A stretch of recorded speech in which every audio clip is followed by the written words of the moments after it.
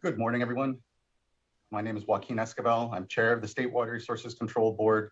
Today is Wednesday, March 16th. It is 9 a.m. and I would like to call this meeting to order. I'll begin by introducing my fellow board colleagues. Joining me today are Vice Chair Doreen Diadamo, Board Member Sean McGuire, Board Member Nicole Morgan, and Board Member Laurel Firestone. Joining us as well is our Executive Director, Eileen Sobek, our Chief Counsel, Michael Laufer, our two Chief Deputies, Eric Oppenheimer and Jonathan Bishop. Our Clerk of the Board is Janine Townsend, and assisting her is Margie Argel and Courtney Tyler.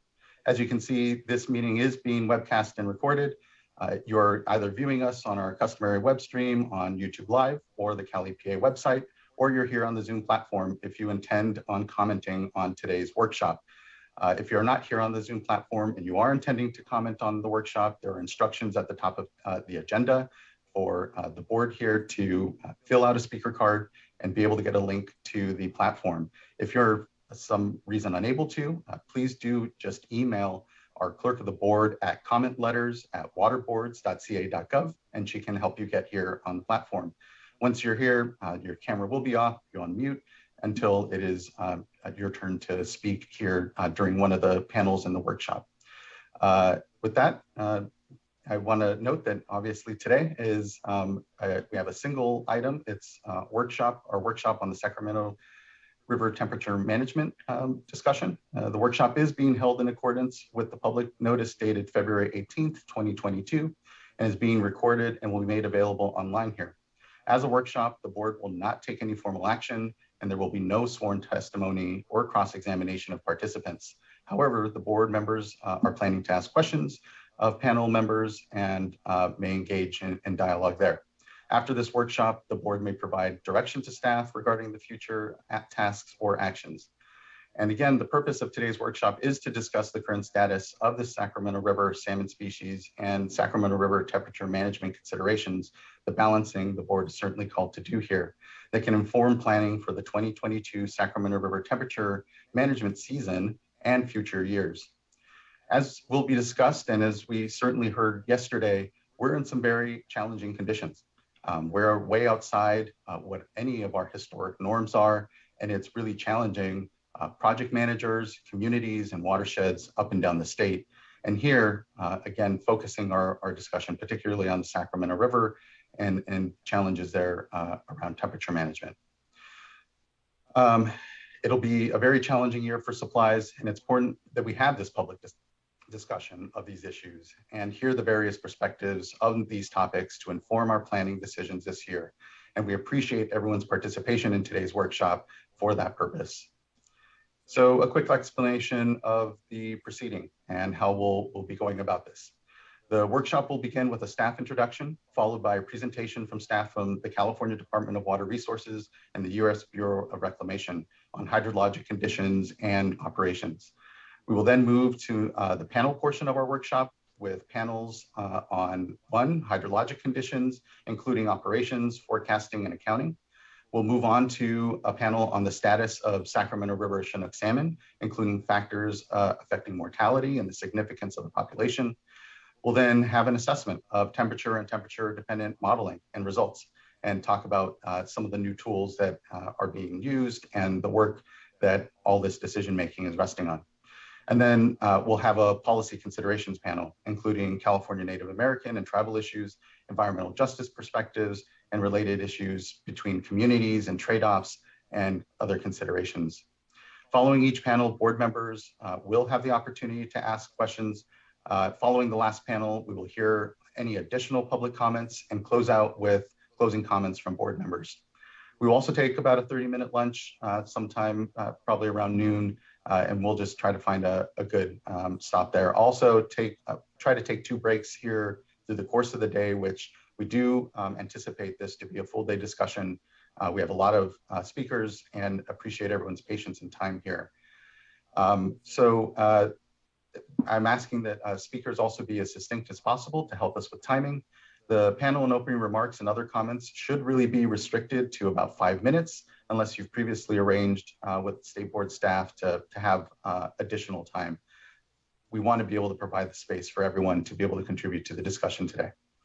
So for those who are providing oral comments in the panels or public comment portion of the workshop, please state your name and the organization you represent, if any, prior to your comments. Public comments at the end of the panel presentations will occur based on the order of virtual comment cards that were received, and instructions for completing a virtual speaker card, as I said at the top, are available on the agenda. But if you have any challenges or issues, again, do email commentletters@waterboards.ca.gov, and the clerk of the board can help assist you get onto the platform. Before we start to move on to the panel and the agenda, just want to again note that this is a fraught year. Certainly, it has been a difficult year last year as well. And what the board is really intending and desiring here is to be able to better understand, and would note that this workshop actually evolved from its original intention. Those of you that have been tracking our discussions here at the board know that last fall, even already board members were looking to have a forum and a place to better explore and have some space to explore what are a lot of complicated issues and balancing that the board is called to do in drought, particularly in pressing circumstances, but maybe without the benefit of having a deeper conversation of understanding the status of species, but also the impact to communities and the trade-offs that the board is called to do. So appreciate everyone's time, attention, and hear the spirit of what the discussion should be, which is a place for all of us here, which again has evolved from kind of being able to take a step back and have a general discussion, and truly the circumstances that we're facing this year, as we heard yesterday, with a TUCP anticipated before the board, and here real important considerations that will have to be balanced for temperature management. This conversation comes at a vital time. So appreciate everyone's time and contributions here today. And so I'll open it up to other board members here at the top. If there are any particular issues or questions or themes or perspectives that would be helpful to you, or if you'd like to say a few things around this topic here at the time, I invite you to do so.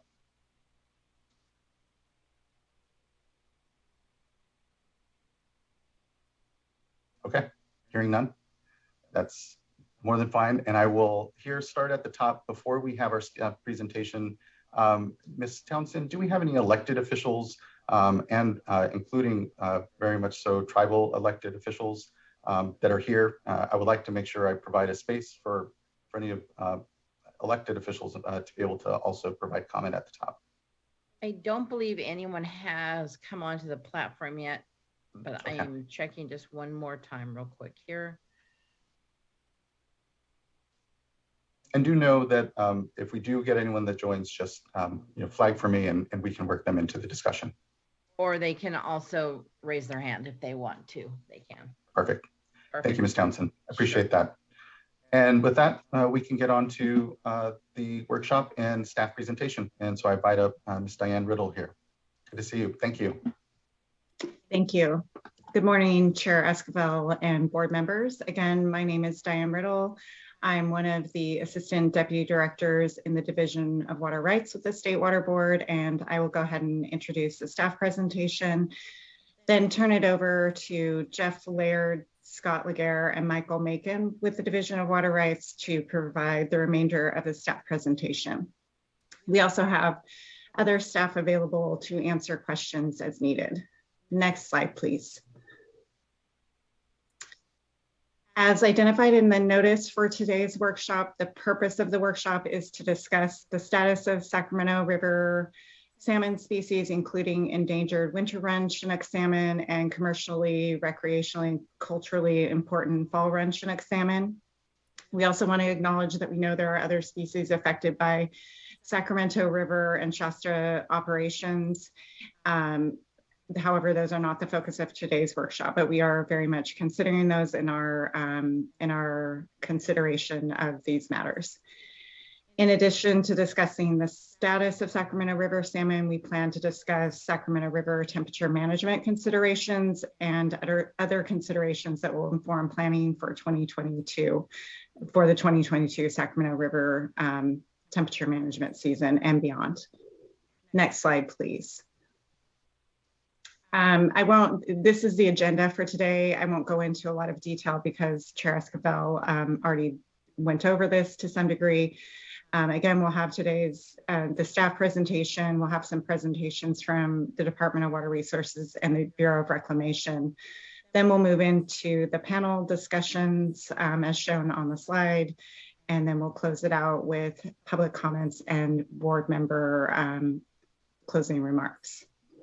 Ms. Riddle, I don't mean to interrupt, but I do want to acknowledge and thank our sister agencies at the state and federal, both projects and biological agencies for joining us today. I know that it is crunch time right now. There's a lot of work that's needing to be done, and just appreciate that they're providing their time here, and want to just honor that and just thank them for it. So.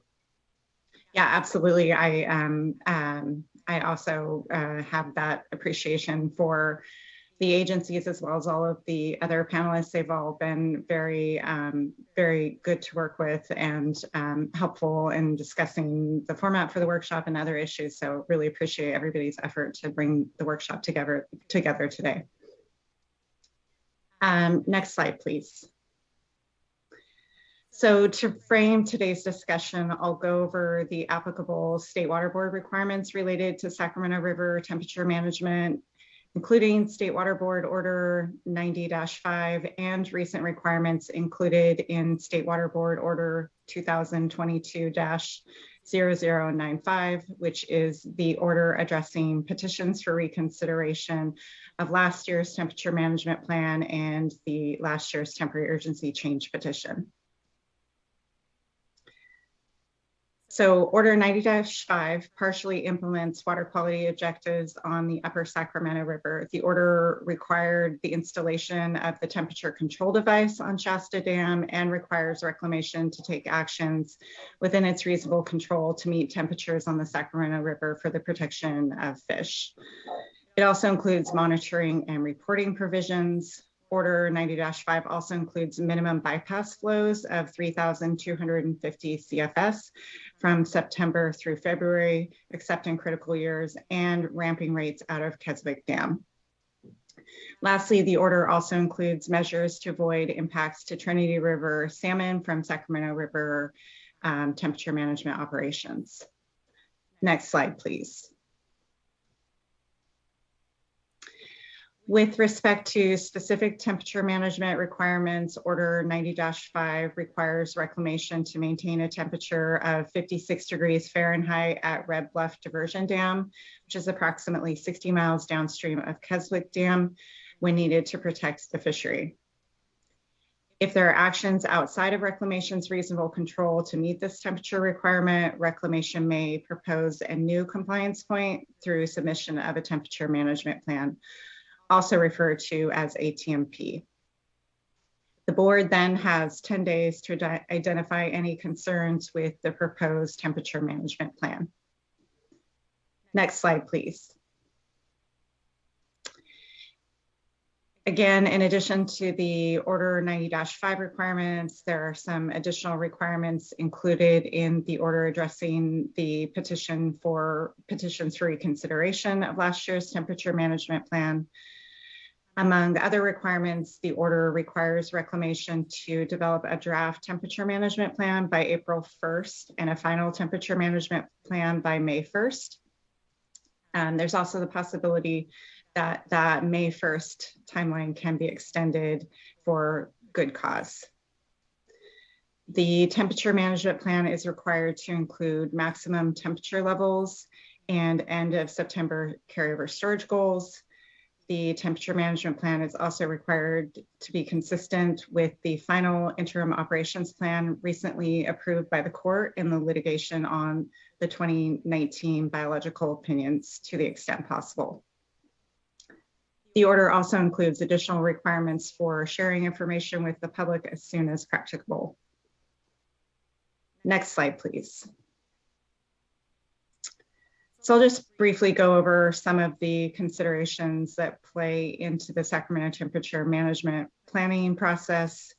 From the species perspective, again, the focus is on endangered winter run Chinook salmon and fall run Chinook salmon. These species are vulnerable due to the impacts that flow and temperature has on early life stages.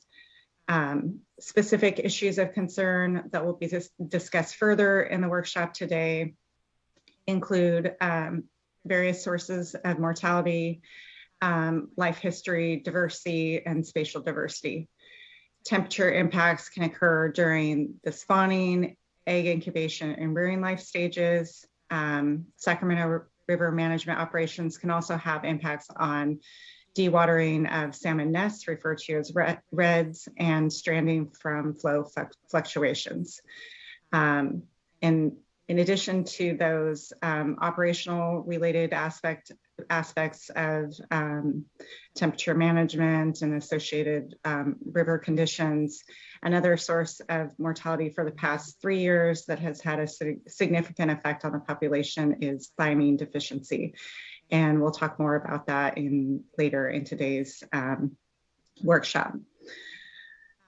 These impacts of temperature management and operations on the fishery are then balanced with Sacramento River and system-wide water supply management considerations for multiple purposes, including hydropower operations, salinity control in the Delta, minimum water supplies for health and safety purposes, and other water supply considerations, as well as carryover storage needs for next year.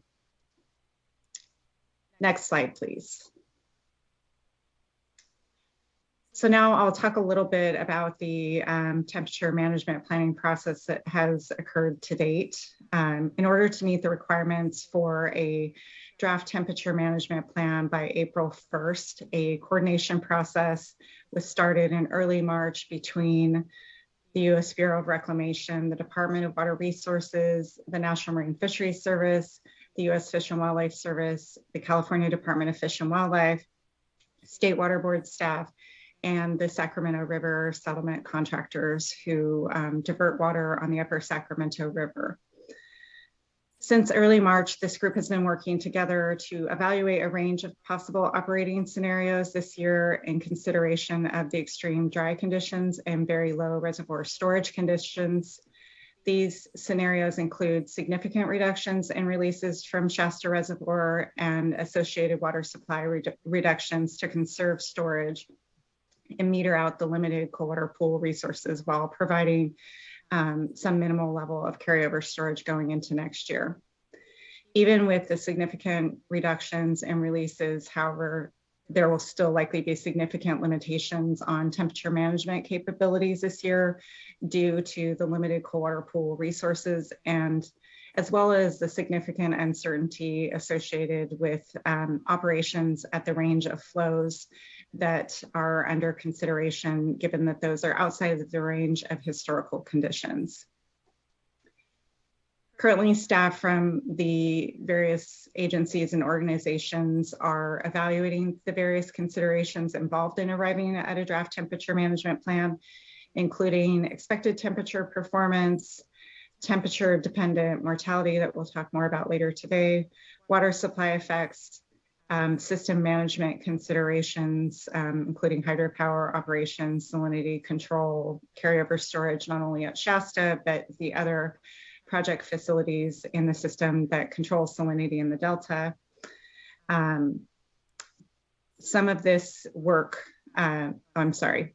in addition, we're looking at trade-offs associated with different scenarios.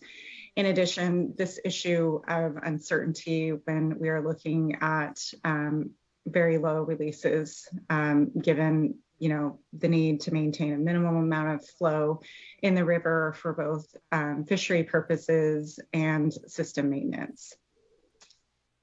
Some of this work will be discussed in panel 3 on modeling.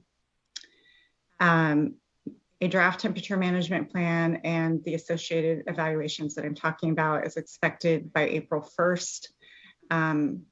That'll give us some time to evaluate the information, take a look at it.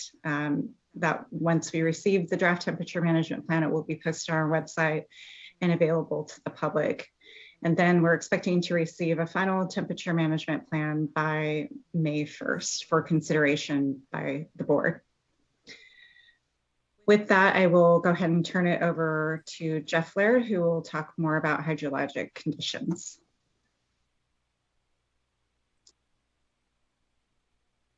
Thanks, Dan. Good morning, everyone. My name is Jeff Laird, and I am a water resource control engineer in the Division of Water Rights. To set the stage for today's discussions and presentations, I'm just going to give a quick recap of the hydrologic conditions and events in 2021, which shouldn't be new news to anyone, but water year 2021 was the second consecutive year with low precipitation. And unfortunately, the dry conditions were compounded by low runoff efficiency, resulting in lower than expected storage conditions going into the summer. Additionally, the summer and fall months only brought more hot and dry conditions and compounded the challenges. In our brief timeline of events here on the right, early on, managers identified a 1.25 million acre feet carryover storage target for the end of the season. In April and May, Shasta tried a warm water bypass, but as a result of all the conditions you see on the left, and despite best efforts, downstream temperature targets were exceeded during the summer months. And finally, in August, there was a full loss of temperature control. Next slide, please. Looking at our current water year, 2022, we came out of a blockbuster October and December months, which had huge winter storms, but into what ended up being one of the driest January and February periods on record. Forecasts from multiple agencies are pointing towards a dry remainder of the year as well. This has resulted in a much lower starting point in terms of supply than any of us had hoped. And to talk about storage and reservoir operations, I will pass it over to Scott Laguerre on the next slide.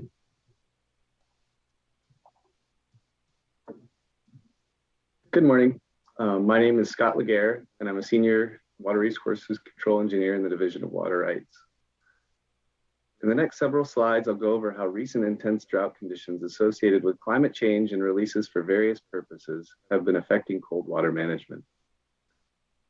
This chart shows Shasta storage from October 2014, the first year of the prior drought, through March 6, 2022.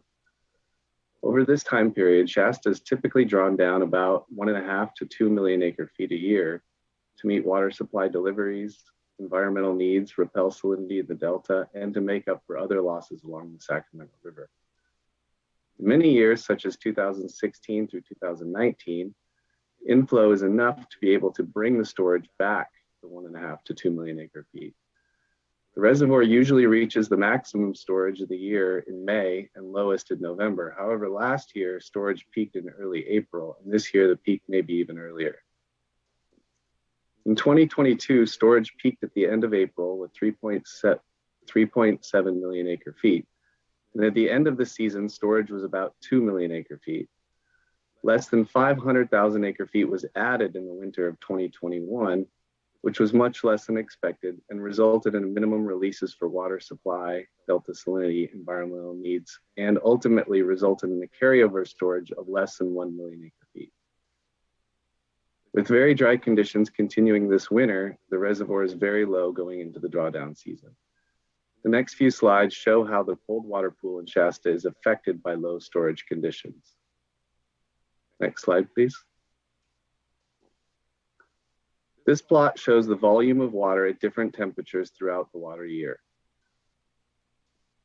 The dark blue color is the coldest water in the reservoir, and the red is the warmest water. You can see as the summer progresses, the volume of cold water decreases as it is released to maintain cool downstream temperatures, and the volume of warm water increases as the reservoir warms throughout the summer. Next slide, please. In 2021, the volume of cold water started off much lower than 2020, and in early August, there was not enough cold water available to mix with the warmer water to provide temperatures downstream. And by mid-August, the downstream temperatures, as Jeff mentioned, were above the target temperatures for fisheries protection. Next slide, please. This year, the volume of cold water expected to be available unless conditions change is dramatically lower than last year, which will present significant temperature management challenges this year. Next slide, please. This is a general reservoir operations curve adapted from the one published in a report by Draper and Lund in 2004. On the horizontal axis is total water available to the reservoir in the year, which is calculated as the storage carried over from the previous year, plus the reservoir inflow, minus evaporation, and minus the volume of water that cannot be released at the bottom of the reservoir, also known as dead pool volume. On the vertical axis is reservoir releases over the year. The black line on the left that comes up from the origin represents a reservoir operation where all water available is released over the period of the year. This line shows that as water availability increases, the releases increase by the same amount up to a point when the target release is met. The target release is when all downstream obligations, such as water supply deliveries and flow requirements, have been met. At this point, there's no more need to release, and therefore all water is saved for needs in future years up until the reservoir cannot store any more water, and it needs to be released because it's full. If a reservoir is operated according to this curve, and is also known as the standard linear operations protocol, it is operated to maximize benefits for the current year without saving water for future years. This is a typical operation for smaller hydropower reservoirs that have large enough watersheds to refill the reservoir on an annual basis. Alternatively, releases may be less than the water available, shown by the green line, where some water is available is released and some water is stored for use in future years. This type of operation is known as hedging. How much water to save for future years versus how much to release for current benefits is a challenging problem, especially when the demands for releases, both for water supply and environmental needs, frequently exceeds the water available, and when the reservoir is part of a larger system of reservoirs and with uncertain hydrology driven in part by climate change. Next slide, please.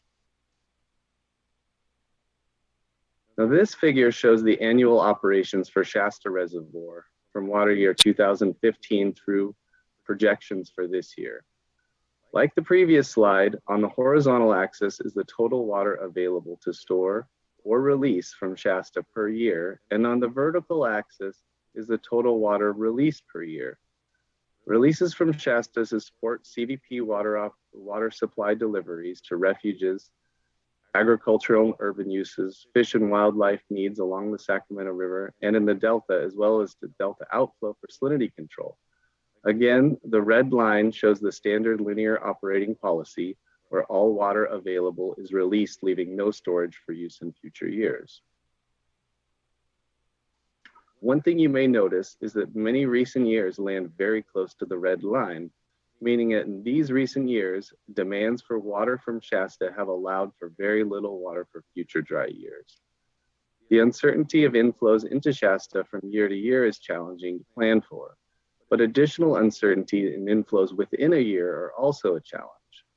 For the last 2 years, we've started out with precipitation occurring at the beginning of the water year, resulting in forecasts that tend to put the point further from the red line. However, as the year progresses, the forecasted carryover storage decreases, bringing the point closer to the red line. Using the 50% exceedance in inflows from the B120 forecast for March 1st, and assuming minimal releases just like last year, results in about 340,000 acre feet of usable storage for 2023.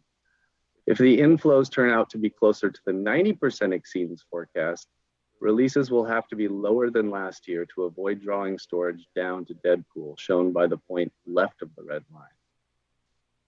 Given the uncertainties in inflow and higher downstream demands due to climate change, these issues in operating Shasta for multi-year benefit are going to become more and more challenging, including for this year. Now I'm going to pass it over to Michael to discuss the status of the fishery. All right, thanks, Scott. My name is Michael Macon. I'm an environmental scientist with the Division of Water Rights. The last portion of our staff presentation will be on the status of the fishery and to provide some context for panel 2 later today. We will review escapement trends in winter run Chinook and its relationship with spawning success, typically measured as egg to fry survival. We will review sources of egg to fry mortality, including red superimposition, temperature dependent mortality, and thiamine deficiency. And finally, we will touch on some other factors that influence survival of Chinook salmon that won't be covered in today's workshop. Next slide, please. So taking a look at winter run escapement trends, we can see that winter run Chinook salmon experienced a significant population decline since 2006. Since then, winter run escapement has remained persistently low, typically below 6,000 total fish, with the lowest escapement occurring in 2011 and 2017, with only 738 and 795 adults respectively. Luckily, 2011 and 2017 were both wet years and supported strong spawning success, and that helped us rebound from those minimums. In recent years, winter run escapement has shown evidence of that rebounding. Winter run escapement in 2021 was a record high since 2006 with 9,956 natural spawners. Next slide. So an important driver for escapement is how successful juvenile spawning was and rearing of juveniles on the upper Sacramento. As we mentioned before, wet conditions in 2011 and 2017 supported a strong juvenile survival and helped that population rebound from minimum run sizes. These wet conditions were contrasted by the 2013 to 2015 drought and the current drought conditions, which have relatively low minimum juvenile survival.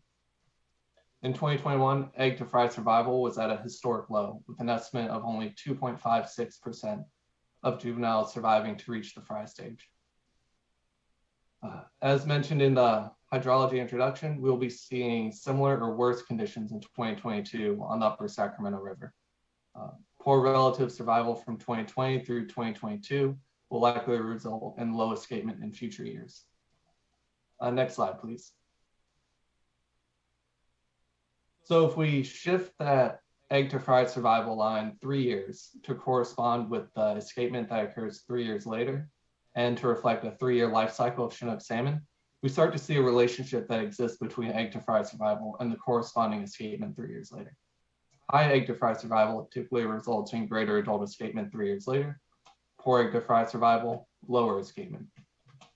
If we project this egg to fry survival rates out into the near future, we can anticipate future declines in winter run escapement through 2024 and possibly 2025 if egg to fry survival rates remain low again this year. However, we have to remain aware that escapement is also affected by other factors, including outmigration success of salmon down the main stem Sacramento, through the Delta, and also on ocean conditions for adult maturing salmon that are not reflected on this figure. Next slide, please. So there are several factors that affect egg to fry survival or egg to fry mortality. Red superimposition occurs when spawning adults disturb the reds laid down by prior spawning. That disturbance of reds often lead to high mortality of the previous laid eggs. For incubating eggs, temperature dependent mortality is a major source of mortality. This typically begins when water temperatures increase above 53.5 degrees Fahrenheit for winter run Chinook. In 2021, the temperature dependent mortality was estimated at 75%, and we can expect that to be greater this year if we have a diminished cold water pool. On top of temperature dependent mortality, eggs are also susceptible to red dewatering as flows are reduced in the fall and reds become dried out. A dewatered red is considered a total loss of viable eggs from that red. Since 2020, we have seen a thiamine deficiency in returning winter run, which as a result of shifting ocean diet in parental spawners results in low egg to fry survival. In 2021, the degree of thiamine deficiency observed would have resulted in a loss of 44% of all eggs. The combined impacts of temperature dependent mortality and thiamine deficiency contributed to the lowest egg to fry survival on record of 2.56% last year. Some of these factors will be discussed in further detail during panel 2 by the fisheries agencies. Next slide, please. So however, egg to fry survival does not encompass all factors of mortality in the salmon life cycle. After juveniles pass Red Bluff Diversion Dam, which is where egg to fry survival is measured, their survival is influenced by other factors, including outmigration down the main stem of the Sacramento River, through delta survival, and ultimately ocean conditions for the 2 to 3 years that they spend maturing in the ocean. So these topics won't be discussed at today's workshop, but we need to keep them in mind when considering how we manage for salmon, that there are other factors outside of just what happens on the upper Sacramento. Next slide, please. And that concludes the board's presentation and an introduction to the key themes of today's workshop. The following panels, led by water operators and the fisheries agencies, will go into greater details on these topics. And board staff are available to answer any questions you may have at this time. Thank you. I appreciate the good overview. I don't have any questions at this point. Looking to my fellow board members, seeing shaking of heads, I think we're good. We can move on to our panels. Thank you. Thank you. I think first I have up, at least I believe on my list here is will be David Rizzardo, Molly White, and Kristen White.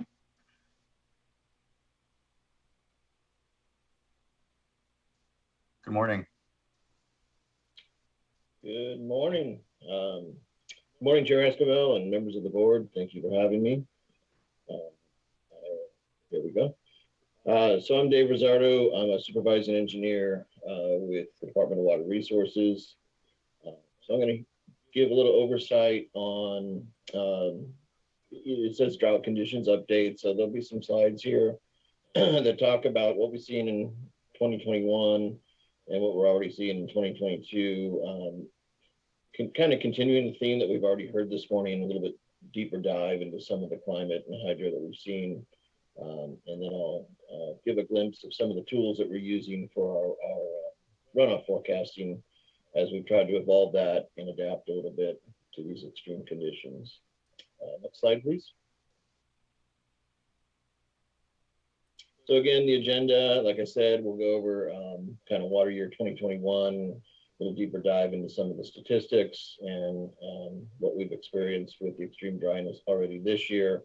And then how those relate to the impacts on hydrology specifically, and then that'll lead right into the impacts on our forecasting and some, I guess, on the positive news, you'll see how some of our newer tools, such as the ASO data, is starting to already help us understand these extreme conditions a little bit better. Next slide. So I borrowed some of these slides from our state climatologist, Mike Anderson, and I think they're very telling. So we're going to start with 2021. So this is looking at water year 2021. And on the left, you see, a map of California that's obviously kind of these orangey red for the most part. And what that's showing you is that it's every region in the state last water year, was in the top 10% in terms of extreme temperature. So it was a warmer, in the top 10% warm on record. The only regions that really weren't were along the coast because they're influenced by the marine layer. So we're in the top 10% in terms of warm temperatures last water year. And then on the right, you see the entire state pretty dark brown. And what that's indicating was we were in the bottom 10% in every hydrologic region in terms of precipitation accumulation. So extremely warm, extremely dry. And this is the theme. This is this warmer and drier climate that is our new norm. Next slide, please. Then I failed to mention too, the period from 2020 to 2021, for that 2-year period was the warmest and driest compared to 76, 77, was much drier. So we're on a new norm in terms of dryness as well over a 2-year period. So this next slide is giving you a better, kind of zooming out a little bit in terms of years. And what we're trying to show here, this is average annual temperature on the bottom, plotted against on the vertical accumulated precipitation each year. All the blue dots that are kind of to the left of that slanted line that I put on the graph, those are all from the 20th century. There's a few blue dots that are to the right, but you see most of the blue dots are off to the left. And then you see these orange squares. Those are all the data from the current century since the year 2000. And the vast majority of them are over to the right of that slanted line. And I put that arrow in there to show you that we're moving not only to the right, but down. What that means is we're getting warmer and we're getting drier. And then you see within the box, you see quite a few of the more recent years. You see 2014 in there and sort of in the middle, and then on either side of it, 2020 and this last year, 2021. In the middle of the plot, you see a big orange triangle, or a big yellow triangle. That's kind of the period of record average. So if you take all the years on that, that's the average there in the middle. And when you compare that to 2021, which is the lowest on the low right, you see we've departed quite a ways away from the historic average. So we're borderline out there on the 99% exceedance in terms of combined warm and dry. Next slide, please. So this is focusing on April-June precipitation, the spring. And we talked about how warm and dry it was last spring, and this really paints the picture for you. So again, just looking at all the dots, you kind of see the period of record extending back to 1896. You see, again, the same color scheme. All the blue ones are from the 20th century, and the past 2 decades from 2000 to 2020 are in the orange dots. And they're fairly good. They're all sort of within the spectrum of the cloud there of the data until you get to 2021, which I put in a nice big red diamond. And I put those lines in there to help you show that it's by far the warmest and driest spring that we've seen. It's way beyond the 99, lower than the 99% in terms of exceedances. So when we do talk about this is the new warm and dry, again, we see that shift towards warmer and drier. And then last year we started to see an amazing shift, even more warm and dry, and we're starting to see it again this year. Next slide, please. So just sort of recapping water year 2021 from that climate and hydro perspective. Overall, it was the second driest water year behind 1924. This is statewide precipitation. It's the second warmest behind 2015, which was towards the end of our last major drought for statewide annual mean temperature. It was the warmest and driest spring, that April-June that I just showed, especially in the Sacramento Basin.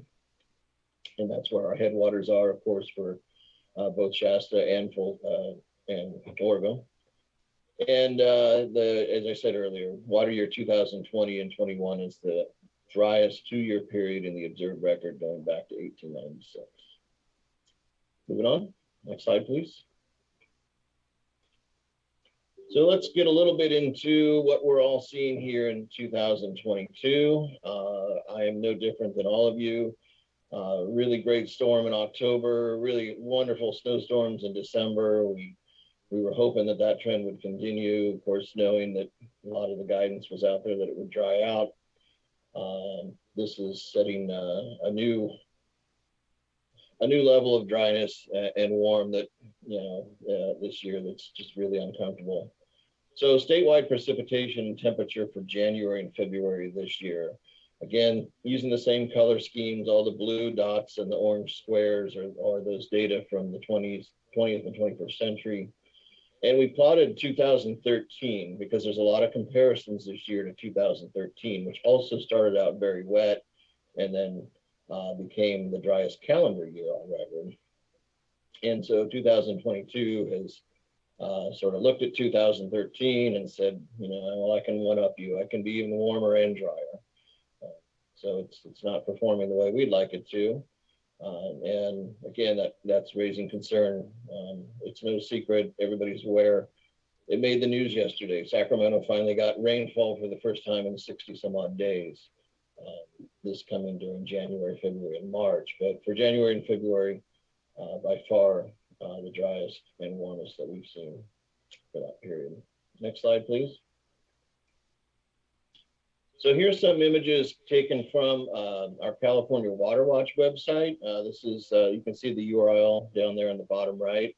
And I really encourage, this is a great website that the department has launched since the beginning of the year. It's really meant for the public to be able to go in and you can click on a map or enter your address and learn about what are the water conditions, what are the climate conditions in your area. So it's really kind of meant to be an educational website. But what we see here, this is a selection for the entire Northern Sierra. Again, this is the headwaters for Lake Shasta, Lake Oroville, etc. And this is really similar to what was shown earlier, the 8-station index. And again, it's no secret, we saw a nice atmospheric river in October. So you see the graph go up dramatically, kind of a below average November, and then those wonderful snowstorms, which really have ended up being our only major snowstorms for the water year in December, which got us well above average by the time we were at January 1st. But again, as I just mentioned, it's been pretty much dry ever since. So by February, we had dipped back below that average curve line with very little accumulation since. The plot on the right is temperatures. And so you see the kind of squiggly red line on the top, that's the mean the mean maximum temperatures across the Northern Valley. The bottom squiggly line is kind of turquoise. That would be the mean low temperatures. And then the average there in green. And then you kind of see that faded purplish blue line bouncing around the average line. And what we're keying in there is that the fall was warm. We had a little break from the warm temperatures while the December came through, and we rebounded right back to being above average temperatures here to start the year off. So again, continuing that warm and dry theme. Next slide, please. Another product on our California Water Watch, soil moisture is a topic that we need to continue to explore. It's not, there aren't a lot of direct measurements of soil moisture. Getting soil moisture probes in the ground is difficult. You can imagine being up in the forest and having the respect for our partners in the Forest Service and the National Park about digging into the ground and doing cultural surveys and preserving wilderness. So we are working towards that. But soil moisture can be modeled, and unfortunately, you can see this was a graphic from just a few days ago on March 10th. So all the nice rain and snow benefits we had from October and December have pretty much gone away in terms of the soil moisture accounting, which is unfortunate. And you do see it's more severe in the Northern Valley and up in the North Coast as well than it is elsewhere in the state. And that's just from where the rainfall really did focus versus where it did not, especially compared to average. Next slide, please. So again, kind of just some snapshots of 2020 thus far. The statewide precipitation, we had the second driest January on record. The January-February period has reported less than half of the previous record dry. So the previous record dry was in 2013, and that was 1.64 inches. And January and February, we only recorded 0.75 inches. The average for that period is about 8.16, and that's about 1/3 of the water year average. This is statewide of 24 inches. So we are far, far, far below average for that period. The statewide precipitation would need to accumulate another 8.4 inches to avoid a record 3-year dryness to beat out the 2013 through 2015 period. And so you see the average from March through September is 7.4 inches. So we'd have to have a above average finish to this water year to not be the new dry 3-year period. And as alluded to earlier, well, we've had some rain and a little bit of snow, which we'll take here in March. It's certainly not on a pace to be an above average March. And well, we may get a little bit more snow this weekend up top.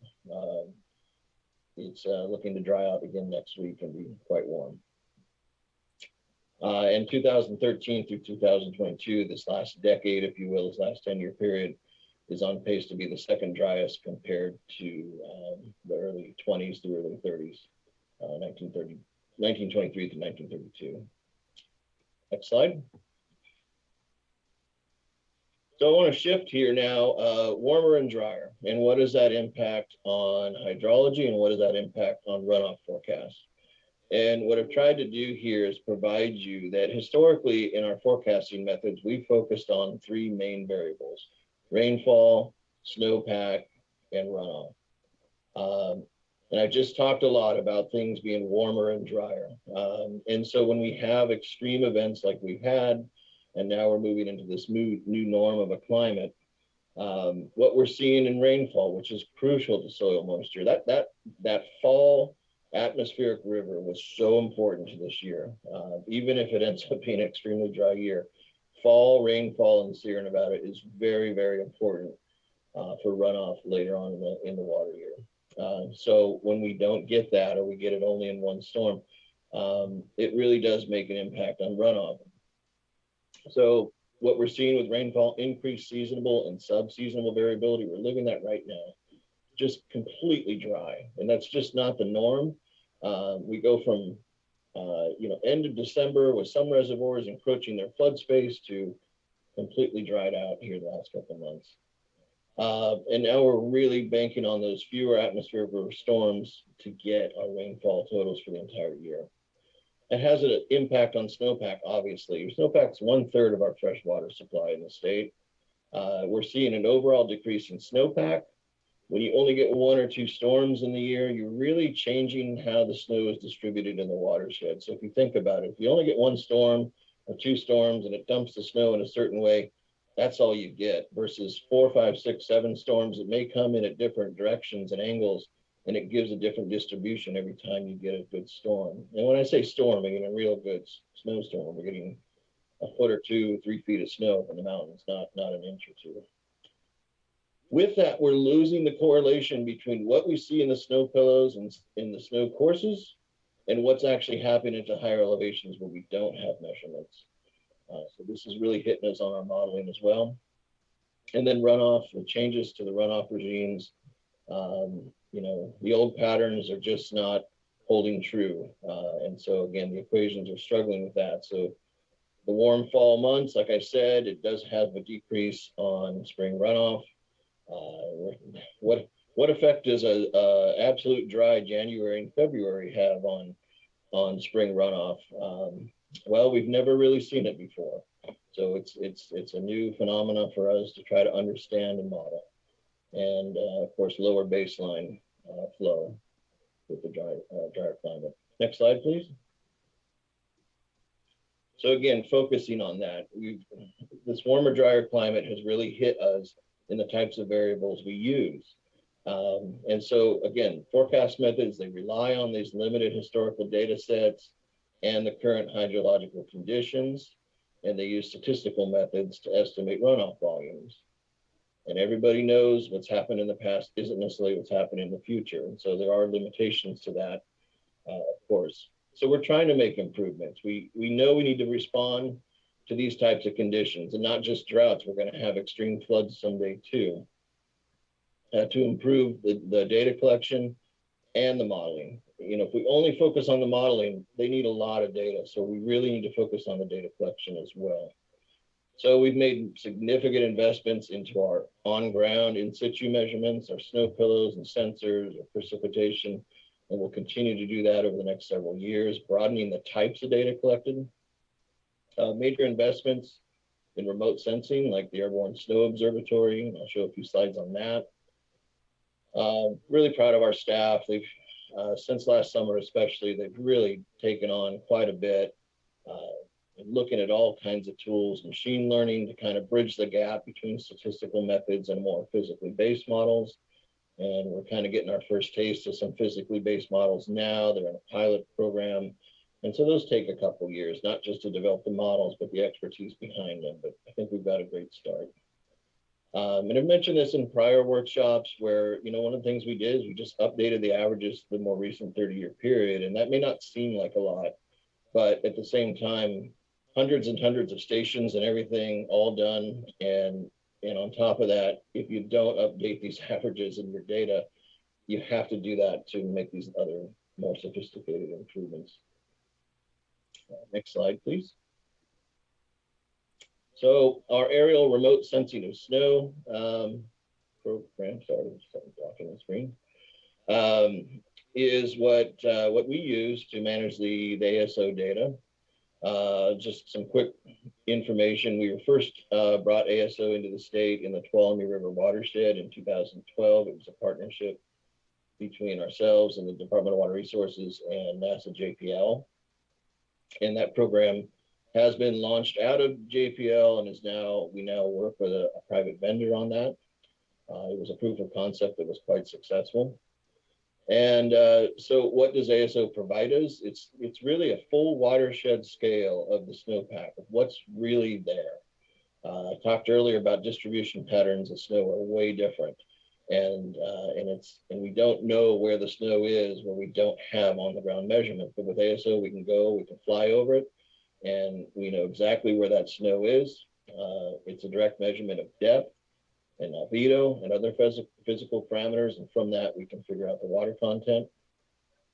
It's proven over and over again to be highly accurate, both in the previous drought, in the 2017 floods.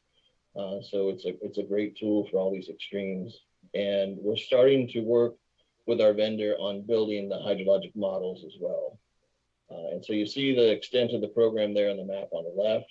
This year we added the Feather, Yuba, Truckee, and Carson to the list that we had already from the Tuolumne through the Kaweah. Next slide. So these last two slides are just showing you some of the benefits of ASO. This was taken in a February measurement from the Tuolumne River. Turlock Irrigation District actually paid for this flight, so we're really appreciative of that.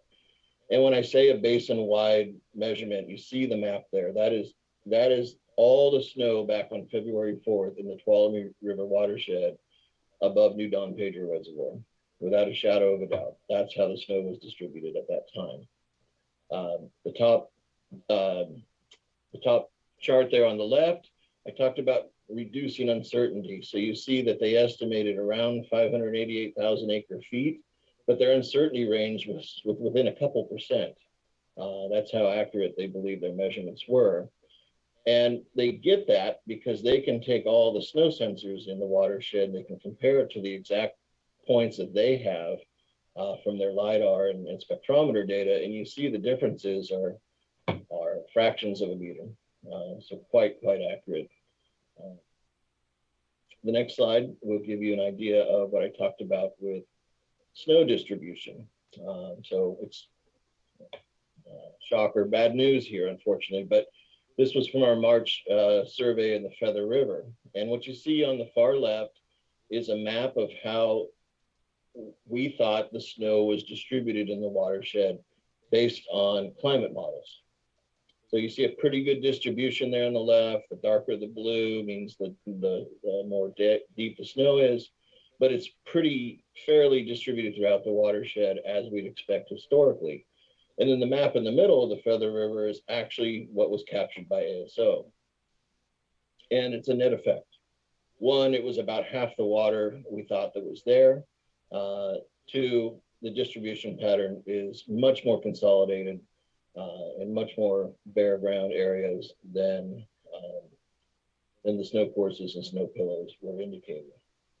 And so the red just shows you that net difference where significant less snowpack in the Feather River watershed than traditional methods would have let us know. Next slide. I believe that's it. Don't know if we're going to pivot to the next slide or if there's any questions. Just thank you, Mr. Rosario. I appreciate the time here and incredibly sobering presentation, to say the least. So I appreciate you setting up and providing this context on modeling and precipitation and where we find ourselves here amongst all of these continually trending dry years, particularly in the 21st century. Really appreciate the graphics. Any questions from board members? please, Board Member Firestone. Just a quick question on the changes to the most recent 30-year average. Is that kind of a running average that would be updated each year to be the most recent 30 years, or is that just a one-time periodic change to the period that's shown? No, that's a great question. Historically, we've tried to update averages about every 5 to 10 years. So at minimum, we probably update that about 5 years from now. But as we move ourselves into more physically based models that take in more gridded data, there's an opportunity to update that more often, because the data source is a little bit more automated and everything else. In the past, it was just such a mechanical process to go through and do it. But with machine learning and other tools, it's like having a giant army of computers on your side, right? So, yeah, I think that's an important question, because if things continue to change more extreme faster, we'd want to be on top of that. Thanks.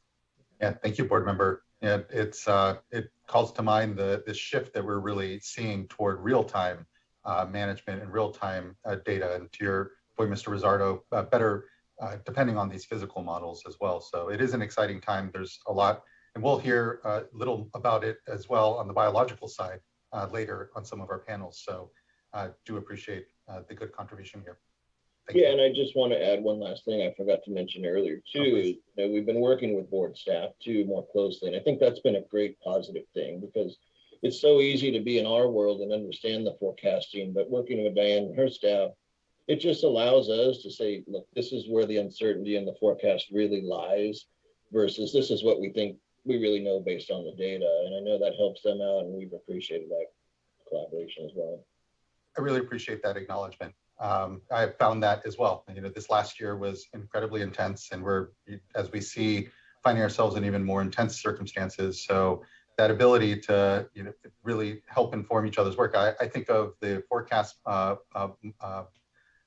bulletins and work that DWR publishes that we've been using in, say, the Russian River watershed or in the Delta or all of our watersheds to be able to update our curtailments. And yesterday we had a little bit of in-depth around the modeling work that goes into the methodology for curtailment. And that's very much dependent on the great data and work that DWR is doing, and appreciate that continued space to be able to continue to figure out how best we support the decision-making, both at DWR and here at the board, but importantly in communities as well. And that's where the Water Watch site, I really do appreciate as well.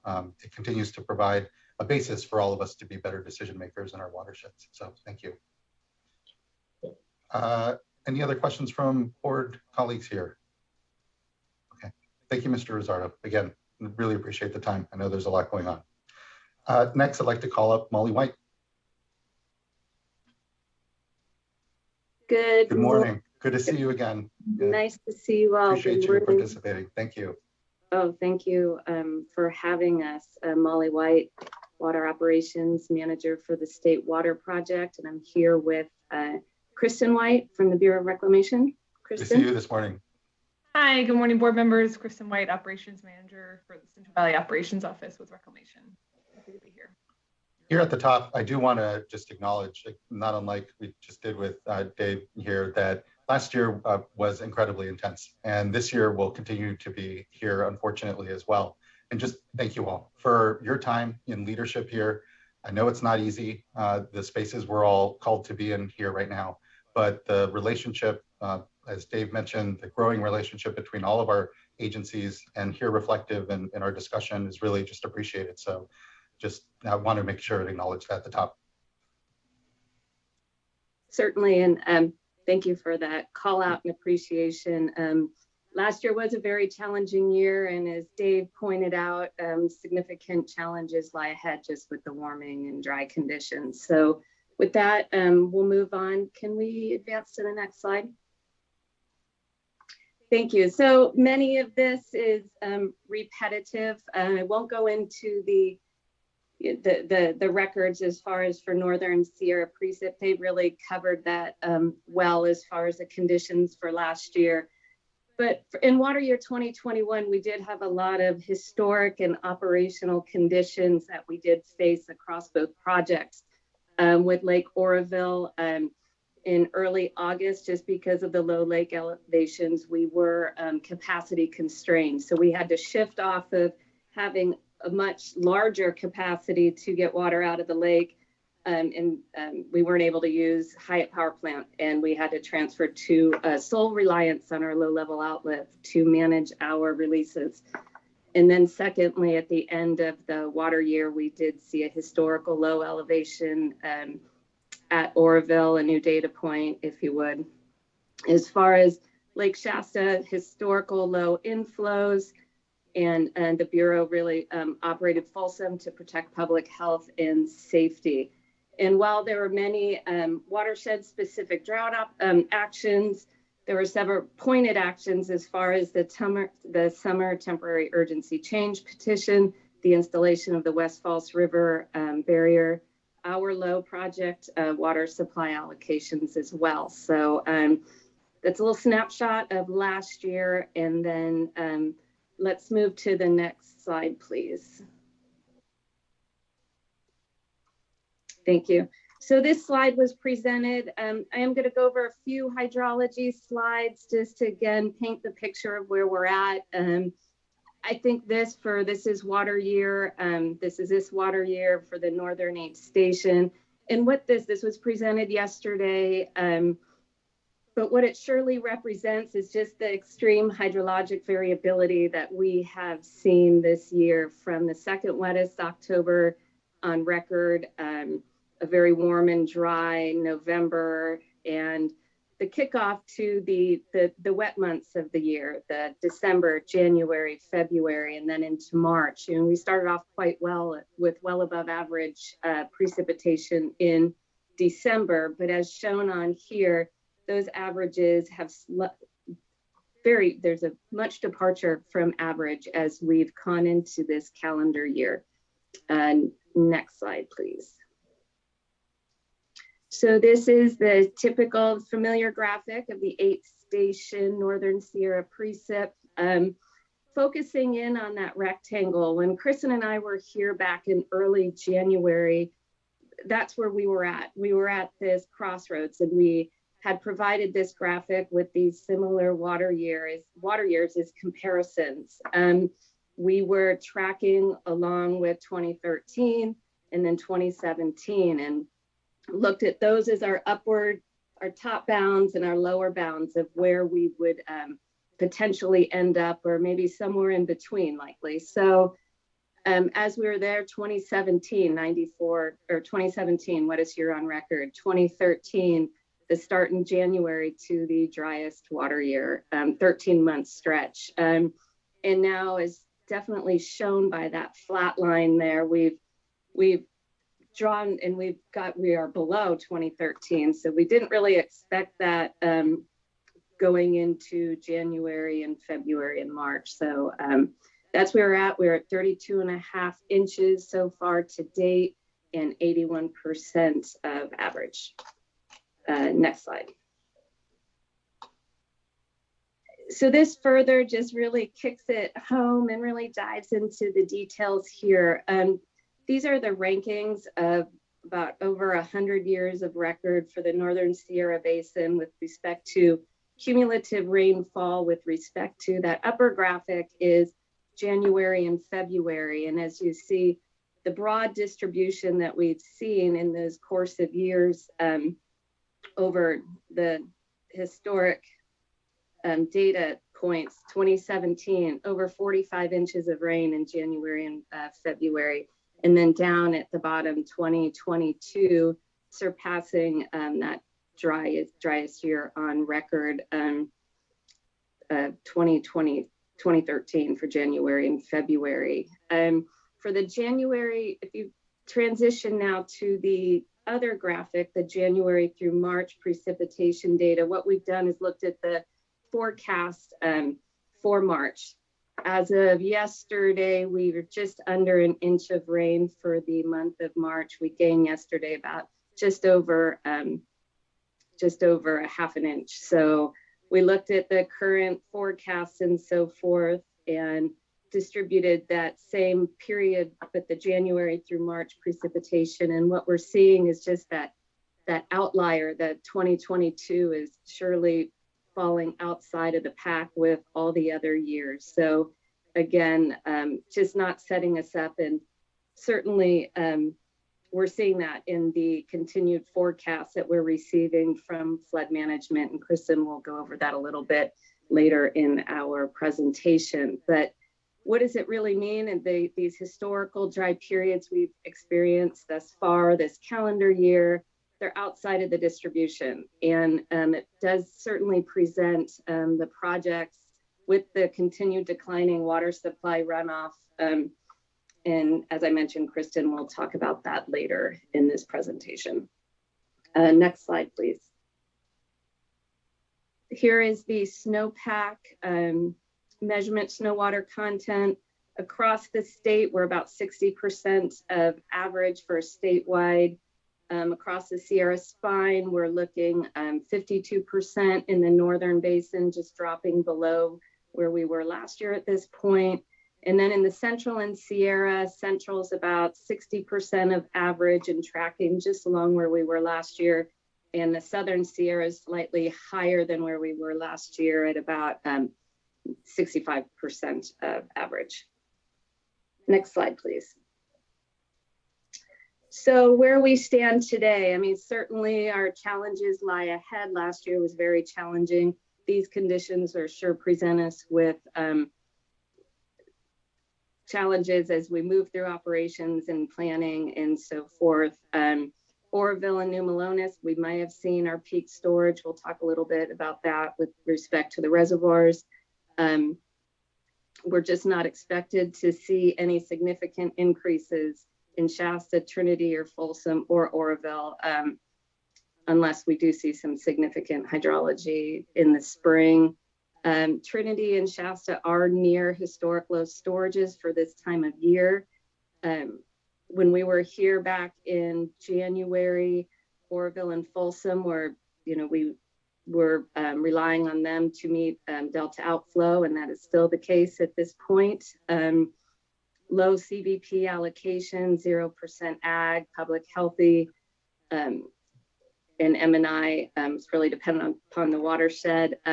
Right now, DWR is reassessing our allocations. We are currently at 15%, but we are reassessing those.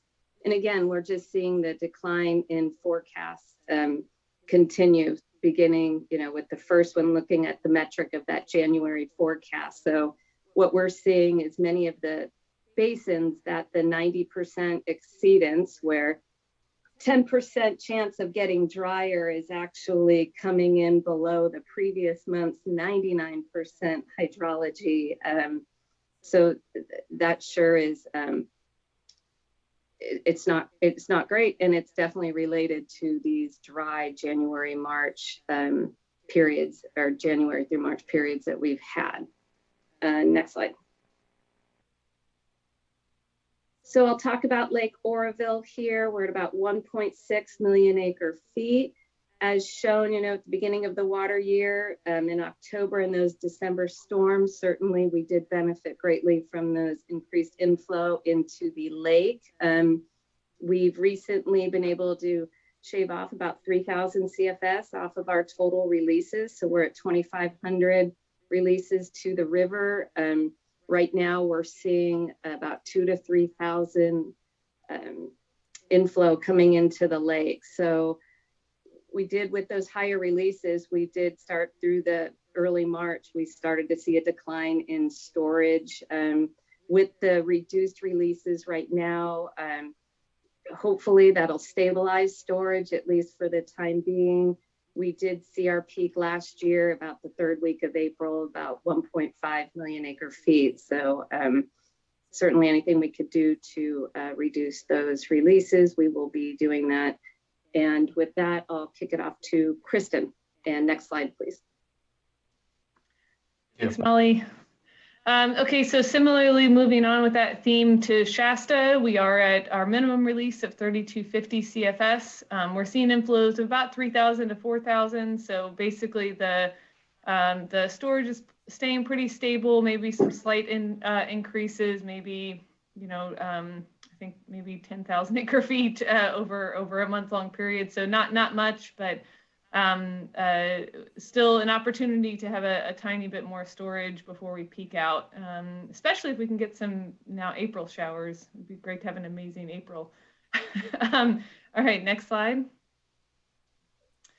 Okay, so looking at Trinity, similar story. We're releasing 400 CFS, not much at all coming into the Sac River right now, outside of supporting Clear Creek, and our inflows are about 500 to 700, so increasing ever so slightly there, and on our way to seeing peak storage relatively soon there as well. Next slide. And then we have Folsom. So Folsom did see its peak storage back in January, or back in late December, early January, when we were encroaching into the flood space, and we had to increase those releases in order to manage flood control, since we didn't know that we were coming into the absolute driest January, February, and potentially March on record. So we are down about 520,000 acre feet. We did just drop as of this morning to 1250 CFS, and I think we're dropping again to 1200 CFS in a few days. Our inflows are coming in 1500 to 2000 CFS. So we do hope to gain a little bit of storage over the next month or so at Folsom. It's very critical that Folsom get its maximum storage sometime in that May period into early June for temperature management. That gives us the best flexibility for operating the shutters for temperature management in the American River. Next slide. Okay, so we'll talk a little bit about these forecasts and just kind of these bar graphs are just showing you the magnitude and frankly the difficulty we've had with planning this year because of the relative drops that we've seen. As Molly mentioned, the 90% are coming in below the previous month's 99%. That happened from January to February in many basins, and again from February to March. So we'll just look at a few of them here, looking at the Feather River, just looking from January to March, losing about 1.4 million acre feet of projected inflow. So that's not losing it. That's not like what we saw last year where we lost runoff efficiency from the snowpack. This is just the effects of not getting any precip, hardly any precip at all during our wettest months. So it's a huge drop, and as you can see in March, that 90% is below the 99% that we saw back in February, and pretty close from January to February as well. Next slide. Okay, so similar at Shasta Lake, seeing those drops, a little bit less of the drop at Shasta Lake. That's about 1.3 million acre feet. Still enormous drop though, making it very challenging to plan and figure out where our peak storage is going to be. And again, that 90% dropping below the 99% from February to March. Next slide. Okay, looking at Folsom, again, same story. One thing that's unique about Folsom is that from January through March, the projected inflow dropped by over 1 million acre feet, which is larger than the entire storage in Folsom. So the relative magnitude there is enormous. That's the largest proportional drop we've seen in a watershed to reservoir size, which has certainly changed the conditions of looking at relying on Folsom to help support things this summer. We'll talk a little bit about that later in the slides. Next slide. And then finally, Stanislaus. We saw a little bit less reductions going on the San Joaquin. I think that's just because, of course, Dave could touch on this. We just have less precip that's typically falling down there, but still a fairly large reduction with over 300,000 acre feet in the 90% from January through March. And sorry, this is looking at New Melones. Next slide. So those drops have certainly changed what our focus was from back in January. So we certainly have a number of concerns now. Kind of looking big picture objectives. In the Delta, we're looking at meeting our outflow objectives, maintaining immunized salinity standards, and maintaining minimal exports for meeting public health and safety, refuge, and some of the senior water right deliveries. Moving to upstream storage, we are really focused on storage conservation at pretty much every reservoir. So some specific goals at Trinity and Shasta, temperature management certainly play, and that's for Trinity, that's temperature management down the Trinity River. At Oroville, as Molly mentioned, maintaining that release capacity so that we have that flexibility to adjust releases on the Feather River. And then at Folsom, Folsom's not usually thought of as a multi-year reservoir, but we do still have to think about storage conservation for protecting that public health and safety need at a Folsom. And then New Maloney is certainly storage conservation. It's a very large reservoir on a relatively small watershed, so it can take years to recover from dry periods like this. Next slide. Okay, so looking at some of our more specific planning objectives and drought actions, as mentioned yesterday in the Delta, we are requesting a TUCP April 1st through June 30th. That will primarily focus on Delta outflow and Vernalis modifications. We'll also be looking at backfilling the West False River drought barrier notch. That's to help with salinity management throughout the summer. And then we'll be evaluating the hydrology and storage this spring for a summer, fall TUCP as well. Right now, if we stay on this track, we are certainly on pace for needing a TUCP come this summer, but we are trying to kind of hold out any sort of hope for enough inflow in our last few precipitation months that we will not need a summer TUCP, and we can support that through some of the reservoir releases. Okay, and then looking more specifically at some of the upstream storage at Trinity, we are trying to minimize exports to the Sacramento River, maintain those required releases down the Trinity River, and focus on temperature management. In Shasta, as was mentioned by the board presentation earlier, there's a lot of evaluation going on there, but a general big picture is to minimize releases throughout the year, delay the increased releases to the maximum extent possible through April. So trying to hold those minimums or close to it through the month of April to maximize storage in May and support temperature management down the Sacramento River. Oroville, minimizing releases while supporting Delta outflow, that goal of trying to conserve storage to maintain release capability. Looking at Folsom, really trying to minimize those releases through May and June to maximize that storage for using our shutter system for temperature management on the American River this year, while also supporting Delta outflow since it is the reservoir that is relatively doing better, although no reservoir is doing better this year, or doing great this year. And then, of course, also keeping an eye to maintain storage for public health and safety. And then finally, New Maloney's, we are looking to minimize releases to the extent possible, and that's reflected in the TUCP requesting a modification to Vernalis. And that's a very brief overview of the very complicated year that we're about to enter. So with that, I'd be happy to take any questions. Thank you both. Looking to my fellow board members here, if there's any questions here, Board Member Firestone. Great. Thanks so much for the presentation and for being here. I just had a question that around the TCP and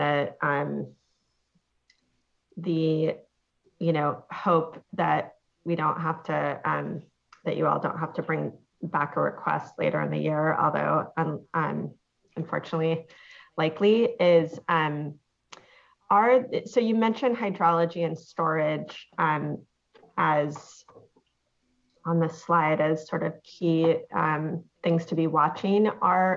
Do you have metrics at this point for what you would need to see or be targeting to see to not have to come back to us later in the year?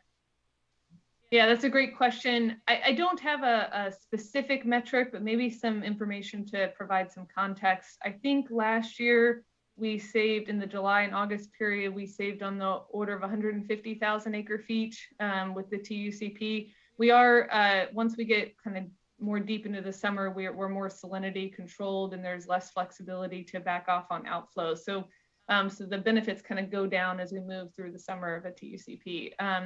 So if we're kind of keeping that in mind, roughly 150,000 acre feet, average precipitation for April is still 4 inches. I know that seems like a low amount when we look at what the average is for the rest of the winter months, but given what we've seen thus far, even coming close to an average April would be fantastic. That would be, quote, an amazing April. So I think there is, I'll call it a very slim hope that we could boost storage enough in the April and May period, particularly at the reservoirs that can rebound the quickest, which would be Folsom and possibly Oroville, in order to be able to meet those outflow requirements under D1641. Molly, did you have anything to add? No, I think you captured it well, liking it to what we saw last year with those. What we saw is less releases needed under the TCP in that July-August time period.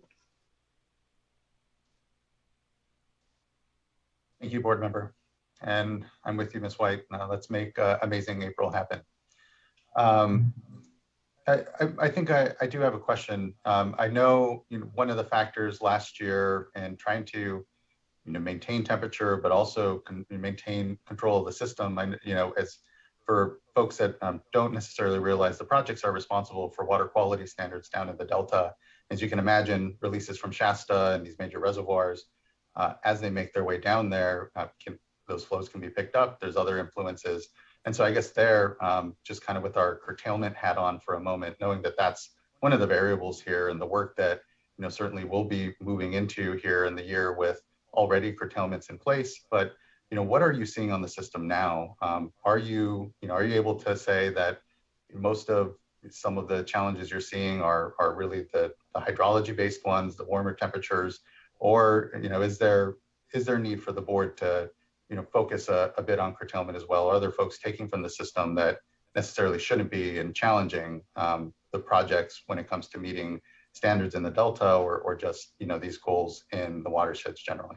And I don't mean to put perhaps you too much on the spot around it, but I think it is helpful for us as a board to understand how much that seems to be a challenge in what you're seeing in some of your operations.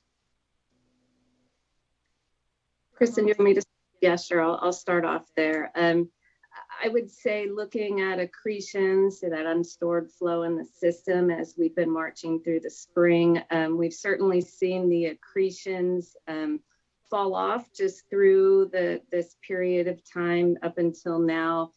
And that's really a factor of the lack of rain we've seen in the system. I mean, typically at this time of the year, to meet Delta outflow, for instance, we've had fairly high releases from our reservoirs to meet February outflow and then through March. And in most years, we have quite a bit of just unstored flow in the system that help us meet those outflow requirements. So, I mean, fortunately, from an Oroville perspective, we were able to reduce over the past week with this shift in outflow. So I would say it's really the lack of hydrology at this point. However, we're also, with the lack of hydrology, there's certainly going to be a need for water throughout the system for diversions and so forth. So I expect without any rain, we may start seeing more reductions in those accretions because of the diversions and lack of rain. I appreciate that. Thanks, Molly. And I'll just add we typically are looking at that pattern shifting from decretions to depletions throughout the April and May period. And without rain, that could be shifting as much as a month earlier. As Molly mentioned, we're starting to see those depletions pick up. So that's certainly concerning and making it challenging to plan. Thank you. I appreciate that. Other board members? Board member Firestone. Sorry, I had one additional question that I just thought of, just realized this was a good time to ask, I think, which is just, as we think about going into sort of preparing for even next year, as we're thinking about temperature management, are there things that that you're focusing on to try to avoid having to, do a temperature management plan and be in this position again next year? I know it just seems to be compounding, and of course we don't know what the hydrology is going to be, but I'm just interested in how we can even with this changing hydrology, how we feel like we might be able to get to a place where we could not be in this position, whether it's next year or the year after. Yeah, I think that's a really good point. And I think to be honest, the biggest thing that would avoid being in this position next year is having decent hydrology.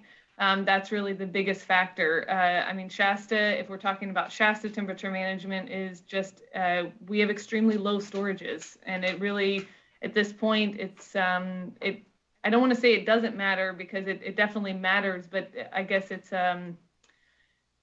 the relevance is limited in how next year looks with the low storages that we have. Certainly going into next year, if we were to see a peak storage, for example, this October, which is I think what happened back in 2021, it would be devastating no matter what decision we made this year. I would say, to answer your first question, are we looking at things? I'd say we're looking at anything and everything at this point. Unfortunately, some of the tools that we used last year to support temperature management may not be available this year just because of how low the reservoir storage is. But we're keeping pretty much any and every option open. As I think was mentioned in the board presentation, we know it's going to be challenging, and really just trying to find a path forward. Yeah, great. Thank you. And just building on that, or following up on that, were there things from this past year that you tried and learned from in terms of operations, just as we're scrambling to figure out how we manage things and looking at every option? Yeah, I mean, I think we did a power bypass last year that conserved about 300,000 acre feet of cold water pool for use in the summer at the expense of warmer temperatures in the spring. So that was certainly, we'd never done anything like that to that degree before in the past. And I think we worked heavily with all the fishery agencies to both plan that out, but then to evaluate afterwards to figure out how to adjust in the future. I'm not even sure if that's on the table this year because of where the kind of the relationship between the reservoir levels and the outlets that were used. I'm not sure it's physically possible this year, but if it is, we'll continue to be talking with the fishery agencies about that and any other options. Thank you, Ms. White, and thank you, board member. Yeah, continue to be reminded just how far out the norm we are when it comes to just the conditions of the reservoirs and the hydrology we find ourselves with. I mean, I think of the rest of the West as well, where their Lake Powell, is a threat of not producing, hydropower itself. I mean, these are, fortunately, we're not alone, I suppose, but it's, challenging the entire West here. Vice Chair. Thank you for that question, Board Member Firestone. That was actually along the lines of a question that I wanted to ask. So just would like to follow up. I recognize that this year is extremely underlying boldface challenging. And so the options are very limited, but I'm also interested in seeing what we can do to build on some of the information that was gathered last year, not looking to point fingers at what could have been done or should have been done, but really looking for lessons learned and how to build upon that. So for example, whether it's the power bypass or some of the experimentation on using colder water over a briefer period of time, looking at adaptive management exercises. And so what thoughts do you have as you're approaching the decision-making space with all of the agencies on these very limited options this year? What are you doing also to look at some of the important science questions that could be answered or opportunities for adaptive management, even if it's not for this year, but just gathering all of the good information that you and others have so that you'd be ready to pull the trigger on other alternatives, adaptive management strategies on temperature going forward if the opportunity does present itself at some point in the future? Yes, thank you, board member. That's a great point and a great question. Maybe I'll answer it in a couple of different ways. I'm certainly not the science expert on everything that was analyzed last year. I think there were a lot of lessons learned last year. I just used the power bypass as an example, but I think there's a number of other things that we worked with the agencies to improve on and to work through and kind of identify challenges with the tools that were used and with the science. I think you might hear more about that in some of the panels this afternoon. So certainly looking kind of collaboration would be our biggest tool there, really working to collaborate and work with all the agencies and all the experts and trying to get the best information possible for making those very difficult decisions. I think that would be key. And we do that through a number of different groups that where we are receiving feedback and looking at different options. However, I do want to make sure that it's clear that we are talking about pretty extreme conditions this year, both in hydrology and in the operations. And that is likely to end up in a pretty significant amount of uncertainty. And I think we are working, both Reclamation and DWR are working the best we can to try to predict what those uncertainties are going to be. But given that we're operating in a realm that we really don't have a lot of experience operating in with these extremely dry conditions, it's difficult, for example, to appropriately predict what kind of depletions we're going to see in the system throughout the summer. And some of those uncertainties are also tied with things such as the board's curtailment process. It's, I think, difficult to know how that's going to affect those depletions. And certainly some of the challenges with trying to predict how the inflows are going to come in. So the best tool is collaboration and working with everybody through the multiple multi-agency and stakeholder groups that we have set up. But I do think that we have to realize that there's quite a bit of uncertainty, and I think that needs to be acknowledged as we move throughout the year.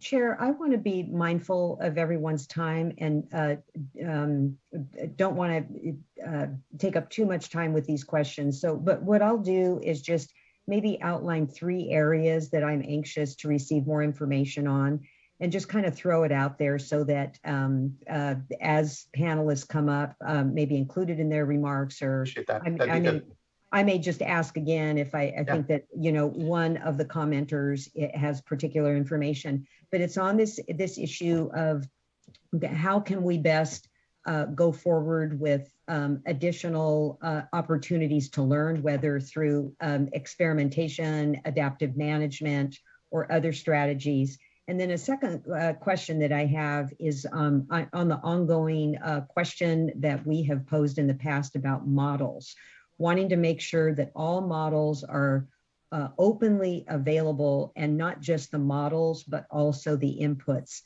such that stakeholders could actually utilize the models. And I have to stop short, you know, at that point, because I wouldn't know how to use a model anyway, but really wanting to make sure that the model information that is available is actually usable by all the stakeholders. We've got an awful lot of expertise with the agencies and also with the stakeholders. And so that's, you know, really important. And so for those of you that are involved in the production or ongoing maintenance of the models, would like to have your commitment on that going forward. And then the last question is really hoping to tease out this issue of what is controllable and what is not controllable. So if we look at carryover, just as an example, and what the reservoirs, take Shasta, what the reservoir could potentially have as carryover, and then questions about whether or not an adjustment would make a difference. So if we look at the range of carryover, again, this year is extremely challenging, but really looking for us as board members to have maybe some advice about how best to tease out if there's 100 acre foot or 500 acre foot or whatever that range would be. And if an adjustment were made, how do we determine what sort of benefit it would have on temperature dependent mortality with respect to temperature, not thiamine or some of these other issues. And so looking for any comments that you might have on that. That is a great summary, Vice Chair. And I actually plus up your inquiries on those, particularly on the modeling side as well. As you know, we heard yesterday when it comes to, say, the curtailment methodology that the board undertakes, you know, that is all replicable as it can be insofar as published on GitHub. And here, important to note that the modeling and the work that the projects are doing is far more sophisticated. You know, I think of the calciums, I think of, you know, a lot of the work there. So, you know, maybe not off the bat as easy to make sure are out there, but you know, it is important to make sure that we're really leveraging the full, you know, brain power of the state, if you will, by ensuring that the models and work that we're all contributing to are open source, are available, they're transparent and replicable by others that are, you know, very much tracking and part of our discussions here. So thank you for those. I definitely agree with you. And I invite other board members here, especially at the top. I know it's going to be a long day, but it can be helpful for us to be able to have out kind of where we're looking for answers or some insight so that when folks are commenting, they can maybe speak to them. We don't have to keep interrupting and we can let some conversation continue to be absorbed and flow. Board member McGuire, please. Yes, thank you. Excuse me.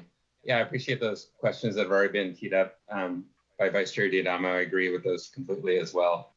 And just to add on, I wasn't quite sure, just given the presentations, when to ask this question, so I'll just ask it now.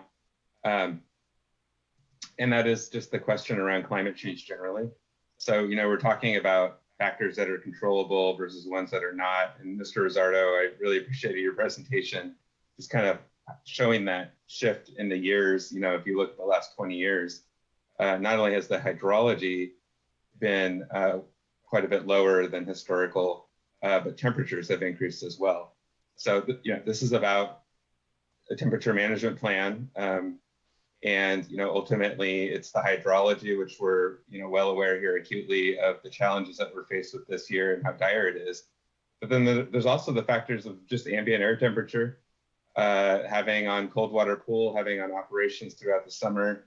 So, you know, I have a question, whether it's for, you know, Kristen or others here right now, or just hoping to hear later today, just how we can better factor that information in.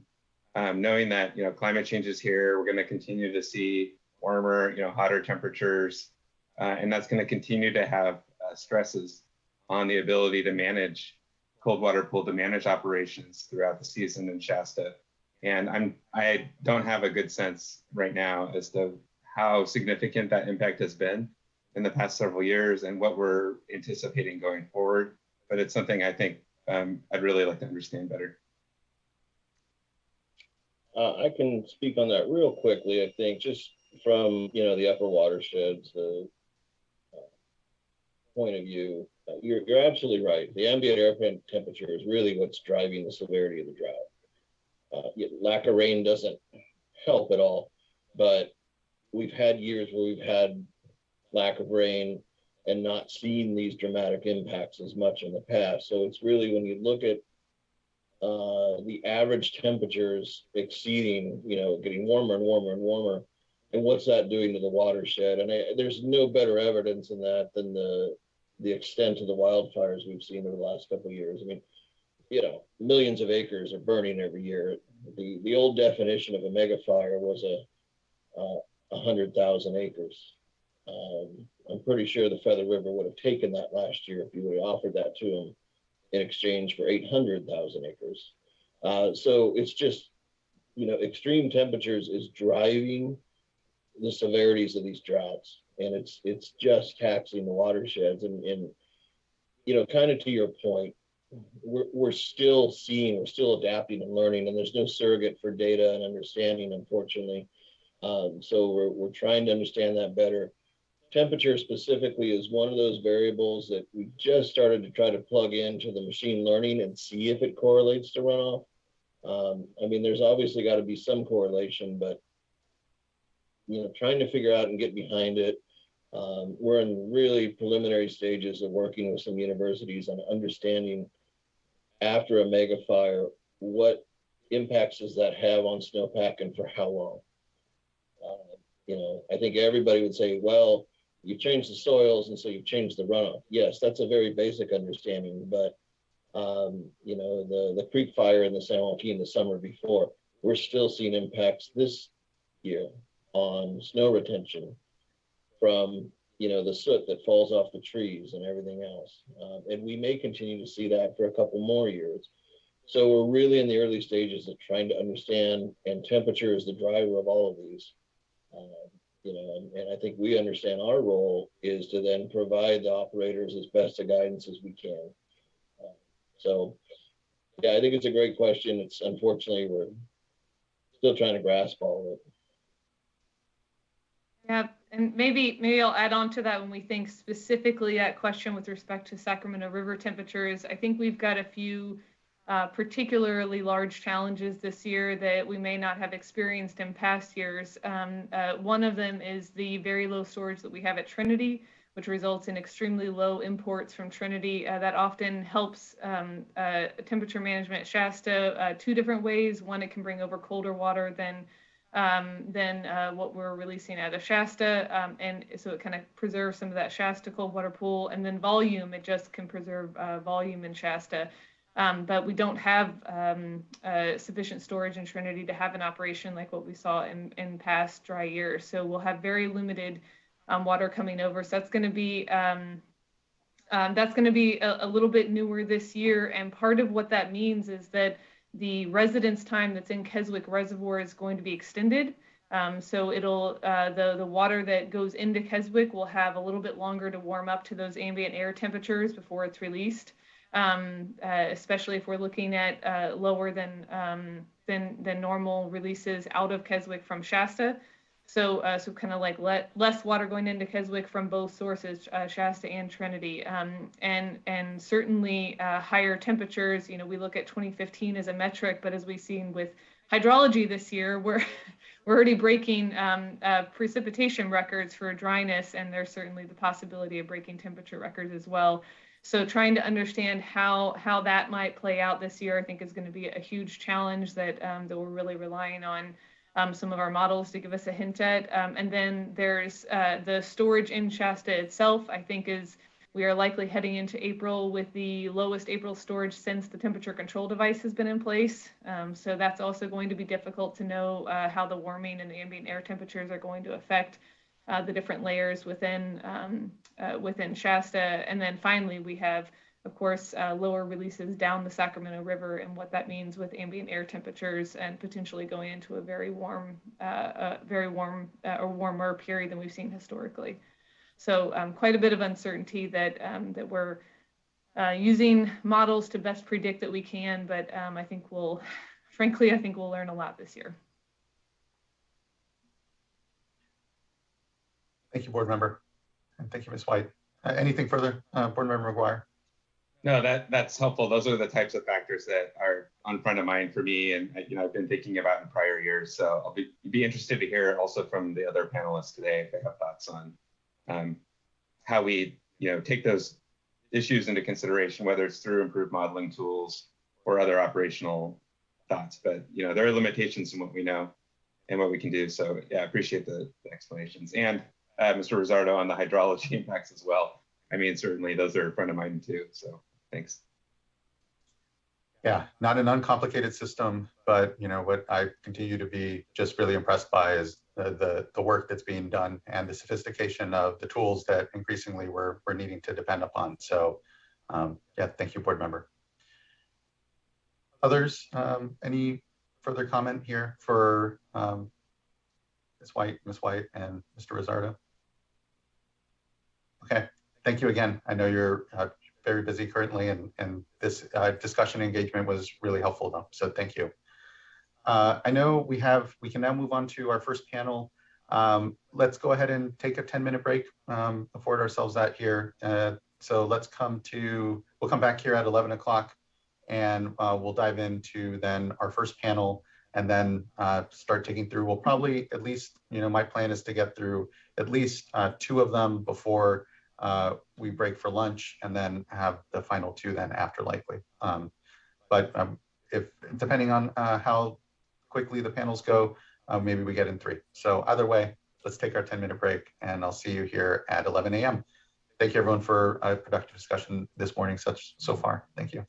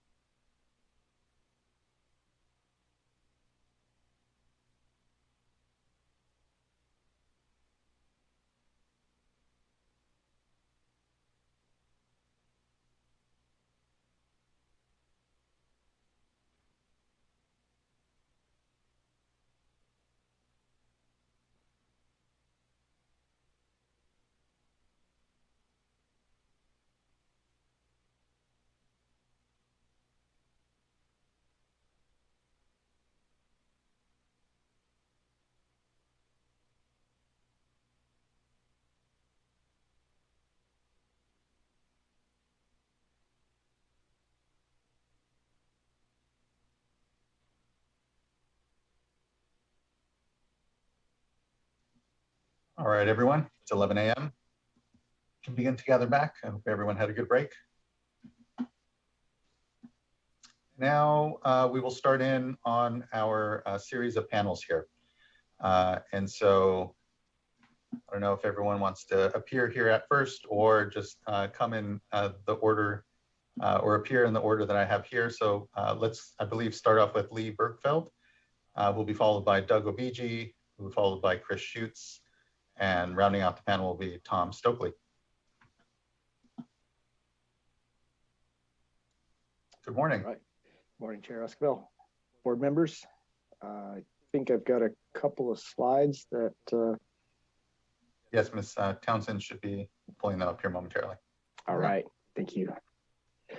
Yes, my name is Lee Bergfeld. I'm a principal engineer at MBK Engineers here in Sacramento, and I'm here today on behalf of the Sac River Settlement Contractors.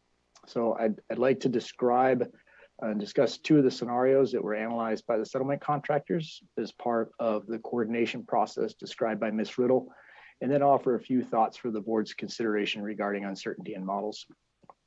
As background, I'd say that while the more intense coordination process began in March, the settlement contractors have really been planning for the potential of another dry year since October of last year. That work began with the scenario planning sessions organized by NACWA, and has certainly become more focused as the hydrology in 2022 has worsened. So what this slide illustrates are two initial bookend Keswick release scenarios that were analyzed and shared as part of the coordination process. We analyzed the operation of Shasta following both a normal release schedule. This is the kind of the orangish line that goes across the top of the figure. This typically ramps up in the spring months, holds fairly constant over the summer, and then drops off in September. And then the second scenario that we looked at was a minimum release schedule where the releases are held constant at 3250 CFS all summer long. These two scenarios kind of represent the approximate bookends on Keswick release, and they can kind of inform the range of potential operations. I'll say that there are challenges with temperature management under both of the scenarios. The normal release schedule results in a lower storage and a higher fall temperature, while the minimum release scenario results in more warming of the water released from Shasta as it moves through Keswick with the longer residence time and the upper Sac River. If we could switch to the next slide, please. So here I'd like to talk about a few additional considerations for the board as we deal with the challenges this year. So, the previous slide showed release scenarios from Keswick, but in order to develop those scenarios, you've got to think about how much water is going to be imported from the Trinity River system, and then what's going to be the release from Shasta. And even that's only a small portion of the wider CVP and SWP system. So, temperature management is an important objective, but it is only one of multiple objectives in the operation of the system. I think it's important to always consider the decisions made at Shasta in the context of the system to avoid unintended consequences in other parts of the system. I think both Ms. White and both Ms. Whites described many of those considerations in the objectives that they have to consider in the operation of a larger CVP and SWP. The second topic of uncertainty is also important. We've certainly heard a lot about that this morning, a lot of good questions about it. There's significant technical capability and understanding of many of the factors that affect temperature management at Shasta on the upper Sac River, but there's uncertainty in all of it. Operational forecasts rely on runoff forecasts with a related uncertainty, and Mr. Rosardo did a great job of explaining some of that. Then we run temperature models. Those temperature models rely on operational models that rely on those runoff forecasts, and they also rely on meteorologic forecasts. Then we run models of temperature-dependent egg mortality. Those rely on operations and temperature models, along with forecasts and things like where the salmon may spawn this particular year. So we've got models with uncertainty feeding into other models with uncertainty and other forecasts. So the farther you go, in my opinion, the more uncertainty that exists. That's just something to consider as we're looking at this information. I think this point's been made by both Ms. Riddle and Ms. White, but we're in uncharted operational territory this year with the Shasta operations and the upper Sac River flows that we may experience. That minimum release scenario, for example, would have more warming as the water moves through Keswick. So we have a good model of the physical system in the Keswick Reservoir that's been developed recently, and that can help predict the warming, excuse me. But we've never had flows this low throughout the summer where we can collect the data to help validate that model and have a lot of confidence in it. It's not to say we should ignore it, it's just to recognize some of the limitations. And then finally, a few comments on the modeling tools. And some of these comments are along the lines of some of the things mentioned by the vice chair before the break. We should strive to develop collaborative tools and not combative tools. I think the settlement contractors did this with a very public process to develop improved temperature models of both Shasta and Keswick reservoirs following the 2014 and 2015 drought. It's a time-consuming process, and it involved extensive coordination with reclamation and the other stakeholders, involved documenting those models and then making all the model files publicly available. That's an example of a collaborative model development process. It's not always the process that gets followed during model development, but I think there is a minimum standard.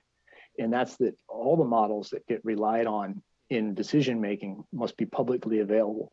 Not simply the results of the model or the documentation from the model, but the actual model files themselves. And I think this has already been hit on in some of the previous discussions.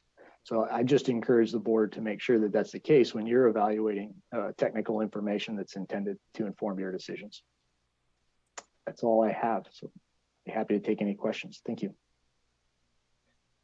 Thank you, Mr. Bergfeld. And I'll just pause after each commenter and board members quickly get in if you're looking to ask further question. Vice Chair. Yes, just Mr. Bergfeld, do you have any specific request on modeling information? Availability of the model or the inputs, or I'm looking for a specific request. I think, as I said, just any of the models that we're going to rely on. Maybe this is something for the board to consider. So if you're seeing these results, it's just a question of are these results coming from a model that's publicly available? Does everybody have access to the model that's providing this information and the results? I guess I should re-ask that. Do you have access, does the public have access to your knowledge of the Anderson and Martin models and the rapid assessment tool?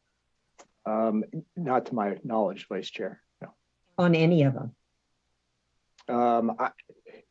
I'll say that I've seen a lot of the information, but to my knowledge, no, I'm not sure that that the public has access to all of the information. And by that, I mean the inputs, the model files themselves, and the outputs from those specific models. Okay, thank you. Thank you, Mr. Bergfeld. And when it comes to the models that have been developed here with the Sac Valley contractors, those are all available publicly and replicable, correct? Yes, they are. Great, that's good. Appreciate it. Any other questions from fellow board colleagues? Okay, thank you. Much appreciated.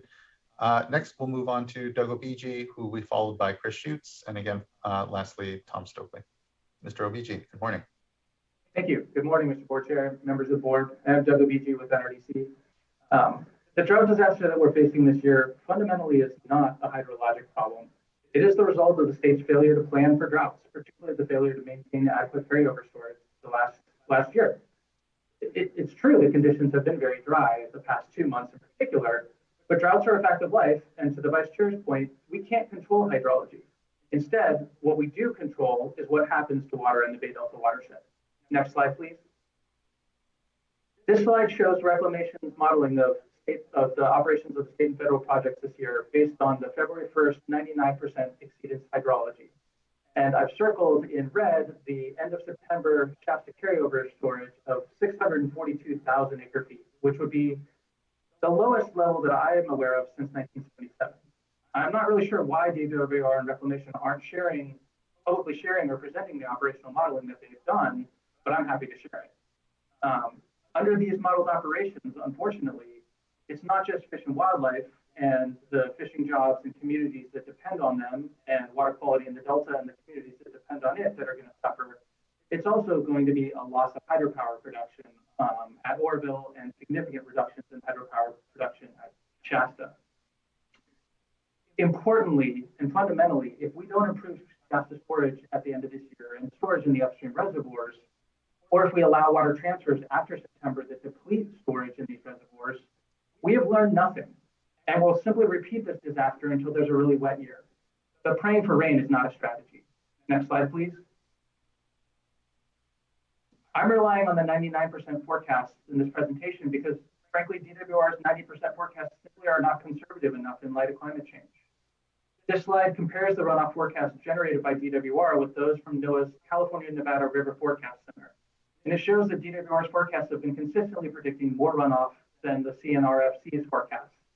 And in addition, the latter's forecasts are updated every day automatically and account for near-term precipitation forecasts. So I was happy to hear DWR yesterday suggest that the board should consider using the 99% forecast. I strongly agree that the board should be using both DWR and the California Nevada River Forecast Center's 99% forecast. Next slide, please. Unfortunately, this year is shaping up to be far worse than last year. This graphic compares the reservoir storage in Oroville and Shasta at the end of 2020, 2021, and 2022. And it shows that Shasta storage would be drawn down to far lower levels, about half of what was called for in the so-called interim operations plan. And again, this is not just a result of hydrology, but it is based on excessive water deliveries and diversions, particularly in the Sacramento Valley, and the failure to maintain carryover storage last year. Next slide, please. As the board heard yesterday, and as was mentioned today, we are anticipating a temporary urgency change petition to allow the state and federal water projects to gut environmental protections in the Delta and violate those minimum water quality standards for the months of April, May, and June. Reclamation began modeling a TUCP last month, and this graph shows the comparison to storage levels. And what you see, at least based on Reclamation's modeling, is that a TUCP does not help Shasta storage. Shasta storage actually is lower with the TUCP, but it really improves Oroville storage. And it appears that the TUCP is designed primarily to maintain hydropower production at Oroville and not for fish and wildlife. Next slide, please. As I noted at the outset, upstream storage is low not just because of hydrology, but also because of excessive water diversions and depletion. And this graphic compares the Sacramento River Settlement Contractor's diversions in April to July of last year with the unimpaired runoff predicted this year during those same months.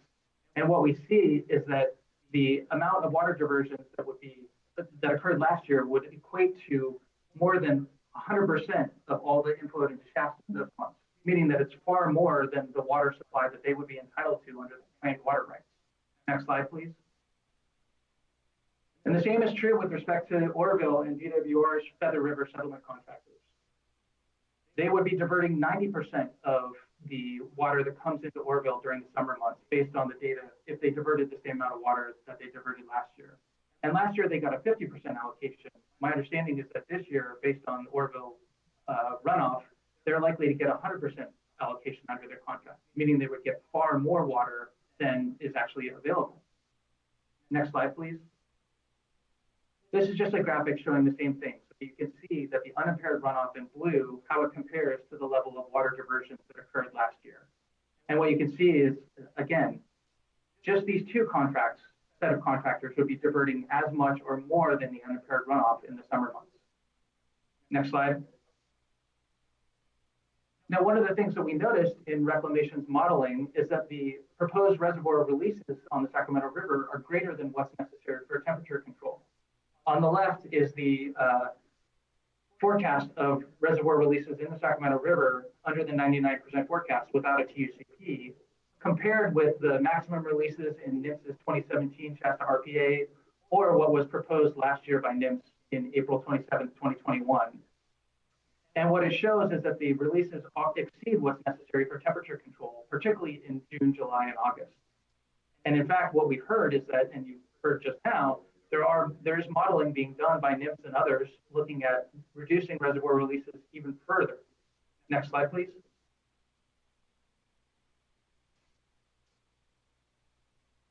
the very low reservoir storage in Shasta at the end of September is not simply a fait accompli or inevitable. And in fact, what this graphic shows, what this table shows, is that if we reduce reservoir releases to the lower of what was necessary for temperature control, we can rebuild Shasta storage by the end of September. It's not going to be a great Shasta storage. We don't have good options because we came into this year with such low storage. But if we don't rebuild Shasta storage, we're just going to repeat that same cycle.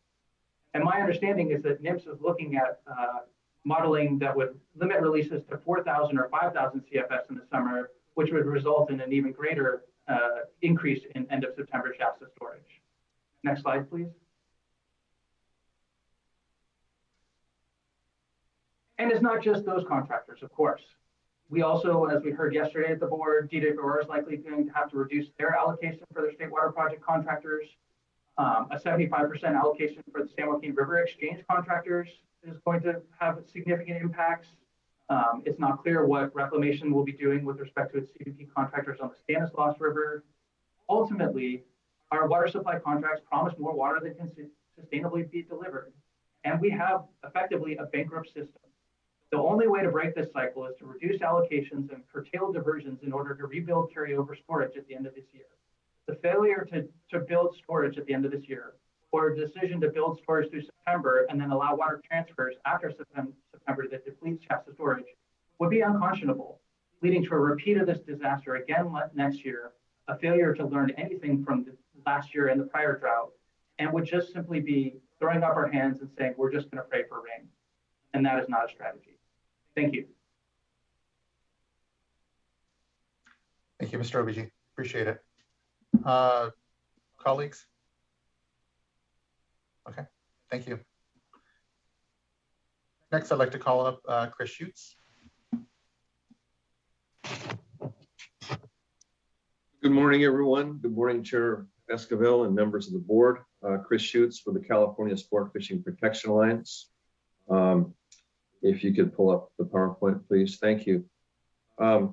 In 2014 and 2015, my colleagues at CSPA and I came before this board with a series of legal and factual arguments and recommendations about managing drought.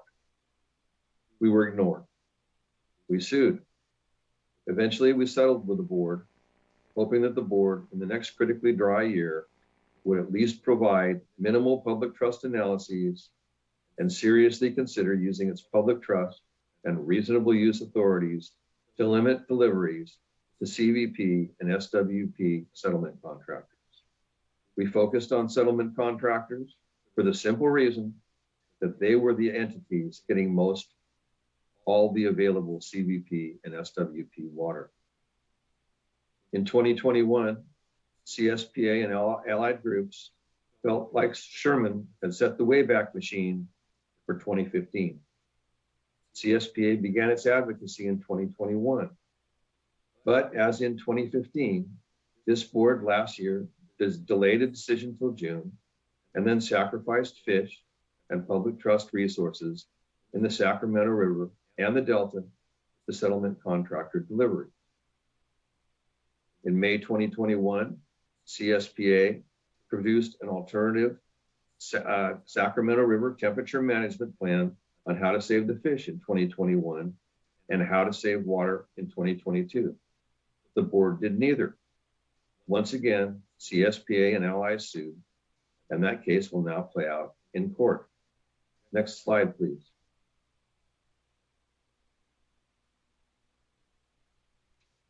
So here we are today in 2022 with very little water to manage. And I will say, referring to our 2021 temperature management plan, what we're looking at today and what reclamation is talking about that we just heard is about what we talked about in our temperature management plan that we proposed in 2021 and that was dismissed as simply requiring too much water and reduction in deliveries in Water Rights Order 2021-0095. Next slide, please.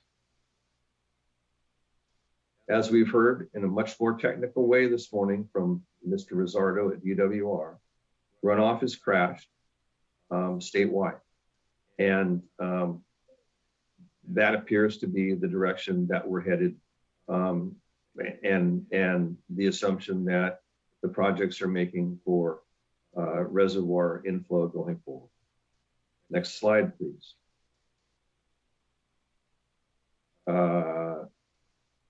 I don't know why, thank you. I'm going to wait for all that too.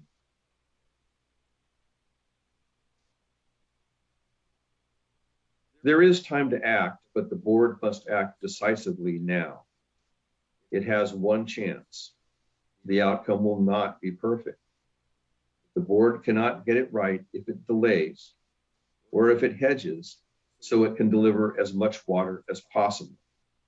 And that way of thinking that we're going to wait and see so we can deliver as much water as we possibly can, and then at the end, as we go along, keep sort of hedging more and more to deliver water to the maximum degree possible, has been one of the major sort of cultural and cognitive mistakes that, in my opinion, the board has made in 2021 and in previous years. The board can't get it right if it hedges. The board needs to drastically reduce deliveries to settlement contractors in 2022, and it needs to start that process more or less immediately. In terms of information, by the way, as we were talking about information needs in this next coming year, one of the things that we weren't able to see last year was how much water was actually being delivered to the CVP and SWP contractors, including the settlement contractors, as it was happening. We need transparency on that in 2022. Next slide, please. One of the few things the board got right in Water Right Order 2022-0095 was the acknowledgement that it waited too long to act. And it was sort of, well, we've delayed until nothing, so we've got past the point where we can make a decision because we've delivered this water to these folks and now they're expecting it, and that's reasonable. That pattern of board regulation and activity cannot be repeated in 2022. One of my concerns that I've heard this morning is we're going to have a draft temperature management plan on April 1st and a final plan on May 1st or perhaps even later. That begs the question, what kind of deliveries is the board going to allow in April of this year? Last year, the flow releases, presumably to meet primarily settlement contractor delivery from Shasta in April were about 5,900 CFS. And in May, it was more on the order of 8,900. That just cannot happen this year. Next slide, please. So I want to explain the headline here a little bit. And I did not have the benefit of the 99% exceedance table that Mr. Obiji just showed. All I had was the 90% and 50%, so I'm having to work with those. Reclamations, 90% exceedance flows show far too much spring and summer releases from Shasta. Now, they may have revised these. I don't know. Mr. Bergfeld's presentation sort of showed it topping out at about 6,750 CFS going across the summer, the main summer months. But whatever it is, the assumption that was made, at least in these charts, in my view, were simply because the reclamation was planning to deliver too much water to settlement contract. Next slide, please. I'd like to call your attention to two things. First of all, the Trinity releases where we see very low exports. Mr. Stokely is going to talk a little bit about what that means and how, having drawn down Trinity so far last year, you are in jeopardy of having mass mortality of fish in yet another watershed, the Trinity, this year, unless the Trinity is very, very carefully managed, and unless, frankly, we're lucky. As for the Sacramento River figures, my point here is very similar to that of Mr. Obiji. Even with 90%, the point isn't whether or not the 90% exceedance, the point isn't whether or not these numbers are accurate, but what reclamation was prepared to allow for Shasta storage at a much more even optimistic inflow scenario. And these numbers in August of 1015,000 acre feet, end of August storage, September in the 800s, and October as well. Those are the figures that killed fish last year and that ended up leaving Shasta seriously depleted. And I completely agree with Mr. Obiji that you have to be planning and not let this go down so far this coming year. You can't, the cycle that we saw from Miss White and Miss White of the hydrographs of what Shasta was doing, where it keeps going down and down and down each year, it has to be stabilized. You can't do that again between 2021 and 2022. You have to have more carryover storage than you had last year because you had disastrous outcomes. In addition to delivering too much water to settlement contractors, you allowed those contractors in the fall of 2021 to deliver 200,000 acre feet or more of transfer water. That just can't happen. And that cannot be prioritized over carryover storage in 2022. Next slide, please.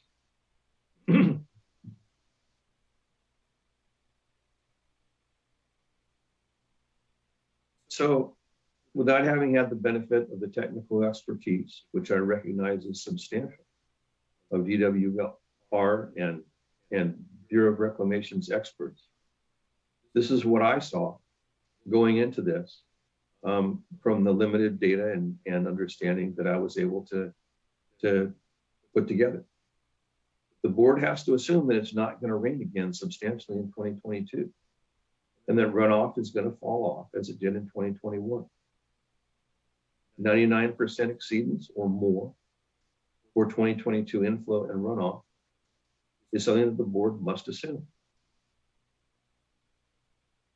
One of the things that I saw in some of the technical presentations that I've looked at over the last year in terms of how to manage water temperature for winter run salmon is that the main factor in the top 10 miles of the spawning reach for winter run salmon below Keswick Reservoir in the upper Sacramento River is the release temperature.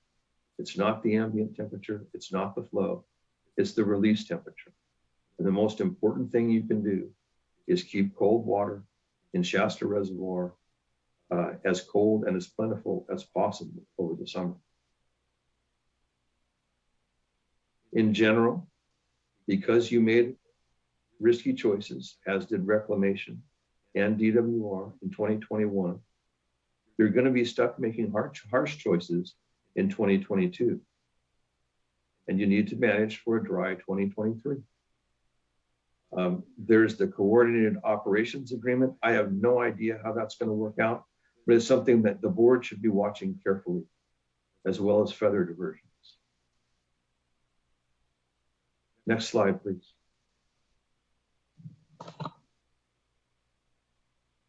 And again, to clarify the title here, the system is complex, but you don't have many knobs left to turn.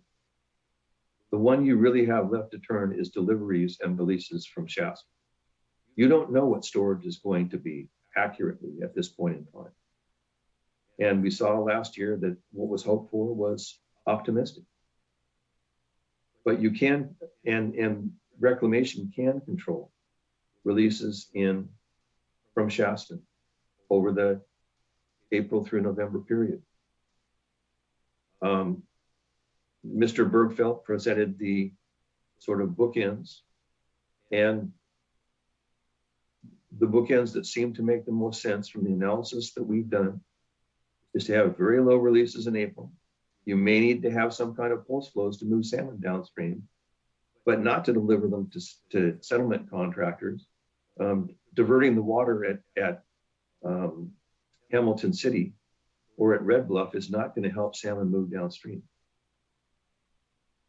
And somewhere in the middle of the bookends is where you need to be. And I will say that these are the numbers that we presented in our Sacramento River proposed temperature management plan last year. And that's about where you probably need to end up, balancing all considerations. The Trinity exports are going to need to be limited to both what you need to do to make Trinity, to keep it cold enough to keep fish alive there.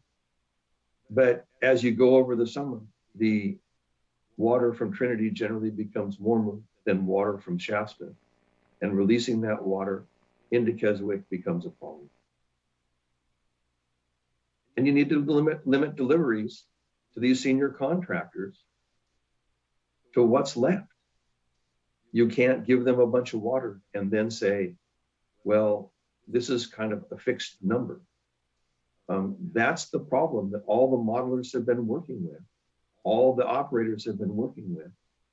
The problem is they've assumed a certain level of senior contractor deliveries.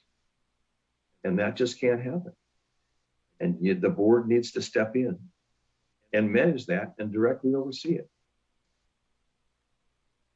That concludes my presentation. Thank you very much for the opportunity, and I'll take any questions. Thank you, Mr. Schutz. Appreciate your time this morning. Looking at my fellow colleagues and seeing no immediate questions. Thank you. Next, I'd like to call up Tom Stokely. Thank you, Mr. Chairman. I'm Tom Stokely from Mount Shasta, representing Save California Salmon. Could we start the slideshow, please?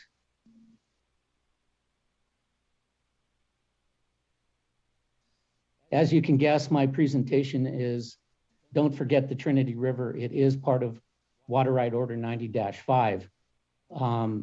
The abundance of Klamath Trinity fall Chinook is once again constraining ocean and in-river commercial, tribal, and sport fisheries. The minimum natural spawning escapement is not expected to be met this year.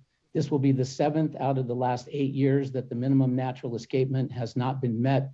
So it will be critical to provide suitable water temperatures to protect Klamath Trinity fish that do return. We do have coho salmon are listed as threatened under the state and the federal Endangered Species Acts, and spring Chinook are also listed under CISA and a candidate under federal law. Next slide, please. Water Right Order 90-5 contains a provision to protect the Trinity River from operations for temperature control on the Sacramento River, as defined on meeting a 56-degree daily average at the Douglas City Bridge and the confluence of the North Fork at certain times of the year. This is subject to controllable factors by the permittee, Bureau of Reclamation, and are the result of modification of Trinity operations for temperature control. Next slide, please. In the event that those temperature standards are not met, the permittee is supposed to file with the Chief of Division of Water Rights a report. As near as I know, at least for the last couple of years, we have not seen any modeling information in the plan when it's filed in the spring as to what Trinity temperatures will be.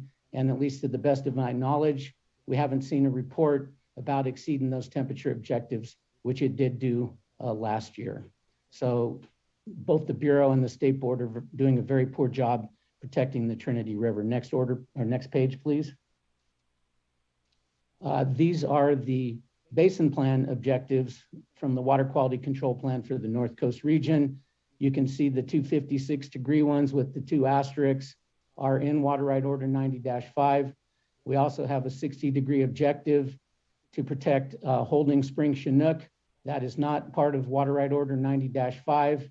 I might add that the Douglas City temperature probe was largely non-functional in 2021, so we don't really know what was going on. The Water Board did promise a Trinity-specific water right hearing in 1989 through Water Quality Order 8918, as well as Water Right Order 90-5. Here we are 30 years later, and we're quibbling about whether the Bureau should meet the 60-degree objective in summer while the fish are getting listed. Next slide, please. The question is, what are controllable factors? And those factors are both the amount of cold water and storage at Trinity Lake, as well as keeping Lewiston Reservoir flushed out. It's a 7-mile long reservoir. It acts like a giant solar panel, and if you don't move enough water through it, it heats up. The water comes out of Lewiston Reservoir and can go to the Clear Creek Tunnel, to Whiskeytown, or it can go down the Trinity River. If you look, I guess that slide didn't quite come out right, but if you look at the bottom of the page and you see CAR PP, that's the Carr Power Plant that goes from Lewiston to Whiskeytown. Those numbers are thousands of acre feet per month. If you look in particular at October, the number 4 is there. That's 4,000 acre feet of water that would be diverted to the Sacramento River in the summer. That will surely heat up Lewiston Reservoir, and it will literally cook alive the spring Chinook that are spawning or have already spawned in the river, and it will also fry a portion of the commercially and tribally important fall Chinook run. If you look at that Carr Power Plant number there, I might add I agree with Mr. Schutz's recommendations and Mr. Obiji's recommendations and findings. You see that April has 44,000 acre feet for Carr, May has 31,000. Those numbers are not needed to keep the Trinity River cold. Those numbers should be near 0 when the Trinity needs water exported to the Sacramento River to keep it cold, are basically the months June through November. As I see it, the Bureau is already planning on exporting too much water out of the basin. This is a controllable factor. This is clearly a result of temperature operations for the Sacramento River. Next slide, please. I live in the headwaters of the Sacramento River at Mount Shasta. How bad is the snowpack? It's really bad. I highly recommend that the board require the Bureau and DWR to use a 99% exceedance runoff forecast. If you look in the middle of the page there, you'll see that water year 2022 water in inches is 34% of average compared to 69% of average last year. It's really, really dry here, and that's for Sacramento, Shasta, and Trinity watersheds. The McCloud Basin's a little bit better at 58%, but it's really, really bad. Next slide, please. We didn't get 17 feet of snow up here in Mount Shasta for New Year's 2022. We just got a few feet. And to give you a real life example of how bad it is up here, you'll see that the ski park at Mount Shasta closed March 12th. That was last Saturday. A year ago, it closed April 16th. In 2020, it closed on March 20th. You can see from the picture there, that's Coyote Butte with Mount Shasta in the background. Coyote Butte is almost 7,000 feet. As you can see, there's very little snow below 7,000 feet. Next slide.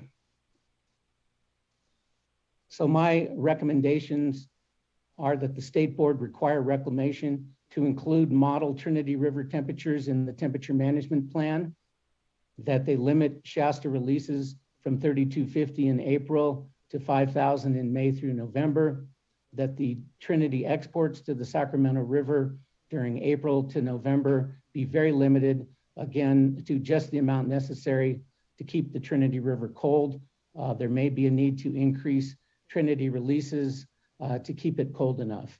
And again, limiting deliveries to the settlement and exchange contractors. What we've really seen during the past few years of drought is that actually, while the Trinity River was dammed to provide water to Westland's Water District and the San Luis unit, during these drought years, it goes to the settlement and exchange contractors because clearly the water supply has been over appropriated. There's way too much paper water in the system. And what we're seeing during drought is how that paper water is manifesting itself in low reservoir storage and dead fish. And of course, ensuring Lewiston Reservoir has adequate flushing to meet both 90-5 temperature standards as well as basin plan temperature objectives. And I might add that they also need to make sure there is enough cold water in Trinity Lake to provide for what we call the Lower Klamath Record of Decision, which is water that's released from Trinity and Lewiston reservoirs into the Trinity River during the late summer and fall to prevent a repeat of the 2002 fish kill when about 65,000 adult Chinook salmon died in the Lower Klamath River. We can't afford a repeat of that, but we're getting very close to it. And I think the way the Bureau is operating the system, it will probably occur again. Thank you very much. I'm open to questions. Thank you, Mr. Stokely. I appreciate that. Quick housekeeping. I've been kind of pausing a quick moment after each speaker. I'll just assume we'll save questions to the end of the panels to be able to get through things a little quicker here. And so thank you again, Mr. Stokely, and all the panelists here for what has been a good contribution to the board's discussion. Board members, any questions for any of the panelists on panel one here? Okay, hearing none. Thank you again for your time. It's been much appreciated.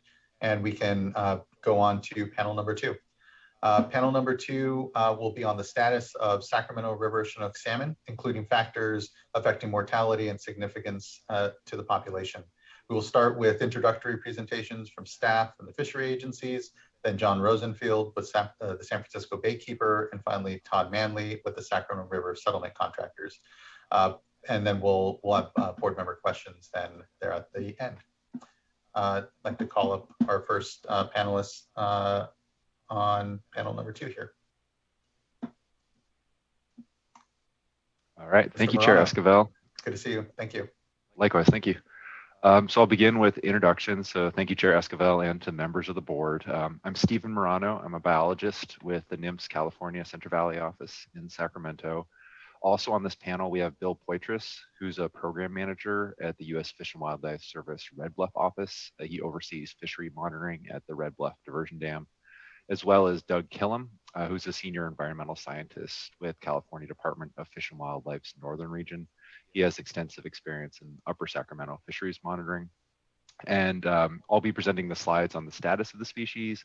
And then in the ensuing presentation, Miles Daniels of the Southwest Fisheries Science Center will discuss the factors affecting mortality.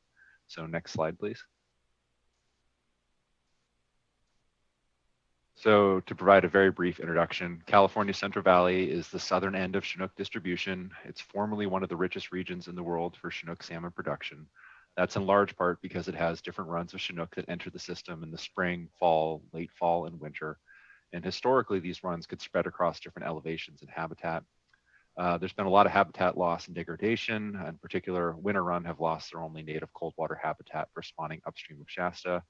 So the result is that winter run are endangered, spring run are threatened, and fall run, the fall run fishery has been severely impacted. But the river still is the only one in North America that has 4 Chinook salmon runs. It still has that portfolio of species. It still can be highly productive. Next slide, please. So Michael Macon presented a little bit of this data earlier, but I'd like to take kind of a larger view and look back slightly further than what he presented. So I want to look at the larger trends for fall run, which are shown in the orange line on this figure, as well as winter run Chinook, which are the blue line in this figure. These are both counts from the main stem of the Sacramento River. Our fall run records begin in the 1950s. There's a lot of variation in the early part of the record, but by the 1960s, I think declines are really evident. so that by the early 1970s, fall run populations are actually similar to winter run populations. Then there's a severe drought in 76 and 77, maybe the drought of record for Shasta, at least as long as the reservoir's been there. And there was also some pollution concerns that led to winter run populations crashing in around 79 or 1980. And then there was dry periods from 87 to 92 that really resulted in the winter run numbers flatlining. They were listed as endangered under state and federal laws, and they had an extreme population bottleneck. Some years they had less than 200 spawners. So their populations became really dependent on hatcheries, which leads to genetic diversity concerns and fitness issues. Since winter run collapsed in the 1980s, the fall run numbers have generally been much larger, except for some drought periods like 2016, 2018, it got a little close. And then once again, last year, the numbers on the main stem were actually, unfortunately, similar for both of the runs. So to sum it up, the populations today are a fraction of their historic abundance, and they're clearly less than our earliest monitoring records.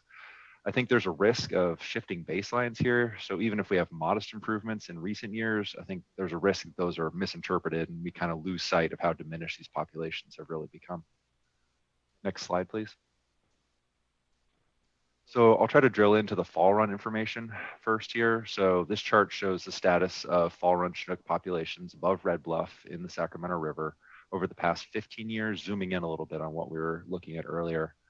The blue bars are the main stem Sac River fish, and the orange bars are the salmon using tributaries above Red Bluff. On average, the main stem is about 27% of the watershed production. The two other major contributors are Battle Creek, which is about 57%, and Clear Creek, which is about 12%. You can see in some years that the main stem, the areas that can really be affected, particularly by Keswick releases, by our temperature management and other choices this year. Some years it can be as much as half of the production for fall run. In other years it can be much lower, a quarter or even less. Next slide, please. So now we're shifting to looking into some of the winter run information. This is a slightly different sort of view of it. So the colors are now representing something different. So the chart shows winter female spawner population for a given year in the blue bars. And what I'd point out here is that the fish who spawned in the last 2 years, think 2020, 2021, were largely born 3 years before that in 2017, 2018, which means that they were the offspring of the fish from the 2014, 2015 drought. So in essence, the populations had a single generation or 3 cohorts, right? They make up a generation to try and rebound from that last major perturbation or collapse. They haven't really been able to achieve that because if you look at the orange bars, which show the juvenile production per female, the reproductive success in those years has been pretty low. So the take home here is really that the adult returns shown in the blue are important, but they really need to be evaluated along with the reproductive success in the orange there to really understand the population trends. Next slide, please. So we'll look at that same information just in a slightly different manner. So you can sort of see on the x-axis here, those number of female spawners that are returning to their spawning grounds. And then on the y-axis, what the actual production per female was of juveniles. And you can see that the ratio is particularly low for brood year 2021 depicted at the bottom of the figure. So even despite having good returns in a given year, having low, that can really be offset or counteracted by having poor juvenile production. Another point here is that the relationship has sort of weakened over recent years. It used to be that 2014 and 2015 were outliers, but now 2021 really sort of makes those pale in comparison because of the high mortality rates. Next slide. So the good adult numbers didn't translate, the good adult returns didn't translate into good juvenile numbers emigrating out of the spawning grounds. To sort of give you some summary statistics of that, the brood year 2021 production estimate was the 4th lowest in the time series that I'm showing here. It was the 6th lowest since these estimates have even been produced. That was starting in 1996. Next slide, please. And as others have alluded to, the egg to fry survival specifically for 2021 was low, about 2.5%. If you compare that to the long-term average, which is the blue line on this figure, that's about 24%, so an order of magnitude less than even the average survival that we'd expect to see. And as a point of reference, once again, 2014 and 2015 used to be our low points, right? So in 2015, it was estimated to be about 4.5%, and the following year, about 5.9%, or pardon me, I said that backwards. So 5.9% followed by 4.5. So in short, we're seeing some of the worst fishery outcomes that we've seen in these periods of monitoring. And last year, we lost about 97% of the population before they even effectively made it downstream. Next slide. So to summarize the status of the species, try to answer that question that was presented to this panel today. The Chinook salmon, both winter and fall run, have experienced population declines. There's high dependence on hatcheries, and they've lost their diversity in spawn timing and distribution. Specific to winter run, they used to have about 190 miles of spawning habitat above Shasta. Last year, we were only able to provide 5 river miles from Keswick down to Highway 44. And we only were able to provide temperatures adequate for spawning for really the beginning of the temperature management season, after which there was a loss of temperature control. So just a really stunning decline in what habitat they have available. In addition, they already have weakened resilience. They're the only Pacific salmonid winter runner that have a single population left, so that's unique. They're also the Pacific salmonid that's most vulnerable to climate change based on assessments that have been done. Like I was describing, they're trying to bounce back from recent droughts, or either the recent droughts or the ongoing drought, however you want to sort of describe it. And they're going to continue to be vulnerable to catastrophic events or emerging issues. So maybe as a specific example, we're depending so heavily on the hatcheries right now, but the hatcheries are susceptible to disease outbreaks. Sometimes they can't collect brood stock. And we have had big issues with breakdowns in the chillers and trying to keep the water cold enough. So even the hatcheries, as a mitigation or as a backup plan, are a vulnerable option. So on the final slide here, we just had an opportunity for questions. So happy to take those now, or you're welcome to hear Miles' presentation on some of the sources of these mortality, and we'd be happy to address any questions you may have. Thank you, Mr. Morano. Seeing if there's any initial, and not seeing any, so we can continue on. Thank you. Great. Good morning, almost good evening. I'm Miles Daniels. I'm a researcher at UC Santa Cruz and also an affiliate of NOAA. So I'll wait for these slides to pop up before I get going. Great, and thank you for your time today. Really do appreciate everyone making the time to be here and contribute. Yeah, I appreciate your time. So I'm going to be talking about 2 stressors, specifically temperature and thiamine in the Central Valley, and kind of giving you a brief introduction about why we think they're a problem and kind of the recent trends. So next slide. Before I jump into that, though, I think it's important to kind of just focus ourselves around this plot here. This is showing you the egg to fry survival data at Red Bluff that Stephen just showed in kind of a different format. So it's a time series going from 1996 to 2021 on the x-axis, and those blue dots are the estimates of egg to fry survival from the U.S. Fish and Wildlife Service. And it's important to think about this because when we're talking about estimating temperature impacts, this is really the primary data point we have. We don't really have empirical data where we can go to the red and watch how many of those eggs turn into fish and emerge because of a number of reasons. So we have to use this as our benchmark to assess egg success. Next slide. So I'll start with temperature impacts and then kind of move quickly into thiamine impacts. So temperature impacts first. Next slide, please. So I'm not just going to show you kind of the predictions of the model, but I want to start by giving you a little bit of information about what the inputs are that go into the model, and then kind of a little bit about the structure of the model, and then provide some outputs. So these are kind of the 3 primary data points we use for understanding temperature impacts for salmon. And it all really starts with aerial red data. So we need to know first where these eggs are in the system, right? The river temperatures change throughout time and space. And so we need to know where these eggs are. And so we use aerial red data to get that information. Next, since we're trying to understand temperature impacts, we need to understand what the exposure of those eggs are to certain temperatures. And so we have a river temperature model by the Southwest Fisheries Science Center that's published where you can estimate that. And so now when we combine this information on space and time of reds, eggs essentially, and the temperatures they're experiencing, we can kind of get a sense of what's their temperature trace as they're incubating before they emerge. And then, as I mentioned before, we can't empirically measure how many eggs turn into how many fry, et cetera. So we use that data, the ETF data at Red Bluff, to fit a model around our assumptions. Next slide. And this is what the Science Center has done. We're calling it the NIMS model or the NOAA Fisheries model, but it's basically a model that is taking information about temperature and some other factors and trying to fit that to the observed egg to fry survival at Red Bluff. So it has 4 parameters here. I'll go into them very briefly just so you have a general understanding, but I know Eric Danners can go into this a little bit more in panel 3. So the first term is background survival in red, S0. And this is essentially what you would think as how many eggs, how many fry would survive if there was no temperature effect and no density dependent effect on average for the population. And when we fit that, it's about 36% if you look at the time series from 96 to 2015. So this is on average. It's not every year is different, of course, but this is the average effect of background survival.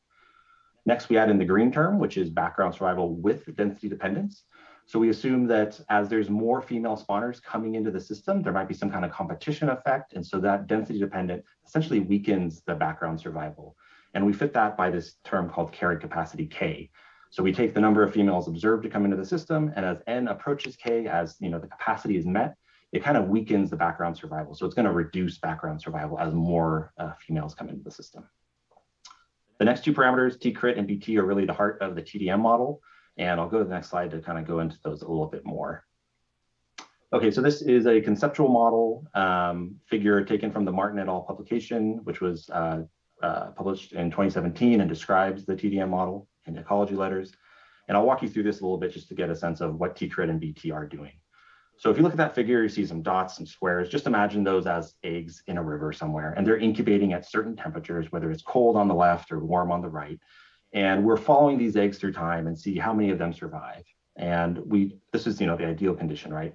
And then that blue little line thing there is kind of the representation of the TDM model. And what it's doing is trying to find out what T-crit is and what BT is. And T-crit is basically the point where we assume some temperature effect is occurring to reduce survival. So there it's outlined by that little blue circle there. So before that, it's kind of a straight line. Then we see T-crit. Oh, it looks like survival is decreasing. We assume there's some temperature effect. And the rate of that decrease, the rate of mortality that occurs is determined by BT, another parameter. So that's kind of a quick introduction to the model. It has 4 parameters.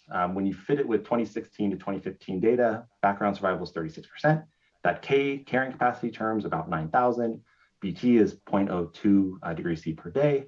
And T-crit, the third critical temperature, is around 12 degrees C. And this is the best fit parameter. This is the parameters that describe the data the best out of other options. Okay, so now we kind of have an understanding of the TDM model, try to fit it to ETF data. It predicts TDM and it can predict background survival based on density dependent as well. So now we can look at some of those predictions on the next slide.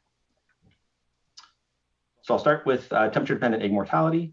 So this is again another time series from 1996 to 2021. Mean annual temperature dependent egg mortality is on the y-axis. And you can see it goes up and down as you would expect. Some years there's really good cold water resources, so there's really no TDM. Other years and challenging water years like we're all aware of, 2014, 2015, and this year, there is quite a bit of TDM. And so putting this in perspective for recent trends, 2021 was about 75% estimated TDM for the eggs in the river, which is kind of similar to 2014 and 2015. Next slide. So the other component of the model, TDM, then there's background density dependent survival. I've kind of flipped it here to be mortality since we're talking about temperature dependent mortality. And this is the same kind of thing, just showing you how it changes over time. And it doesn't change as much as TDM. It's pretty stationary, around 72% on average. 2021 was a little higher at say 79%. And that's just because there were a lot of females coming in, so that density dependent kicked in and kind of reduced the average level of background survival. And for this slide, I think it's important to note that this is kind of a catch-all term in the model. We know there's lots of other factors that occur that are independent from temperature, and this is to represent those factors, whether it's at the egg stage or the fry stage. This is kind of a catch-all term that we don't have the data yet to kind of understand some of those mechanisms. So it's just kind of a catch-all term, I should put. Next slide. Okay, so I've kind of shown you what the TDM is for that time series, what the background survival is for that time series, and now this is the output of the model. What's the egg to fry survival for that same time series? This is the same plot we saw in the beginning of the talk. Blue is the US Fish and Wildlife estimate. Orange is our model estimate. And a few things to point out. It does a pretty decent job of capturing the ups and downs. It's not perfect, it's a model, of course. in terms of how much of the variation it describes, it's about 67% of the variation you observe is described by this model, which is pretty good for an environmental data-driven model.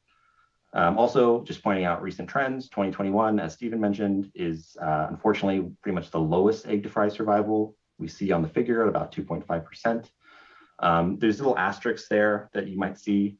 That's just to note that in this modeling, we tried to account for thiamine effects, which I'll talk about later, but I just wanted to be upfront about that.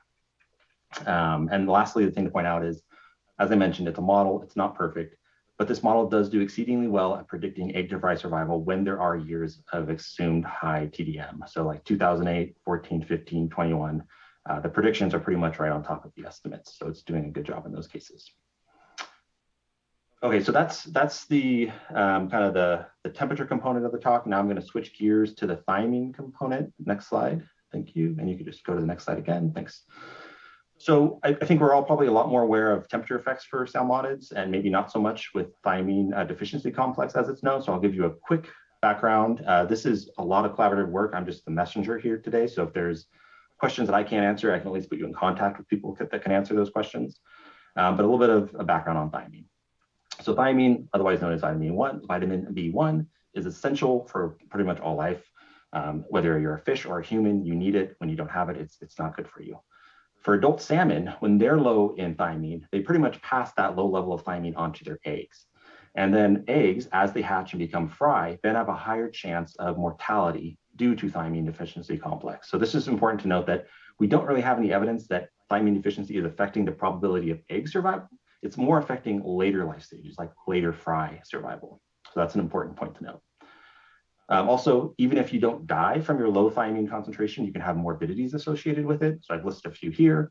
So it can impact fry growth, it can impact predator avoidance, prey capture availability, visual development, swimming ability, immune function. Pretty important things when you're a fish moving down the stream. And so even if you survive, your probability of being eaten by a predator or succumbing to a disease is maybe higher just because of that thiamine complex that you have. And then often a question is, well, where is this coming from? What is the source? Is this something happening in the river? No, it's all pretty much pointed to the marine diet. So basically the food that these fish eat when they're out in the ocean is affecting their thiamine levels. There's a few different pathways that are thought to that occur, but it's basically coming out in the marine diet. And to the point of a board member, that's not really controllable. It's kind of out there and you can't really control it in terms of stressors that we can have an effect on.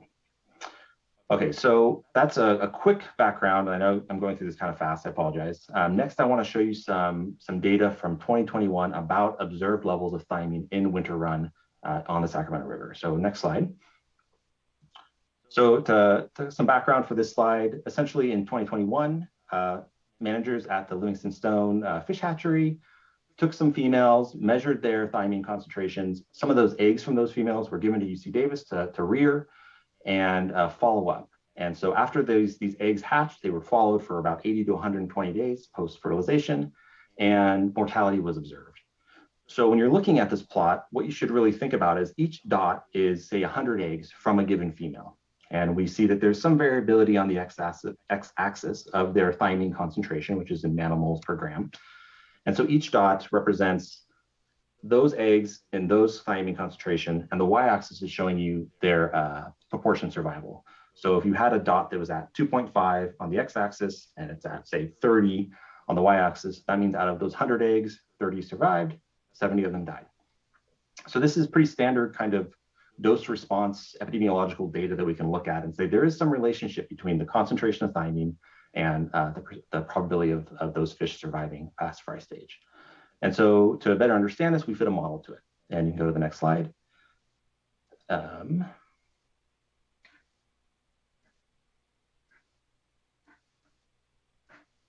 Hello?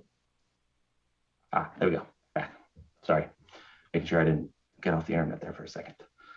So yeah, so we fit a model to it. I think that model, we skipped a few slides, doesn't matter, this is fine. That orange line is the model there. The formula of the model is at the top right. You don't need to pay attention to that, just putting it out there so everybody wants to see it. And from this model, we can calculate a few different things. One of them is called effective concentrations.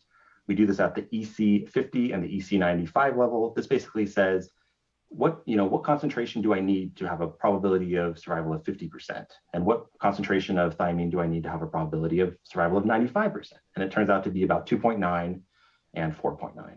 So if you have a concentration of 4.9, you're about 95% likely to survive. There's still some chance you won't.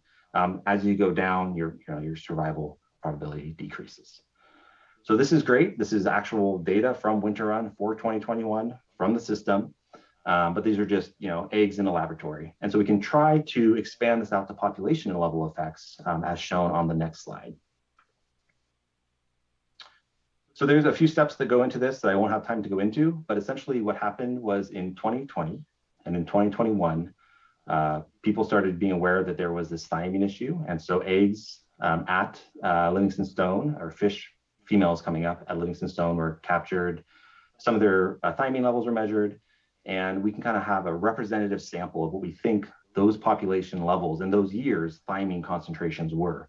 And then we can use that model that we developed to say, well, what fraction of the population would have succumbed to thiamine deficiency complex? And that's pretty much what's shown here on the x-axis. So blue is 2020, golden is 2021.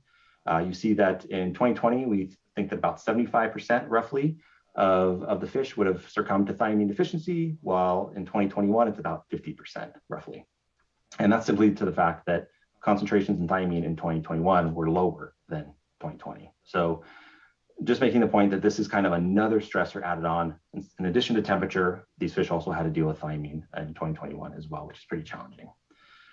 Okay, so almost done here. Next slide. I've been talking a lot about winter run Chinook salmon. We can skip over this slide. It's just showing you how they can basically incorporate thiamine deficiency survival into our ETF model, but it's not critically important for this talk, I think. I think more important is realizing the fact that this is not just an issue related to winter run Chinook salmon on the Sacramento River, but it's occurring in multiple runs on multiple rivers. And so this is a slide, I know it's kind of busy, but essentially each kind of bin of bars represents eggs that were collected from a given hatchery for a given run on a given year. So that first one is Coleman National Fish Hatchery, late fall 2020. The one at the end is Merced Hatchery, fall 2021. And then of those eggs that were sampled and thiamine assessed, we kind of binned it into these 4 categories based off the modeling work I just showed you, as either their thiamine concentrations are dark red, i.e. critical, they're probably not going to make it. Low thiamine levels, not going to be good for them. Intermediate is kind of this golden color, and then gray is they're probably out of the danger zone and likely to survive. And as you can see, there's quite a bit of red, dark red, especially for winter run 2021, which is kind of in the middle of the plot there from Livingston Stone. But a lot of the other runs have quite a bit of red, quite a bit of orange in the system as well. So we probably expect these thiamine impacts to occur throughout the system. And that sort of makes sense, right? They're all out in the ocean, maybe feeding on slightly different food sources, but in that general same area. Okay, so I'll end here with next slide, a few concluding remarks that I just want to make clear. First, I think it's important to note that the ATDM model explains a good amount of variation in the observed ETF from 1996 to 21, it's about 67%. So it's doing a pretty good predictive job. Also noting that in 2021, TDM was relatively high at 75%, on par with 2014 and 2015. But it's important to note in 2014, 2015, there's no evidence that there was a thiamine issue. So now these fish not only have to deal with the TDM, but also the thiamine on top of it. In regards to thiamine deficiency, again, it's an emerging concern. There's really no evidence that it's been around pre-2020. So we don't think it is important in impacting our modeling results prior to 2020. There's just no data that it was around then. And also an important thing to note is that there's no treatment available for wild populations. Hatchery fish can be treated, wild populations cannot at the current point in time. And the last point is more about the biology of thinking about temperature and thiamine. It's very complex, as we all know, but we do have a pretty clear understanding that we think TDM is going to occur first. We don't really see any evidence that thiamine is affecting egg survival, but we know temperature is affecting egg survival. And so the order of these things would be temperature would occur first, eggs that survive from temperature, if they have thiamine, will then have to deal with that as fry later out in their life stages. So I think I'll end here. I will make one point about the TDM model since this was brought up. It is publicly available. So we have a website called CVTemp. If you typed in cvtemp.noaa, you'd probably get there. There's a download section. You can download it. If you want to explore it, it has all the inputs, the fitting procedure, it's all there. And anybody who's ever asked for it, we've freely given it to them. And I think it's an important point to make that I'm not trying to be combative in terms of Mr. Berkfeld's comments about non-combative models. But I think if there are open sources of data, we should provide links to those data, because if these models are just sitting on a link and nobody uses them, they're not very helpful. So if Lee would be able to provide links to the Sacramento River settlement contractor models, I think that would be fantastic as well to help inform the community. And I'll really appreciate that suggestion, Mr. Daniels. And what I would suggest actually is if our staff could just aggregate them. I know it'll take some work or time, and hopefully it's an easy exercise here for us to be able to do, but aggregate them, provide them as a basis on our website under Sacramento River temperature management is something I'd really advocate for. So I appreciate that suggestion. I think it'll help all of us make sure we're continuing to contribute to what is a very collaborative and open space in academia and with stakeholders around, again, challenging circumstances. My question would be on the thymine side, do we have an understanding if this is going to be a persistent issue into the years going forward, the ocean conditions, oceanic conditions that are creating this? I imagine, and if you don't have the answer right away, it's one that just trying to understand if it's going to be a persistent thing we're going to have to better understand and manage into the future, or if it seems it's anomalous otherwise. Yeah, very good question. I am not the expert, but I think hearing other folks, they would say it's hard to tell. It seems like in certain areas, you can go out and sample the marine environment and say, yep, there's these certain prey items that are highly abundant. They have issues known to thymine, so there's probably going to be another thymine issue. But I think it's still a little too early to tell. So yeah, I can try and provide more insight through an email, but yeah. Thank you, I appreciate that. Any questions from board members? And then otherwise, I believe next will be Doug Killam. And Mr. Rockwell, I do see your hand up. I can give you a moment, but I apologize because we have so many folks that are needing to speak. I'm not going to entertain a back and forth and an ability to kind of ask questions. But if there's something that is pressing or that you need, just yes. So can we quickly unmute Mr. Rockwell and then. I just wanted to suggest that thiamine, or B1, is a water-soluble vitamin. So it may be important to think about researching fish when they come in from the ocean and their levels of thiamine, and those that have been in the freshwater system for weeks or possibly even months. Okay, What's the impact of that? Okay, I appreciate that. Any further questions for Mr. Daniels? Okay. Thank you. And let's go on. I believe next is Doug Killam.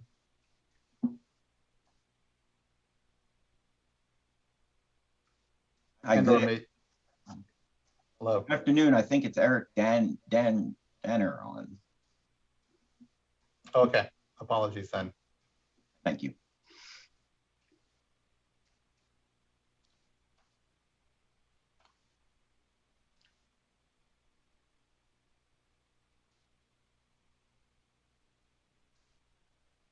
And actually, I think Eric Danner is part of panel 3 here, Mr. Killam, and it's okay. I believe you and Bill Poitras were speak as needed, so we can actually go on to Mr. Rosenfeld then. Rosenfield, apologies, Mr. Rosenfield.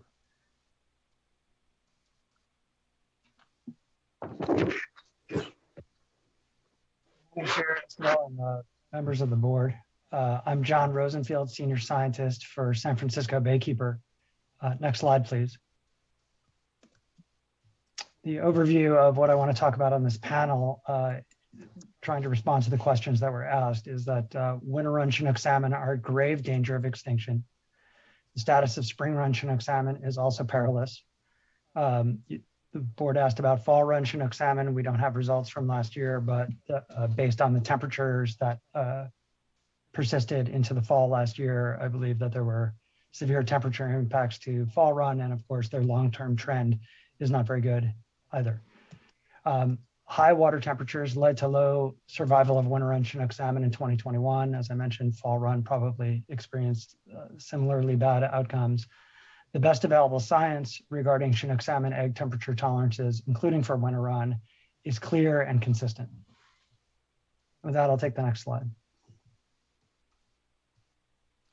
So as I've described to this board before, Central Valley Chinook salmon are in deep trouble. The table here is from the board's own scientific basis report from 2017. The left column shows the 1967 through 1991 baseline for the 4 Sacramento River unique populations of Chinook salmon, as well as the San Joaquin River Fall Run is the bottom row there. And the point here is that the 67 through 1991 baseline, we were supposed to double. I'm sorry, was there a question? Okay. Sorry, I think it was inadvertent. Okay, we were supposed to double off that baseline based on requirements of the Central Valley Project Improvement Act and the Bay Delta Water Quality Control Plan. And the remaining columns in that table show that we've done the opposite. All the populations have declined and declined substantially. So to illustrate for the graphic below shows what's happened for winter run. And this establishes a little bit more of a context than we've seen so far in the population estimates of winter run. On the left there is the 1967 through 1991 years. The average is represented by the horizontal line on the left. There's a horizontal line on the lower right, which is the average since the 1967-1991 averaging period, a decline of, I think, about 89% through 2015. And the dashed line in the middle of the right side of that graphic shows, for reference, the production target that we were supposed to hit under the Bay Delta Water Quality Control Plan and Central Valley Project Improvement Act. Next slide, please. So despite what we may hear or may have heard elsewhere, may hear today or may have heard elsewhere, Central Valley Chinook salmon are still in very deep trouble. Adult salmon returns in 2020 and 2021 were slightly higher than the immediately preceding years. They're obviously nowhere near the doubling target that I showed you or the 1967 through 91 average. That's the baseline for these populations. And also adult salmon returns, just fundamentally, this has been covered a little bit, returns of adult salmon in 2020, 2021, or any other year have nothing to do with river conditions in those years. These are semmelparous fish, they spawn and they die. They return when they're going to return and they see the conditions that they see. So for the populations of the past few years, it's important to remember that we had record wet conditions in 2017 that set high reservoir storages in 2017 and into 2018. High Shasta reservoir storages are associated with cold river temperatures and suitable flows. And those two factors are associated with good salmon survival. So it's no surprise that in 2020 and 2021, we had good salmon returns. That's not a reflection of how we managed the river in 2020 or 2021. It's a reflection of extraordinarily wet conditions in 2017 that allowed for good storage in that year and 2018 and good flows as well. Next slide, please. What's relevant to river management is, as has already been described a little bit, the mortality or survival of fish in the river, right? That reflects conditions in the river that year and management of the river that year. As other people have noted already, temperature dependent mortality for winter run Chinook salmon last year is estimated to be 75%. Egg to fry survival is lower still, 2.6%. This is a record low. I'm showing the recent history of survival, and as has been mentioned, 2.6% survival just to the fry stage is a record low.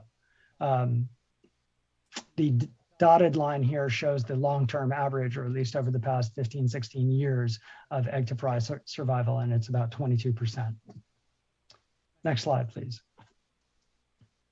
But in addition to the extreme temperature dependent mortality and record low egg to fry survival, I want to remind folks that we lost 5.6% of winter run Chinook salmon spawners last year prior to spawning. They were killed by high reservoir, high temperature releases from Shasta and Keswick in April and May. That's been described as some adaptive measure to conserve cold water, but it wound up killing 5.6% of winter run before they spawned. And the loss of those eggs, the eggs that were carried by those fish, are not counted in the temperature dependent mortality estimates or the egg to fry survival, right? The starting point for those two metrics is eggs in the gravel, not eggs that entered the river. So the losses due to temperature effects were even higher than has been mentioned so far. Sacramento spring run Chinook salmon were also likely to be killed prior to spawning. We don't have accurate counts of them.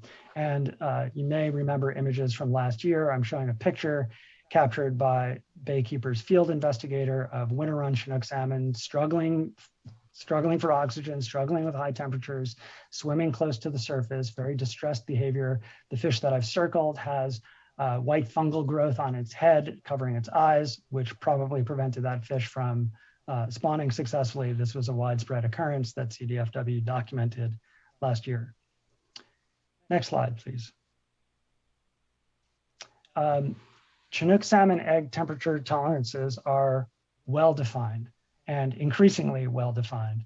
Dr. Daniels was too modest with regard to the value of recent research from the National Marine Fisheries Service's Southwest Fisheries Science Center.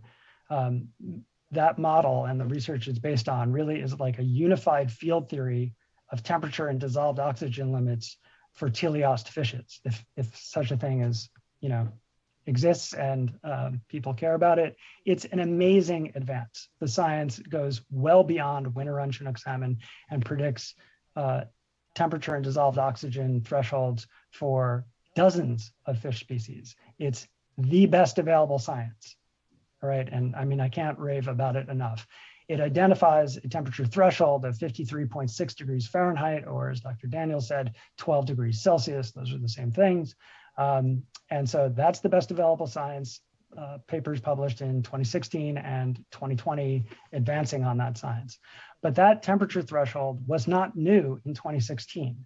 It's exactly the same temperature threshold that Merrick and Czech identified in 2001 and 2004 in an academic literature review of Central Valley specific temperature effects on Chinook salmon. Okay, so we've known that 53.6 degrees Fahrenheit was the T-crit, or the beginning. Temperatures above that are where temperature dependent egg mortality accelerates rapidly. We've known that for at least 20 years. I want to point out, in addition, that Merrick and Czech 2001, Merrick and Czech 2004, and Martin et al. 2016 explicitly reject higher temperature standards for winter run Chinook salmon. They looked at the evidence and found that it did not warrant a different temperature standard. There's no evidence of a different temperature threshold no compelling evidence for a different temperature threshold for winter run Chinook salmon eggs. This is settled science. We shouldn't still be talking about this, but here we are. With regard to questions that were asked, Merrick and Czech 2001 have a very interesting and relevant quote. They say, water temperature is perhaps the physical factor with the greatest influence on Central Valley salmonids, short of a complete absence of water. We can argue whether it needs to be a complete absence of water, but I'll say if you have 75% temperature dependent mortality, that's a very clear majority of the fish were affected by temperature. So it is the de facto last year, the largest effect on winter run Chinook salmon success. And with respect to Vice Chair Diadamo's question, this is controllable. We can control temperatures coming out of Shasta and Keswick. Obviously, hydrology is important, but that's why managing temperatures at Shasta requires management and attention to Shasta storage and temperatures, not just at the daily, weekly, monthly, or seasonal scale. It requires management attention across years. You have to plan for drought and hot weather. We're in California. This is the Central Valley. That just makes sense. Next slide, please. So I want to put these numbers, temperature-dependent mortality, egg to fry survival in context. I know it's a lot of in the weeds terminology, but the basic points are Chinook salmon die after spawning. They cannot withstand persistently bad egg incubation and juvenile rearing conditions. They don't get a second chance. They return to the river. They have to spawn in the river that is there. Their whole life cycle, their whole life history, relying on high egg survival and high survival overall in the freshwater environment. So to put things in context, I'm showing a map of the Sacramento River. It's the blue squiggly line. It ends in San Francisco Bay down in the bottom middle of the image on the left. And I've used brackets to indicate where certain survivals are measured or where they occur. The orange bracket shows where eggs are deposited roughly for winter run Chinook salmon below Keswick Dam. That's the area in which temperature-dependent mortality occurs. A typical population of winter run Chinook salmon, for instance, one not spawning below a Central Valley dam, but elsewhere in their range or before these dams were built, a typical population of Chinook salmon would experience roughly 0% temperature-dependent mortality. Again, they don't spawn where their eggs are going to die because they spawn and die. Their eggs need to survive. Their whole mission is to put their eggs in a good environment. In 2020, we had 9% temperature-dependent mortality. And as you've heard, in 2021, temperature-dependent mortality is estimated by an excellent model to be 75%. Egg to fry survival, right, is a different, adding an additional life stage to just the eggs, right? And something we actually can measure by looking at actual fish. It's indicated by the red bracket. So the eggs are spawned where they're spawned. The lower edge of the red bracket is about Red Bluff. That's where we measure fry passage past Red Bluff. In a typical Chinook salmon population across their range, egg to fry conversion would be 38%. In a typical year, these are reservoir controlled rivers, just like the Sacramento. For winter run, as I've showed you, the long-term average, or at least in the past 15, 16 years, is 22%. In 2020, only half that amount survived. And in 2021, 2.6% survived just to the edge of that red bracket, the lower edge. But the fish have to survive throughout freshwater. And I've indicated their entire freshwater journey with a green bracket that ends at the end of the delta, right? This would indicate their total freshwater survival.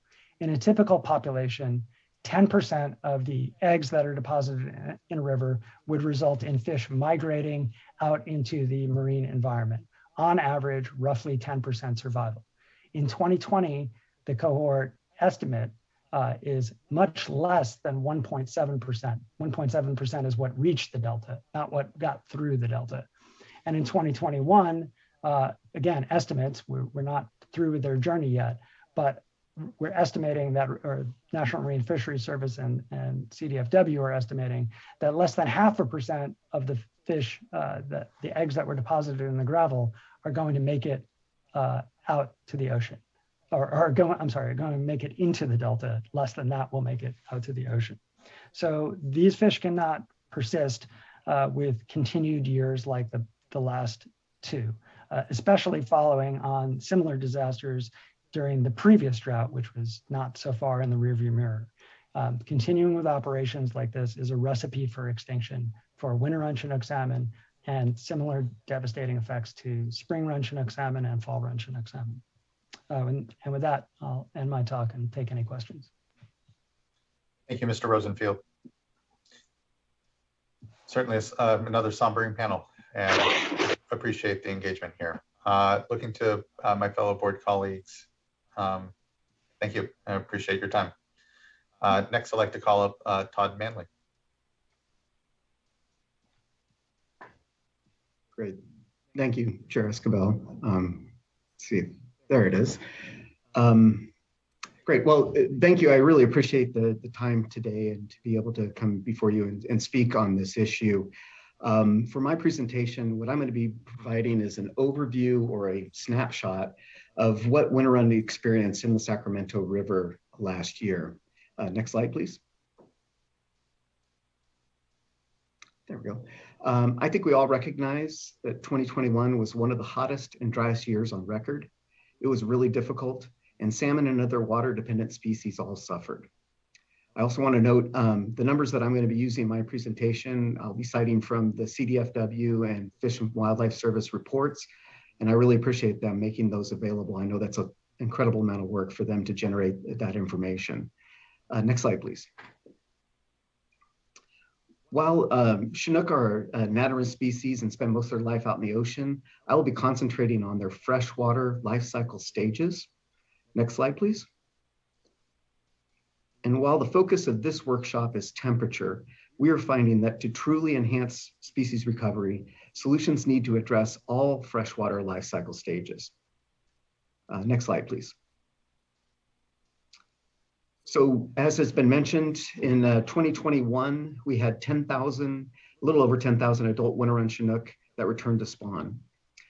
This was the largest return in 15 years and part of a 3-year upward trend. I think importantly, the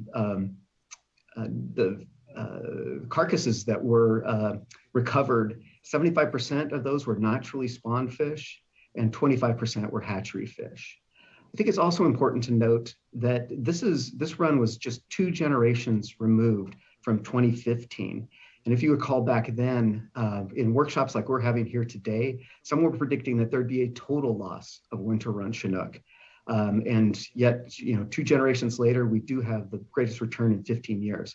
I say that because I consider that to be something that provides us with hope, but also with the recognition that we have much more work to be doing to further enhance the species survival. Next slide, please. So of as has been mentioned, there were 31 million eggs that were laid in the spawning grounds. Next slide, please. And out of that, unfortunately, we had 798 fry that were born. Next slide, please. And of those, it's estimated 571,000 migrated past the screw traps at Red Bluff. Interesting, this represents an almost 30% mortality just in this upper reach of the river. And this is not egg to fry survival, this is actual juvenile mortality that's occurring in this reach. Next slide, please. And then on down to the Delta, 125,000 natural born determined to make it to the Delta. This reflects an 85% mortality, once again, of juvenile fish, not egg to fry. And the hatchery-born fish suffered similar mortality levels, with Livingston stonefish having a 72% mortality and Coleman fish experiencing 95% mortality for this reach. Next slide, please. So how about some good news? I think, one of the exciting things that's happening is NOAA Fisheries is working with UC Davis on a study looking at outmigrating juveniles that are able to get out onto the floodplain, and then determining the success of those fish out in the ocean and then as returning adults. And while a very small percentage of the juvenile fish are getting out onto the floodplains, of the fall run fish that were sampled, the majority of them that are returning had spent some time out on the floodplain. And I mention this because this provides, I think, some promising results and further really shows the importance of the floodplain to juvenile fish and how important that is for their survival. And so hopefully if we can continue to reactivate floodplains and to further enhance or get more fish out onto those floodplains, I think that it would hopefully be helping with the survival of the species. Next slide, please. So we've been talking about the information that we have, but I think also after last year, we recognized that there would be more information that we would like about some of the issues that have been discussed today. Some earlier panelists have mentioned these, but I'll just reiterate them. Really understanding, just with the limited amount of suitable habitat that's available in the Redding area for spawning winter run, just how much successful spawning, what is the limit? How many fish can successfully spawn before superimposition becomes a big issue with that egg to fry survival? And then it has been mentioned several times, just this thiamine deficiency.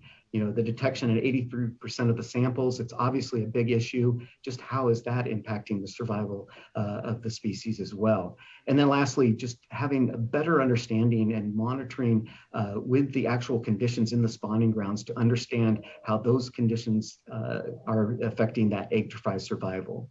And then as we're looking at out-migration, the juvenile survival in that reach between Redding and Red Bluff, just because of the importance that the screw traps have with generating the information not only for survival of the downstream migrating fish, but also in the upstream reaches as well, and just understanding what's contributing to that mortality. And then lastly, the screw trap monitoring accuracy. It's unsafe for Fish and Wildlife Service employees to go out and monitor the screw traps during high water events. And so they raise the traps up out of the water.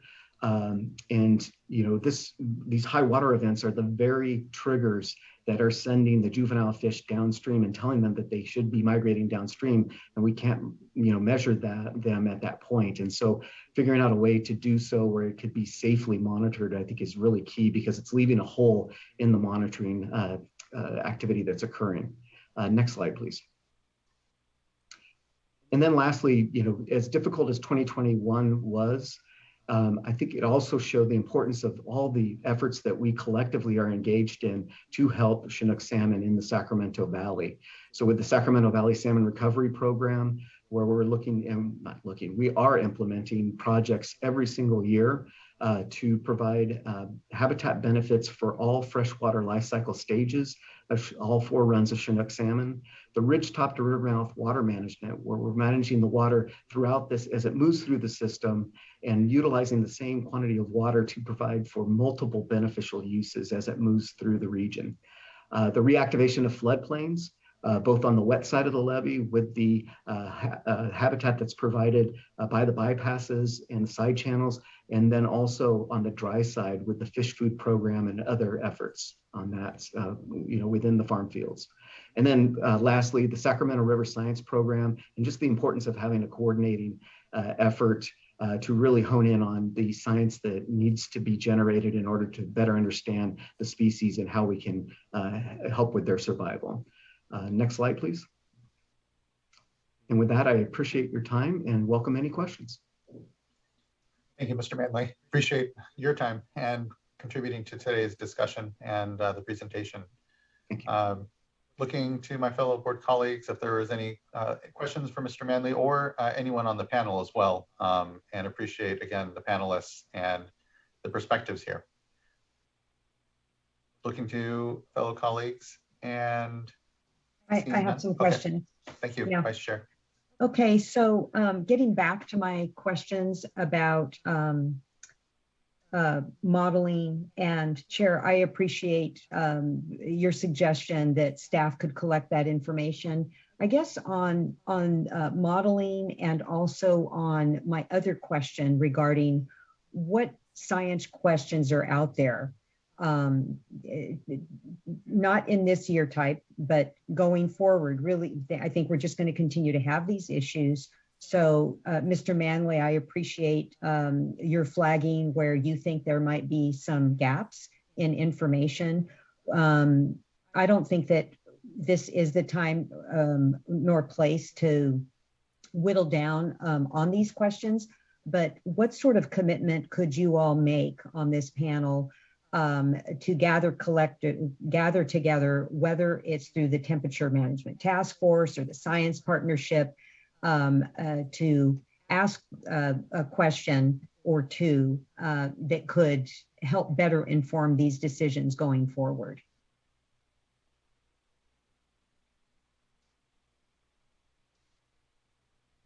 I would welcome that. I think that the understanding, and once again, that collaborative effort to generate the science is something that's really important. And so I would definitely support that.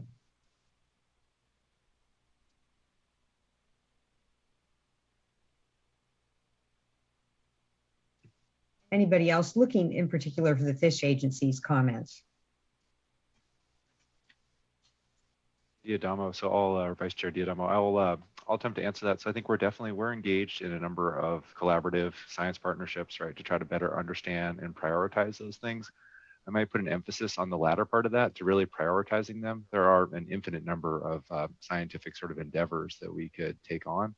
Specific to temperature management, I think we're really trying to understand which of those are most closely tied to sources of mortality, and which of those are most closely tied to management items or management actions that could be taken. So I think that we support and we're appreciative of sort of the broad scientific and monitoring enterprise, but we're trying to stay focused as well on what we see as being the major sources of mortality. And that's why there's been these refinements in the modeling, in the NIMS model. That's why there's been these refinements in sort of how we understand specifically what's happening, especially in these drought years and these critical conditions. So I don't think there's, I guess, a silver bullet for research or monitoring, but we're trying to advance the modeling, and we're trying to also look at some of the other contingencies like reintroduction and like spring pulses and other parts of their life stage to better help species survival. I think I would just add that it would be great to get a report back at the appropriate time. So it sounds like you're looking at these issues anyway, and I do appreciate the need to prioritize. So as far as timing, what do you think would be a good time for us to get an update on the narrowing down of some key science questions? Yeah, I mean, there's been a large effort by the Sacramento River Science Partnership for this specific reach of the river to try to do those. So I think some of that's available currently, right? And that could be provided to your staff or to the board, sort of in a larger sense. I think those are specific projects to that location. There's larger monitoring reviews across the entire Bay Delta, as you may be aware, for trying to prioritize, where we should be focusing our efforts. Thank you. If I could jump in too, I'm a scientist and started my career studying Chinook salmon of the Sacramento River. That's sort of what turned me into a fish biologist. And so I'll be the first to line up for, new exciting scientific research, such as being produced from the National Marine Fisheries Service Southwest Science Center, Fisheries Science Center, and other places. But in this context, I've got to say that in 1991, I was involved in hearings before the Water Board, developing information for that about this very same issue, temperature-dependent mortality of winter-run Chinook salmon. And at that time, it was well understood that eggs died and winter-run Chinook salmon were being driven extinct by high exposure to high-temperature water from Shasta. The solution at that time was, let's have a temperature control device built on Shasta. And millions of dollars were spent on that. We have a temperature control device, and we're still here talking about, is it really temperature, right? And sometimes, just a cautionary note, the science doesn't make life easier, it makes life harder. And so the science since 1991 has shown that very clearly, as I stressed, that 56 degrees temperature, 56 degrees Fahrenheit, as is in Water Rights 90-5, which again came from 1990, is not an adequate temperature, and you need a lower temperature. So, we can continue to do research, and we will continue to do research and learn more about these amazing fish while they're still here.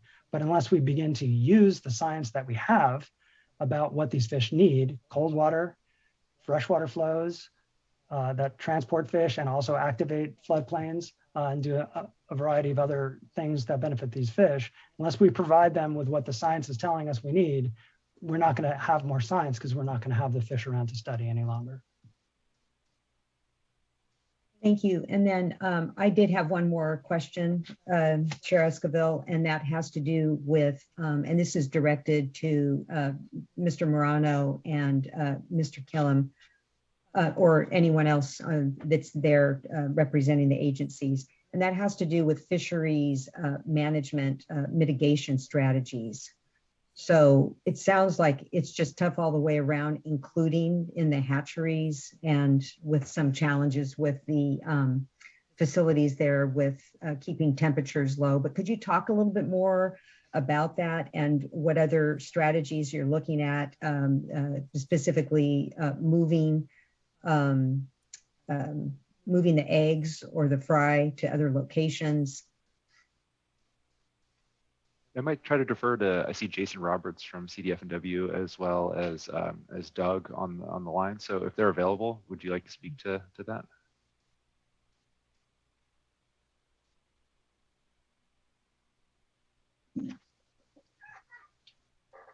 Good afternoon. This is Doug Killam. I would defer to Jason on this subject, but I know that the federal hatchery for the winter run salmon, Livingston Stone, is currently, or last year had 3 large chillers installed just to attempt to get the water temperature coming from Shasta Reservoir down to suitable temperatures for the winter run brood stock and juveniles that were being held on site there at the base of Shasta Dam. So this year is looking even worse. So we're looking into contingency strategies as to how that, whether moving them to an alternative site.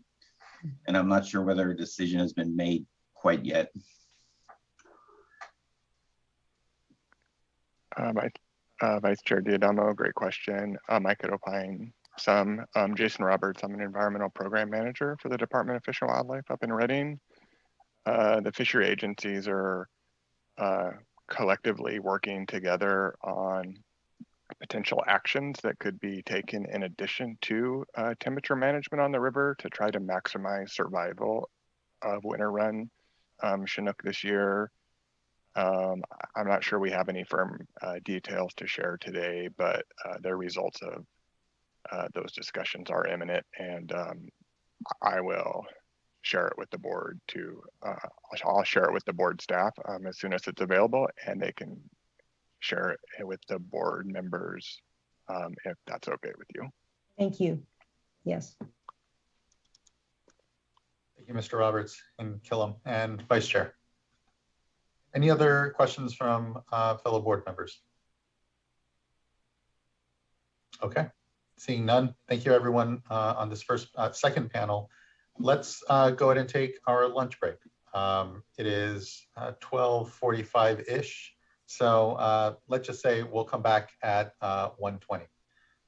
And appreciate everyone's time so far this morning.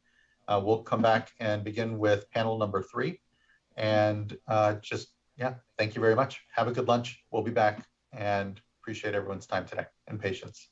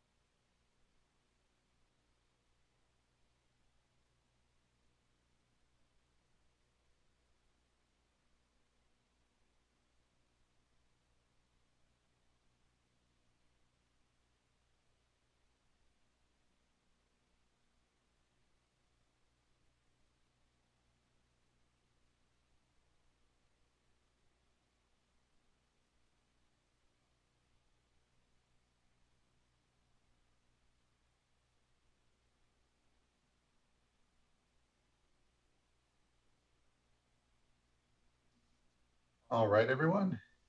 It's 1:20. We can begin to gather back. Hope everyone had a good lunch. And what we will be proceeding to is panel number 3, which, here, let me make sure I give you a good, accurate description here. We will now hear presentations from panel number 3 on assessment of temperature modeling and temperature-dependent modeling. We will start with introductory presentations from staff from the fisheries agencies, followed by Lee Bergfeld, Kristen Lennox, and Steve Zug from the Sacramento River Settlement Contractors. And finally, John Rosenfeld with San Francisco Baykeeper. And again, we'll wait till the panel is done presenting, and we'll have questions then afterwards.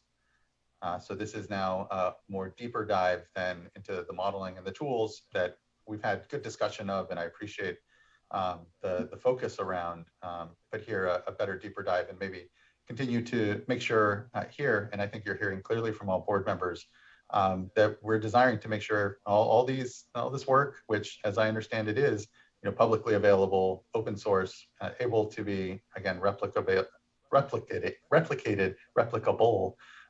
here amongst us for all sorts of positive reasons.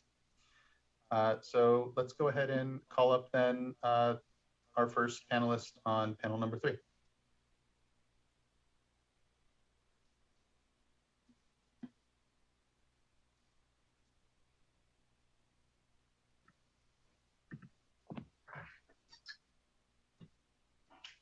Hi, is that me, Eric Danner? Yes, it is, Mr. Okay. Danner. Thank you. Yeah, I thank the board for this opportunity, and I appreciate the chance to talk about our temperature modeling. I'm Eric Danner. I'm the lead of the biophysical ecology team at the Southwest Fisheries Science Center, and it's my pleasure to talk about our work here that is done by many collaborators. Miles Daniels, who you heard from already, and James Gilbert, who's going to follow me, and many others. So next slide, please. So I'm going to give a little bit of an introduction here about the NIMS egg temperature-dependent egg mortality model. I've got egg in there twice, which just to make it perfectly clear what life stage we're talking about. It's often referred to as the Martin model based on the publications, but we are trying to refer to it as the NIMS model.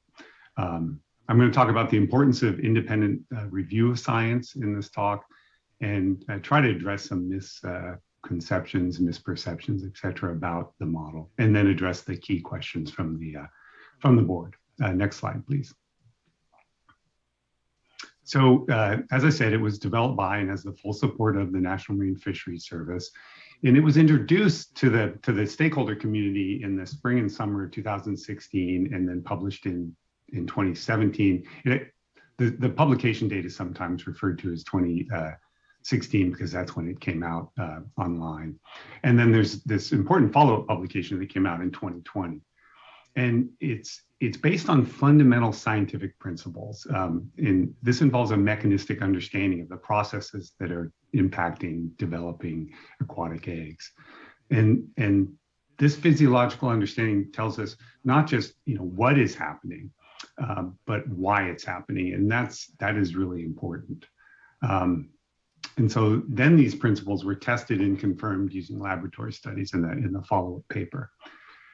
And there's 2 key management impacts as a result of this work that I really want to focus on. The first is that it establishes the lower critical temperature, which Dr. Rosenfeld already referred to. And I would like to say that I completely agree with him in that the science on this is settled. I don't think there should be much debate about that.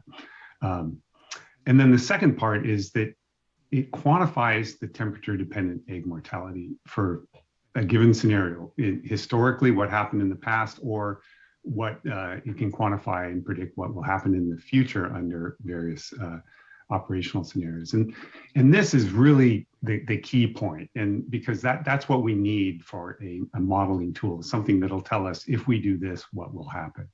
The downside of that, at least from my perspective, is this quantification allows for the quantification of uncertainty associated with those estimates, which have been the source of some critiques that I think are unfounded, but we'll get to that in a minute. And so next slide, please. So when the model came out, it immediately received intense focus and scrutiny, which I think is a good thing, because we wanted to make, any scientist really wants their work to be closely evaluated. But in the 5 years since it came out, and this I can't stress enough, there's been not a single peer-reviewed publication or analysis that has refuted the model or presented an alternative hypothesis. So as you saw from Miles's slide earlier, there's significant variation every year, interannual variation in the egg to fry survival. And our temperature model accounts for a huge component of that. But people that are critical of our model never produce any sort of alternative hypothesis of what would be driving that variation. And keep that in mind when you're hearing, potentially hearing any other opinions or critiques of our model. And 5 years is plenty of time to formulate a study, gather the data, analyze the data, et cetera. We're not saying, and I want to be very clear about this, we're not saying there's any statute of limitations on challenging or refuting science. It should be a continuous process.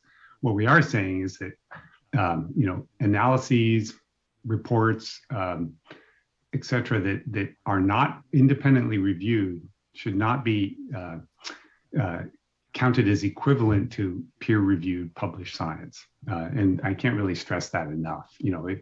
If there are some very vocal critics when our model first came out, and why have they not published anything that refutes or challenges our model in that intervening 5 years?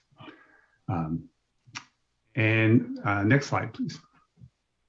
So getting to the data itself, this is the annual egg to fry survival data, and Miles showed this slide earlier, and it can be highly variable, up to 50% in some years and as low as less than 5% in other years. And something has to be driving this variability. Next slide, please. And this is a sort of a characterization of the river system. We use this sort of temperature landscape quite often in our presentations. On the x-axis is time, and on the y-axis, which is reversed, it's distance from the dam, from the top moving down. So, Keswick Dam is at the very top of the figure, and then distance down is as you're traveling away from the dam. I put a box there to show, typically where in space and time the eggs or reds would be located. And predicting from the number of eggs what the survival will be down, 60 kilometers downstream at Red Bluff Screw Traps is actually a pretty challenging, ecological, biological question. But that very strong temperature egg to fry survival relationship really keyed us in on what the key factor would be, and that's how we developed our model. Next slide, please. So Miles, so here's the results of our model, which Miles already showed, and it's I'm biased, but it's a pretty amazing fit for a complex system like this, and it shows that the temperature dependent egg mortality really drives the egg to fry survival. And when you're considering concerns about model uncertainty, I really want you to think back to this slide and as a reminder that there's not a whole lot of uncertainty associated with our model predictions, especially in years with high, or I should say low survival, which is again, primarily driven by temperature. Next slide, please. So here's the model as Miles already presented. I'm only gonna really focus on these last two terms at the bottom here, the T crit and the BT. So the T crit is the temperature at which eggs start to die, and the BT is just how quickly they die with temperatures above T crit. Next slide, please. And if you plot this out on two axes here, T-crit along the bottom and BT along the y-axis, you get this predictable relationship that for higher values of T-crit, say 14 degrees C, BT would have to be much higher in order to meet the observed survival at Red Bluff. So that's why you get the curve as it is.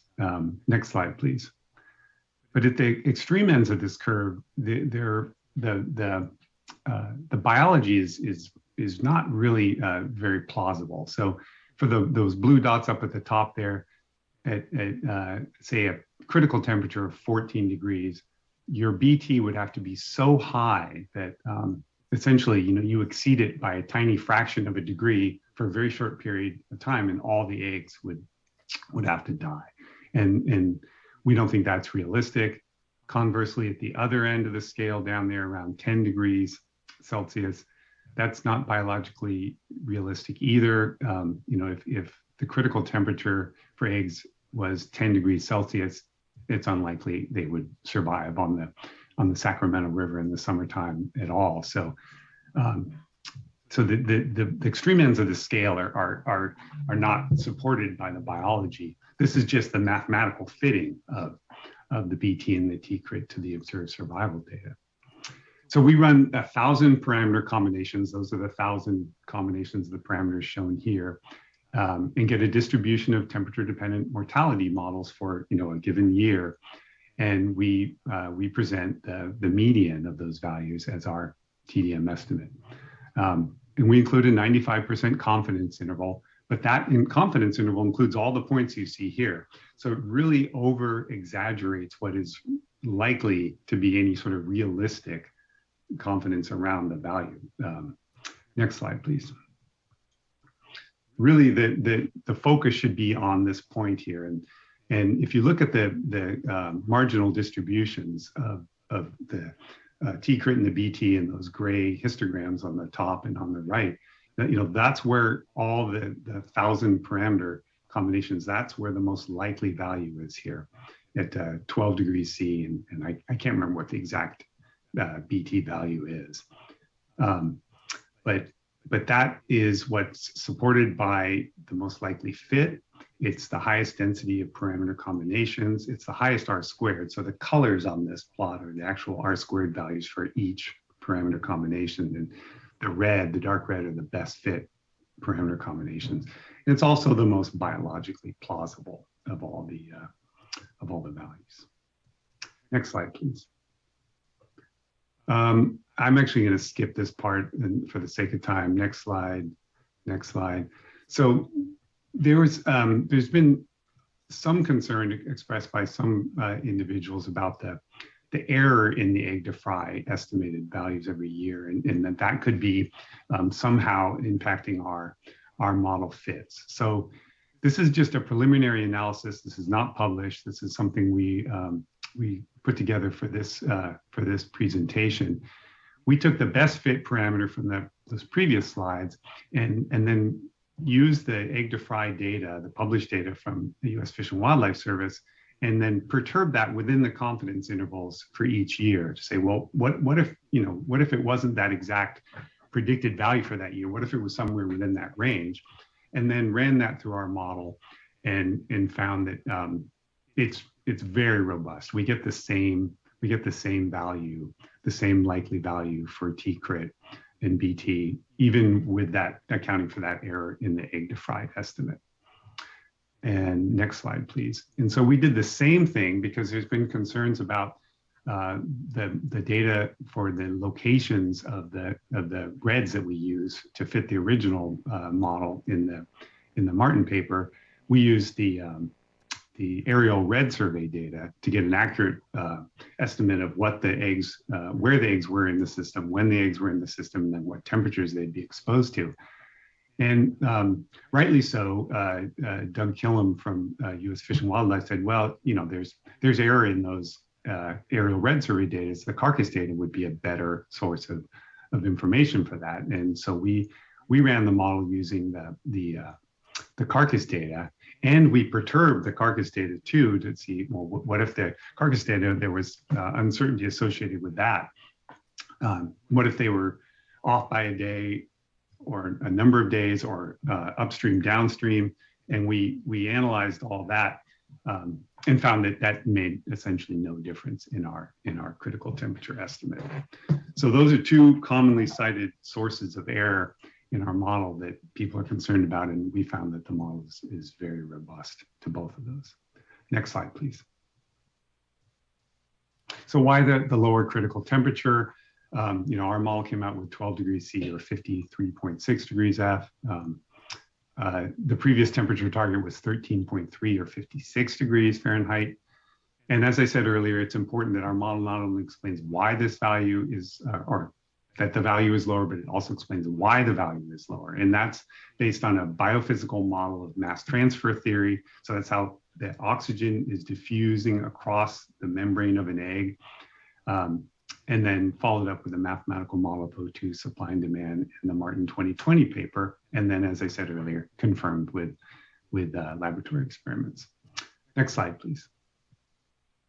So I'm going to go through this in much more detail than folks are probably interested in, but it'll serve a purpose that I'll explain here. So you take any red within the river, and that's depicted, for a particular location. Then the lower little drawing of a red has multiple egg pockets within a red. Those are the little pink circles. And then if you blow that up, this is what a computational fluid dynamics model of what an egg pocket within a red might look like. The eggs are the little red balls in there, and then the gray represent the gravel around the red. And then the flow goes from the top to the bottom as you're flowing from upstream to downstream. Next slide, please. So then if you take a cross section, a cut through the middle of that egg pocket, that's what that figure on the right is. And so the black circles are eggs, the gray circles are gravel. And if you sort of slice right down the middle, that's what this cross section would look like. And then the colors in the interstitial spaces are the velocity, represent the velocity of the water as it's moving through that egg pocket. And the green is higher velocity and the purple is lower velocity. And so the important take-home message here is that water velocities slow down significantly when they're moving through these interstitial spaces within an egg pocket. And it's highly variable within that space. So, in the open spaces between the eggs, it might be moving quickly. Around the boundary of an egg, it slows down. And in the tight interstitial spaces, it slows down even more. And these velocities are sufficient. And I should point out that, the oxygen is being supplied with the water as it's moving through the system. So if it slows down around the boundary of an egg, the egg uses up that oxygen and it's not being replenished, potentially being replenished fast enough if the water velocities are very slow. So those water velocities are generally fast enough in natural systems if the temperatures are low enough. Next slide, please.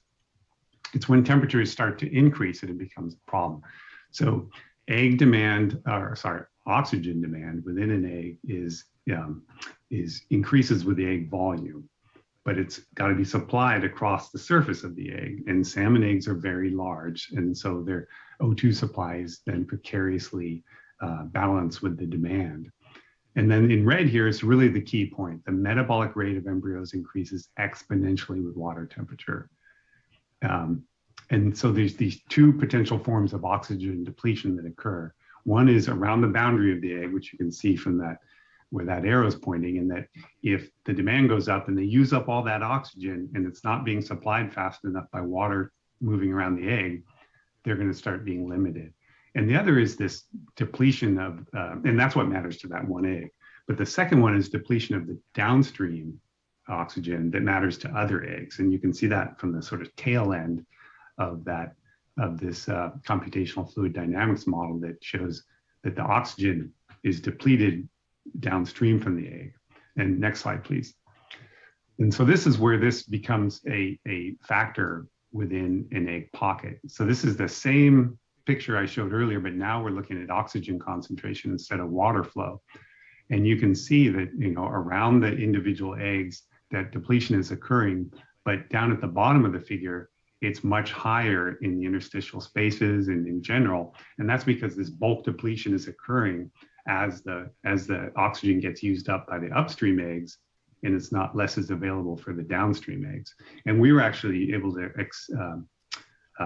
confirm this experimentally by measuring O2 and egg survival within a laboratory egg pocket to see that there was lower survival in the downstream and section of a egg pocket when temperatures were higher.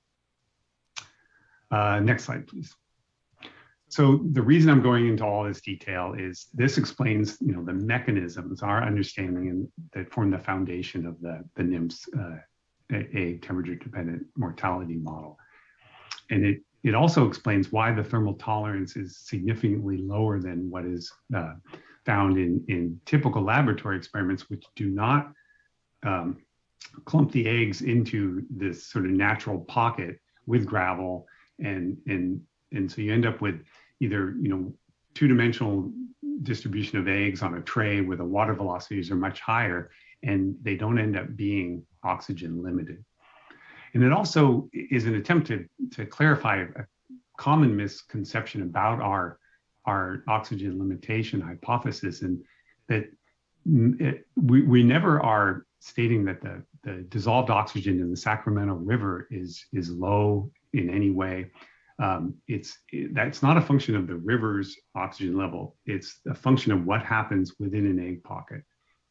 You can have a perfectly high oxygenated waters, but if they're moving too slowly and temperatures are too high through an egg pocket, that's when oxygen limitation occurs. And this has important implications for field measurements and field validations. Anybody that's going out and measuring O2 levels in a river outside of an egg pocket, it's not really relevant to what matters to an egg. And it's very challenging. We understand that measuring O2 and velocities at these very fine scales in the field is a very difficult thing to do. We are working on field studies to do that, but this is a realistic limitation. Next slide, please.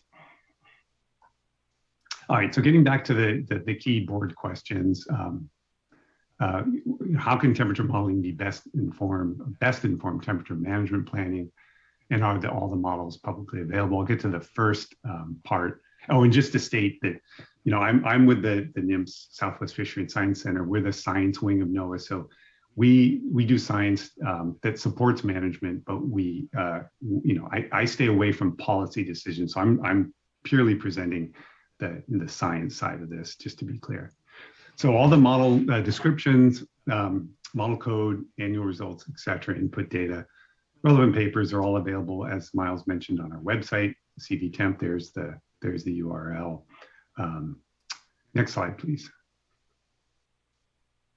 All right, so how can it be used for management? And in hindsight, I wish I'd spent much more time on this for this presentation, because I think this is truly what is the most useful information for the board. But I'll briefly go over this.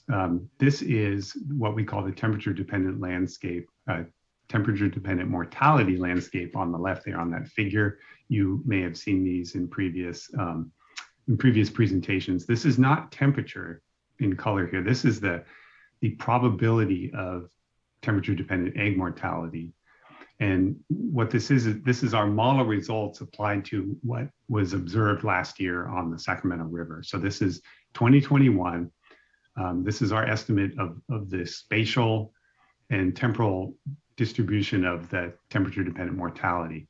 And any point on this figure in space and time indicates a probability of eggs dying from temperature-dependent mortality if they were deposited that day. So it takes all the future temperatures into consideration, the development time, which is a function of temperature, and calculates that. And this is the real strength of this model. For the annual temperature-dependent mortality for 2021, take the weighted mean of all those circles, and the circles represent where and this is preliminary, but where the reds were observed in 2021. You take the weighted mean of those, and that tells you what the annual temperature-dependent mortality was. But the real strength of this is really in forecasting future conditions, and when it's coupled with physical models of operations and river temperature, the shape of this curve, or the shape of this, the colors on this map will change according to all the model factors. Next slide, please. So the point I'm trying to make here is you can capture all the variation in the TDM estimate. You know, reds are not always in the same location every year. We can capture that variation by modeling different distributions of reds. We can capture all the hydrologic and meteorologic variability, all the operational variability, and all the necessary outputs associated with all the physical models. So, you know, for a particular scenario, what is the first date of the side gate used for the temperature control device? What's end of September storage? What are all the other relevant operational data? So I haven't been very clear on how I've described this, unfortunately, but James Gilbert will be following me with a much more coherent demonstration of that sort of larger picture of how we can use these use the model. Next slide, please. And then the next question was about how should modeling uncertainty be considered in utilizing temperature modeling results.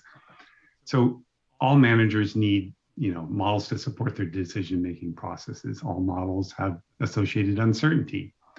But to me, the important question is which models are best supported by science. And I'd like to make a case here for when it comes to modeling uncertainty, it should not be used as a tool just only to sow doubt in science. And this is something I find, you know, pretty disturbing when it's just used as a tool for sowing doubt. It should not be used as a tool of distraction from the decision-making process along those same lines. And it should not be used selectively only when it benefits certain stakeholders. And I'm not implying any particular stakeholder. I'm just saying uncertainty should be treated equally among all models and all sources of uncertainty. Next slide, please. So this is a point I tried to make earlier. In terms of uncertainty, when thinking about uncertainties associated, say, with our temperature-dependent mortality model, what are the alternatives? So the 2009 biological opinion and RPAs identified a temperature compliance point and a temperature associated with that. Since there's no quantification of the impact of temperature, if you just have a temperature target, when you exceed that temperature target, it doesn't tell you anything about other than it's bad. You know, if it's bad that you exceeded it for a day or two, or if you exceeded it by 2 degrees, there's no uncertainty identified with that approach, that modeling approach. There are other TDM models that are based on laboratory studies that have a higher temperature T-crit that might provide more certainty associated with the TDM temperature relationship. But if those models are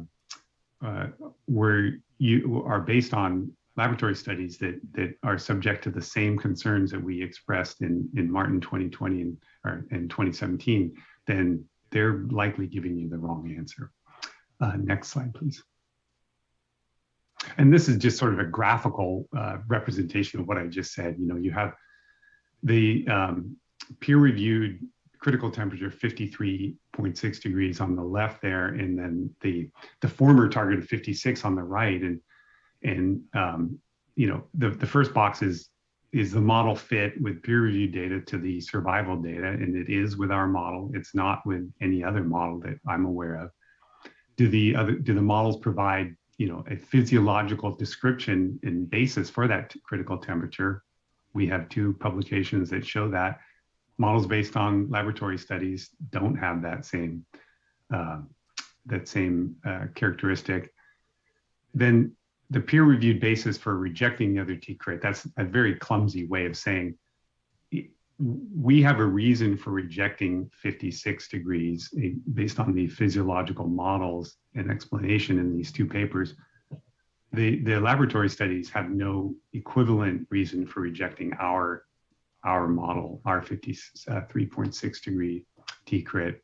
And then finally, the last one is laboratory studies supporting T-crit. And in those cases, yes, there are other studies such as US Fish and Wildlife 1999 that support that 56 degree. But as I said, those are significantly problematic for the reasons I described earlier. Next slide, please. So I'm not sure how I'm doing on time here. I just wanted to briefly list some of these misconceptions about the NIMS model. The uncertainty, I think I've already talked about that. Flexibility was a term, for lack of a better term, I threw that in there. I've heard criticisms that the 56 degree target associated with the NIMS model is too restrictive and that it results in higher probability of egg mortality. That's a sort of a baffling argument to me. The model tells us what the egg mortality will be. It can model any scenario of water operations. If they're too restrictive, that's not related to the biology. There's concerns about the accuracy. I think I showed you from that first slide that it's very accurate at predicting egg to fry survival. The whole oxygen, dissolved oxygen misperception, I think I already addressed that. Another issue I hear is commonly it's not validated with field data, and that is true. It's also true of any model related to winter run and the Sacramento River. So that is a bit of a misdirection when people bring that up. It's very challenging to validate a model with an endangered species without causing additional harm. So that's sort of a misdirection. And then finally, there's a lot of questions about the model assumptions. One of them is that all the temperature dependent mortality occurs at the egg stage. And we realize that is a simplifying assumption, but eggs in all aquatic organisms are by far the most temperature sensitive life stage. And a 2 degree shift in temperature can make the difference between no mortality and 100% mortality for eggs on the Sacramento River. Why a 2 degree shift is not going to make a big difference for juvenile stages, for increasing predator activity. This we feel is a very safe assumption. Next slide, please. So in conclusion, the NIMS model represents, there's a missing S there, the best available science and the best tool for management. It's peer reviewed and documented. It's gone through 5 years of critical evaluation. When coupled with physical models, it's a very powerful framework for evaluating what the impacts of operations will be on eggs. The T-crit, the 12 degree T-crit is supported by all these factors. I'm not going to repeat all that. And there are no other models that meet these standards. And I'm not sure how I'm doing on time, but I would like to emphasize that that I would hope that the board would not look at this modeling framework as, you know, one more sort of complex problem for them to address in the myriad of difficult problems that you already have to deal with. Instead, look at it as a very powerful tool to evaluate water operations. As James will talk about next, you know, when it's coupled with the physical models, it allows us to explore in the short term and the long term what the impacts of water operations, hydrology, meteorology, et cetera, will be on salmon eggs. So I think we'll stop there and either take questions or go to the next speaker. Thank you, Mr. Danner. Appreciate that. We'll continue on to James Gilbert. Thank you.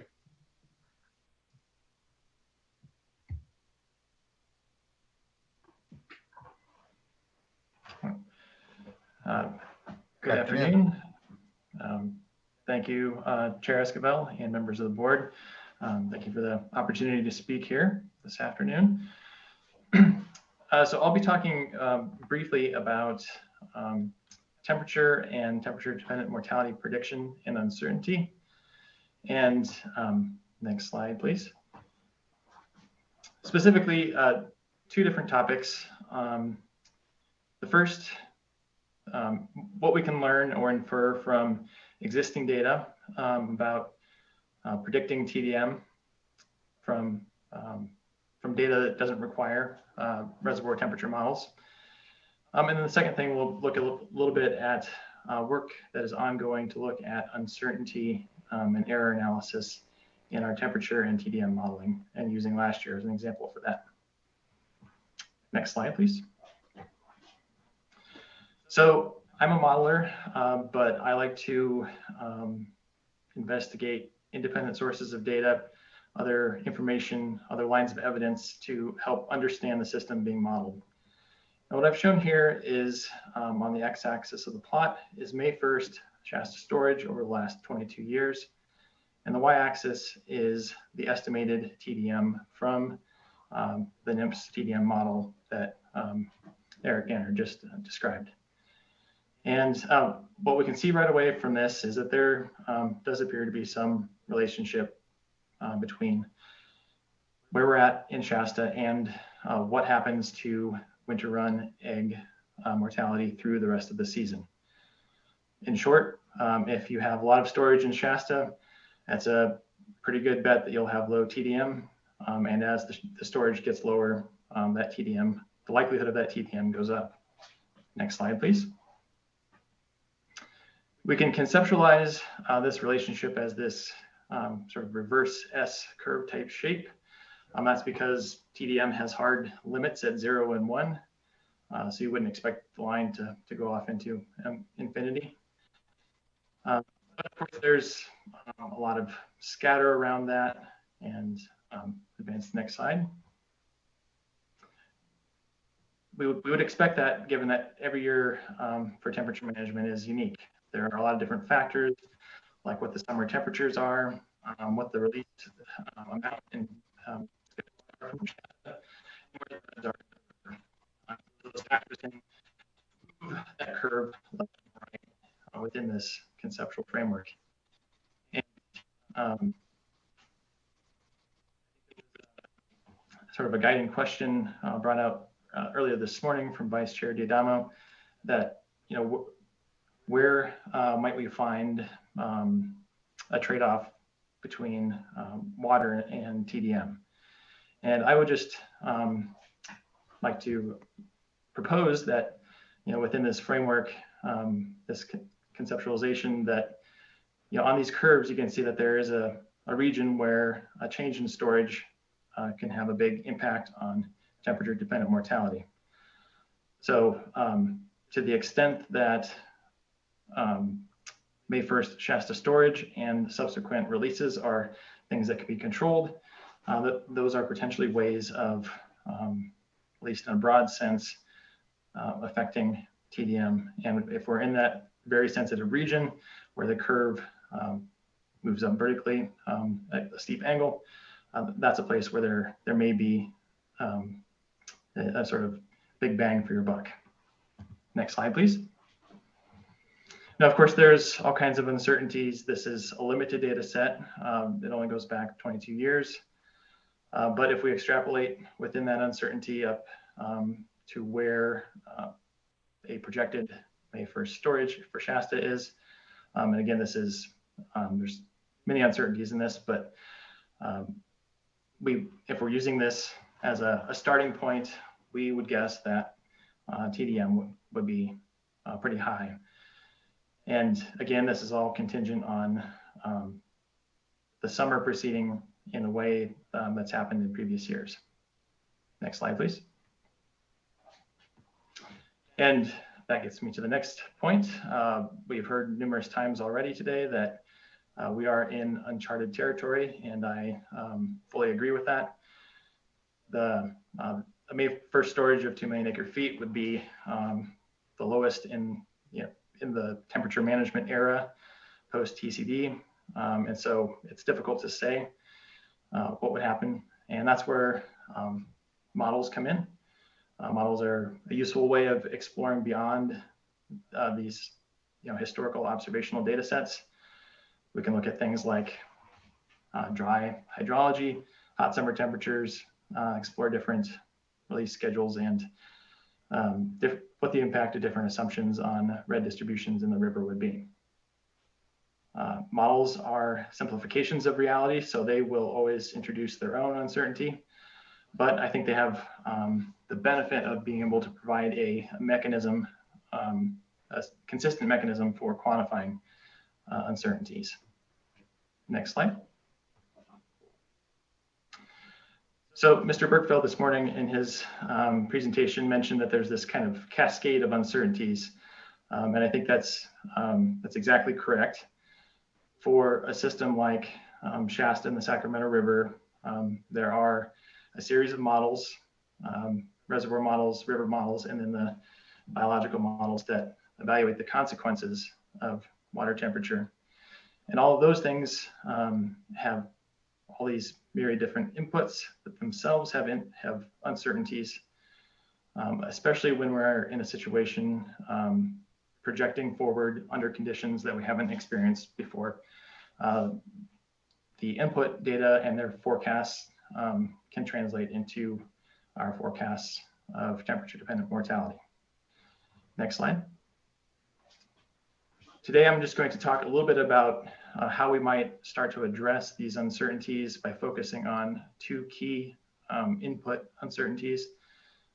One at the physical end, so our inflow hydrology into Shasta, and then at the biological side of things, the location and timing of spawning, so the red distribution in the river.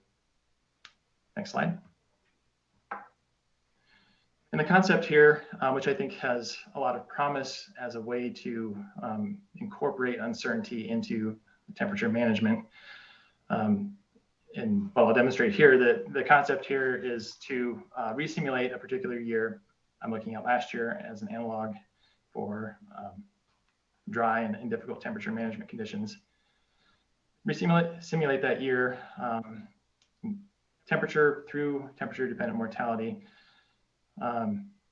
using controlled levels of input uncertainty. And so in this case, I'll be talking about simulations that use observed meteorology. I'm keeping that as it happened in 2021, but varies the input hydrology between the 90% and 99% exceedance forecast from Bulletin 120, and then a composite of red distributions from recent years to provide an example of how that affects, how where the reds are in the river affects the TDM results. And the operations and decision-making component of things, to keep things simple, that's left as it was. So as it happened in 2021, and by that I mean not a forecast of operations, but as Shasta and Keswick were actually operated. And it doesn't necessarily need to be that way for this analysis, but keeping that constant allows us to evaluate how these other uncertainties affect that particular operation. Next slide. For this illustration, the reservoir and river temperature models being used are the NIMPS rapid models. There is no reason why it needs to be those specific models. It can be done with any modeling framework that captures all of these components. And then the biological component, that egg mortality model, is the NIMPS TDM model that both Miles and Eric have spoken about earlier. Next slide. And the simulations are done in a sort of sequential process where information that was available at monthly intervals last year, so starting in February, that information is incorporated into the models and then run forward for the rest of the year.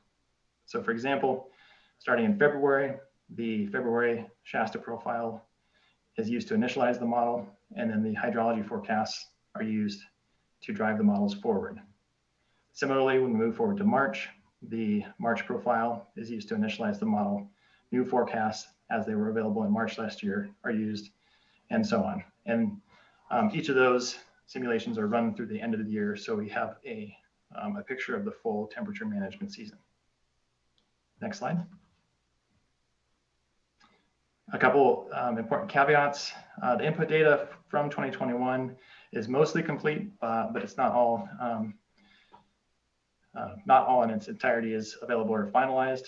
So what I'm showing here should really be considered kind of an illustration rather than a final answer. And the uncertainty representation here is coarse, and it's the subject of ongoing work, trying to more precisely quantify the uncertainty on these inputs. It's something that I think would be helpful and useful in a management context as well. And again, there's many ways to use this analytical approach, and I'll just be presenting this one as an example here. Next slide. So a quick overview of how to interpret what I'll show next. I'm trying to answer the specific question, how much do inflow forecasts and red distributions affect TDM predictions, assuming actual 2021 operations? And I'll be showing the results on a plot with the axes shown at the right there. Next slide.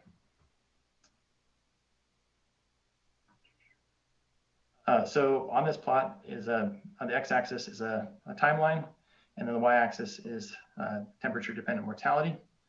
The dashed line is the final estimate of TDM from 2021 of 75%. So that's just provided as a reference point to see where the forecasts line up. Next slide. And the forecast will be represented as a colored bar, and where that is on the x-axis is when the forecast was initialized. Next slide.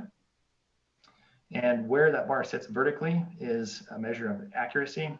So if we consider the dashed line as being the quote unquote right answer, if the bar covers that line, then there was some accuracy in forecasting that TDM. Next slide. And then the relative height of the bar is an indicator of the uncertainty in the estimate. It's just the range of TDM predicted from all the combinations of hydrology and red distribution inputs. So a tall bar would be higher uncertainty, a shorter bar would be lower uncertainty. Next slide. So these are the results for 2021 across 4 different forecast states, February through May, incorporating hydrology uncertainty and the red distributions. We see at the left, the February and March forecasts tend to be a little low relative to that dashed line, and they tend to be taller. That underprediction is a result of the hydrology forecast being a bit wetter in those earlier months. Next slide. As we move from left to right, the range of that TDM, those TDM bars narrows as the operations and forecasts become more aligned, particularly in May. Next slide. And notably, we don't go down to 0 uncertainty at any point. And that's because there are still, even in May, there's still important uncertainties in the system. Things like assumed red distributions definitely contribute to that range, even through the summer. Next slide. Although there's still a lot of uncertainty in February and March, the fact that it doesn't cover the full range from 0 to 1 right away is a helpful indicator. It's the fact that we can have some estimate of TDM early can be potentially useful as an early indicator. And as we develop this analysis, I think it would be useful in sort of a risk-based projection framework where we look at what's the likelihood of exceeding some threshold given the uncertainties. Next slide. And I guess the other thing I'll note too is that the February forecast for inflow to Shasta was much wetter than ended up happening, even at the 99% exceedance. And so to the extent that we can, explore more extreme dry end forecasts in years where we expect, potentially these conditions to occur, that will give us a better chance of incorporating, the important information into these sorts of forecasts. It may increase the uncertainty, especially in these early months as well. But being able to consider the broader likelihood of these sort of negative conditions, I think would be helpful as well. Next slide. So to wrap up, I think historical data are certainly useful, even without having to bring reservoir temperature models into the mix. They are helpful as kind of a back of the envelope, or get us in the ballpark type reference points for what we might expect for TDM.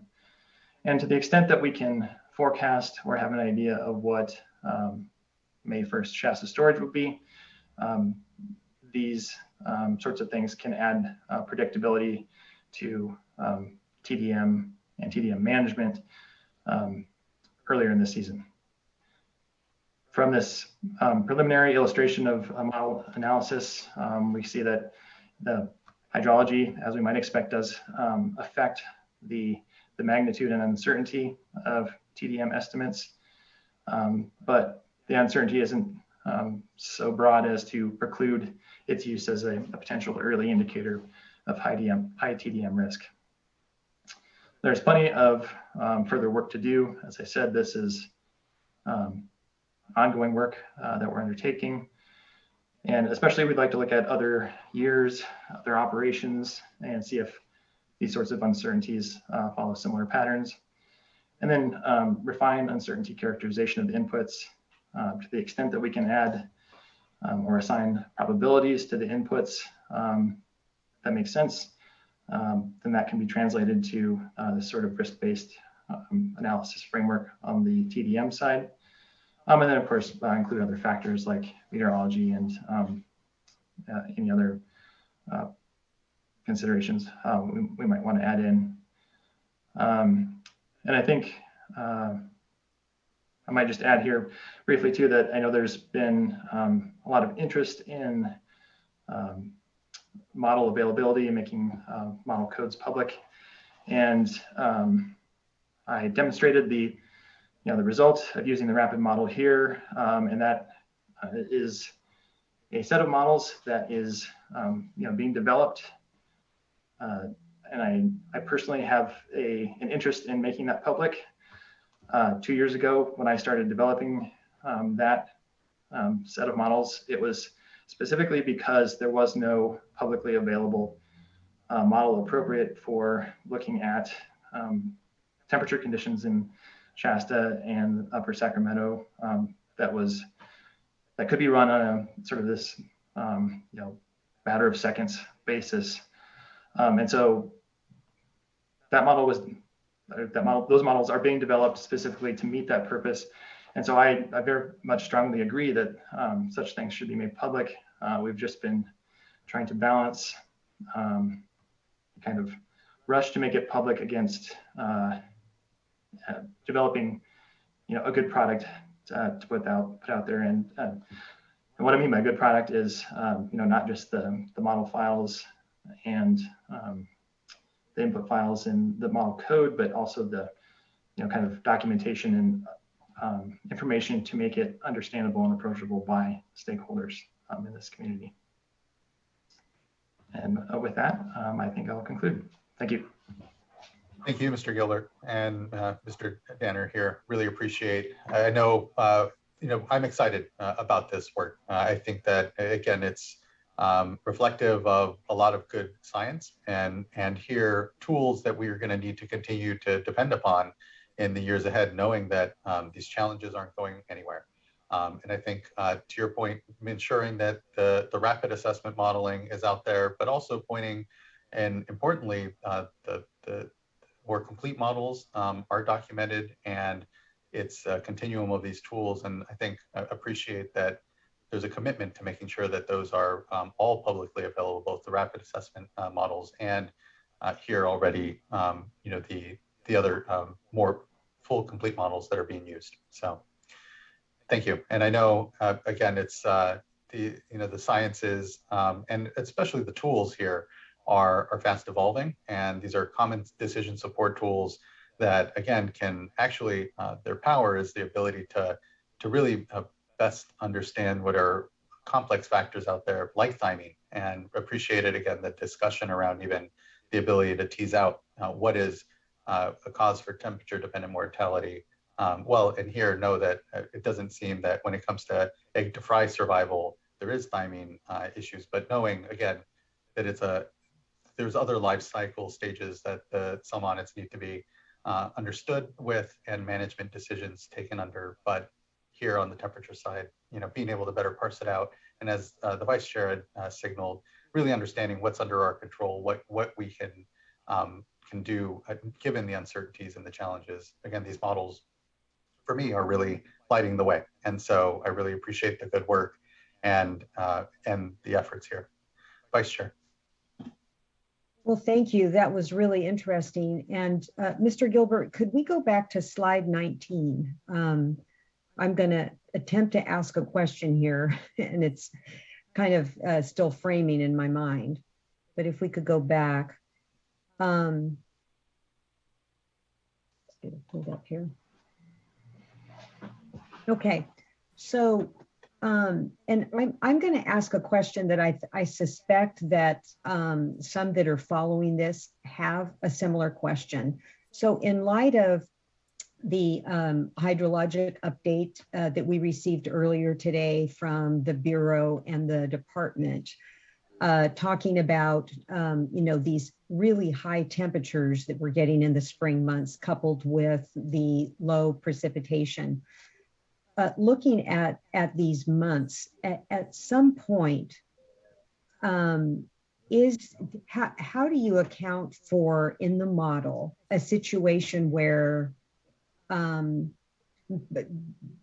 either A, the water could potentially be available in the reservoir, but then, not necessarily looking at the trade-offs. So that's question number one. Do you incorporate the trade-offs? And then question number two is there a point at which it's just too hot anyway with, on these ongoing high temperatures? And can the model account for that situation where, regardless of these high TDM numbers, there's just not enough on that curve that you had in a previous slide? Making an adjustment wouldn't make a difference. Is the model able to tease out both of those issues? One where there's the ability to provide the water, but then whether or not you can incorporate the trade-offs. And then the second question is, at what point, and would it be, potentially even here looking at certain months where it wouldn't make a difference to make an adjustment in the operations? So on the point about trade-offs, if we're looking at it in the context of a forecast analysis like this, what we would want to consider is sort of a multiple sets of these plots, where each plot, or each individual plot would be one proposed operation, and the trade-offs in terms of what we do with the water in the reservoir, that would have to be kind of assessed elsewhere. The model is really just taken as an input what the releases are, and calculate what happens to that water in terms of warming as it goes downstream. in terms of assigning a value to that, or amount of water delivered versus amount of water that makes it downstream for delta purposes, that's beyond the scope of what we incorporate in these models. But it's this analysis framework can fit in with that broader kind of trade-off analysis.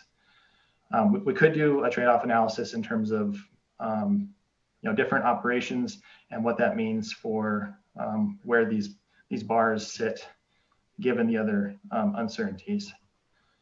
The second point about, remind me, the second question was specifically about the I'll try to. how, like, at what point do we not have the ability to do anything? Is that correct? Right. So, that first plot I showed with the curves, you may have noted that the line for 2022, the estimated line for 2022 occurs in a place where we don't have any previous points. Like I said, I think a May 1st Shasta storage that low has not occurred since 1977. So we don't have a lot of previous experience for conditions that get down low, that low in Shasta. So we don't know for sure at what point the lack of cold water really is kind of a lost cause. But that is something that a modeling analysis could help shed some light on. Again, speaking for our models, we compare them against the available data we have to see that they perform well. It's no guarantee that there isn't something that would kind of present as a confounding factor in these extreme conditions. But lacking that data, the models are a way to kind of get in a first rough guess as to what that might be. And I don't know off the top of my head what that threshold is, but that's something that could be explored. That's helpful. Yeah, and I don't mean to imply that I think that it is a lost cause, but just looking what the light bulb that went off for me was just looking at these different scenarios, or not scenarios, but different as things progressively get worse, as it gets warmer, and looking at sort of the lost cause scenario, at what point would that exist? And maybe there could be trade-offs within a previous month in order to decrease the temperature dependent mortality for that month. So just looking at different, ways that things could be configured. This is helpful. Thank you. If I may jump in there quickly, I think I can add some additional thoughts to this. If you can go back a slide or two to that S-curve that James had presented. I think this is a very effective way of sorry about this. Yeah, right there. So I think one thing to think about this, you were asking about, where is that sort of point of no return, or, where are you on this, are we on this curve? And I think one of the key things to take home from this is the further you go to the left, the more your options are diminished. And I think everybody already knows that based on past experience.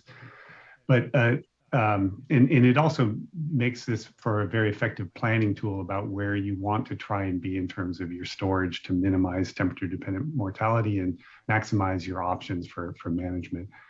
And the other thing, for when you do start getting towards that upper end where your options are more and more limited, this is a very useful tool for evaluating the trade-offs with, say, trucking and hauling, reintroducing fish to other habitats where there is a cost to the fish in the Sacramento River below Keswick when you're taking some of them out to move them somewhere else. And this is an extremely valuable tool for looking at those trade-offs. So at what point does it become better to start moving fish? This is a way for us to evaluate that. So thank you for letting me jump in. Thank you, Vice Chair. Yeah, and thank you, Mr. Gilbert, Mr. Danner. That was much appreciated. Board Member McGuire. Yes, thank you. I appreciate the presentation. Really, really helpful. It really gets me thinking here. But I wanted to follow up just on your comments about the rapid assessment tool, and appreciate your interest in making it public. I think we all share that interest. And not to put you on the spot too much, but we are using this tool. It seems like more and more here. We used it quite a bit last year, and I know in evaluating different scenarios, I imagine that it's being used, presently to look at a range of different operations.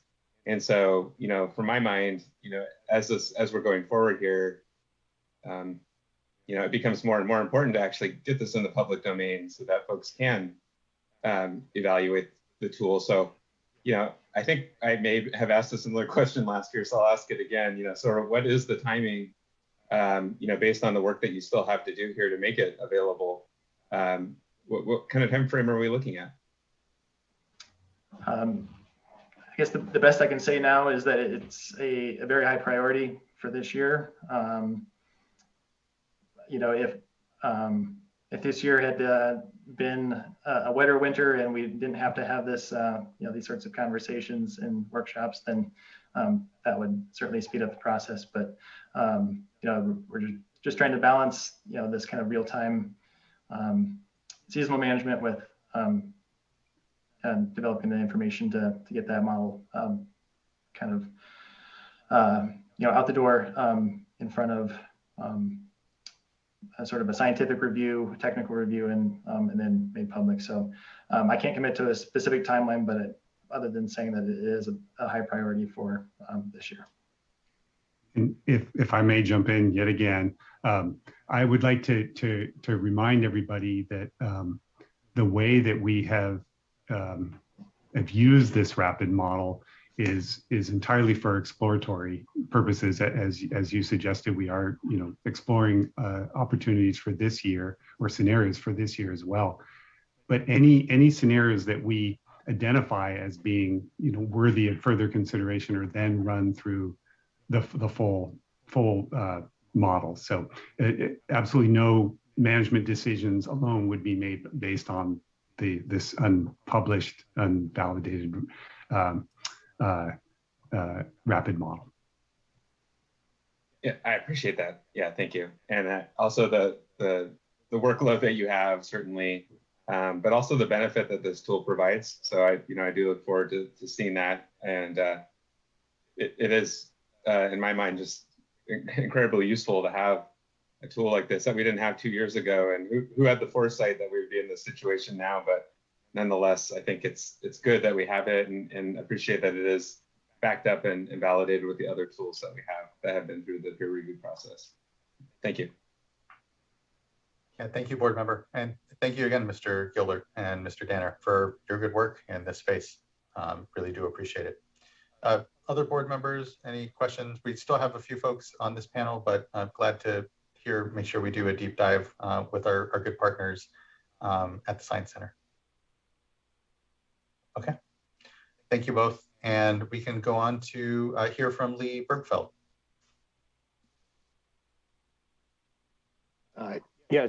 Chair, I don't believe I'm speaking on this panel. Okay. I saw my name was up there, but this is not in my wheelhouse. Okay, fair enough, Mr. Bergfeld.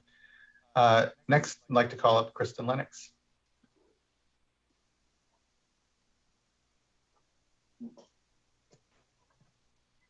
And thank you very much. Yep, thank you. And Steve Zoik? Yes. All right, perfect. Thank you both. Thank you for having us. My name is Kristen Lennox, and I'm a statistician at Exponent.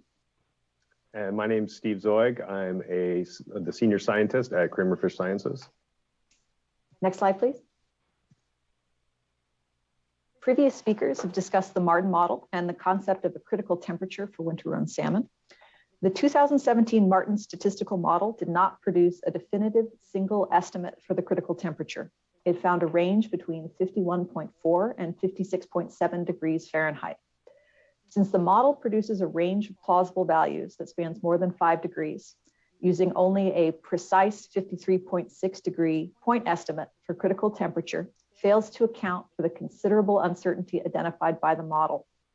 The figure on the right shows 95% confidence ranges for temperature-dependent egg mortality that are based on the statistical uncertainty in the Martin model. You can see, for example, that the temperature-dependent mortality range at 54 degrees Fahrenheit is between 0% and 70% mortality. Next slide, please. One of the key causes of the high uncertainty in the Martin model estimates is limitations of the data that were used to fit the model. The Martin model is fit using only a single egg to fry survival estimate for each year, and only 18 years of data were available for the published model fit. The Martin model is also dependent on imprecise input data. It is critical to note that no direct temperature or egg to fry survival measurements were used to develop the Martin model.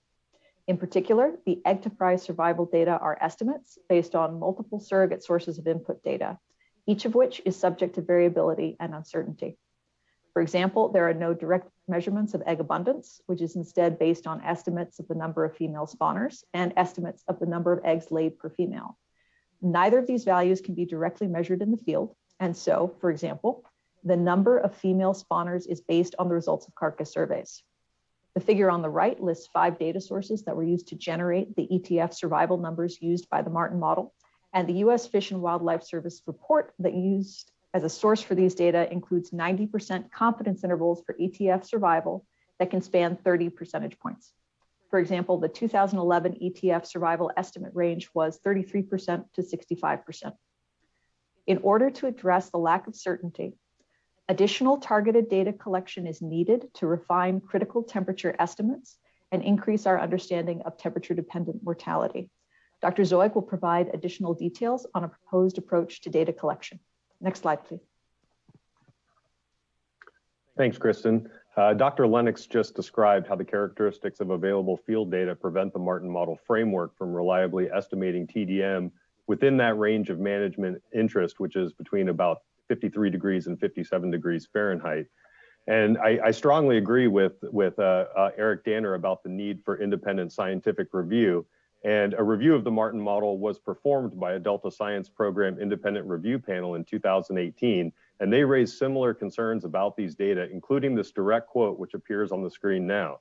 It says, if the Martin model is to be widely applied in the interpretation of egg survival, additional consideration of how uncertainties about fry and juvenile mortality affect the conclusions for thermal jeopardy of eggs may be required. And to date, I'm not aware of any work that's been done to address that specific recommendation or any of the other recommendations of the independent review panel. And waiting for additional observations from existing field monitoring will not fill these data gaps.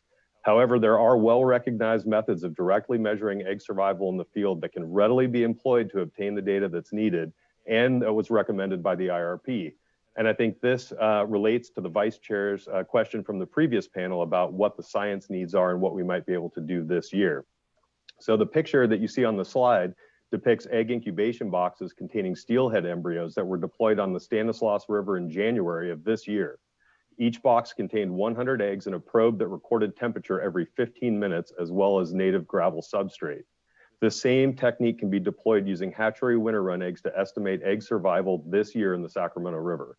The longitudinal gradient in water temperature from Keswick Dam downstream provides an opportunity to incubate those eggs over a range of thermal regimes.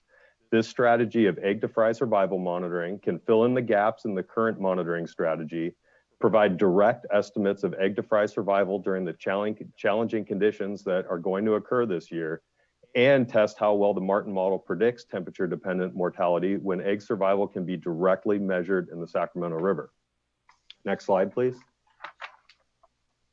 In the paper published by Martin and his colleagues in 2017, they hypothesized that the mechanism of reduced thermal tolerance in the field was oxygen limitation as mediated by flow velocity. And a follow-up lab study was performed by Martin and his colleagues in 2020 and tested this hypothesis. And a key figure from that publication is on the screen.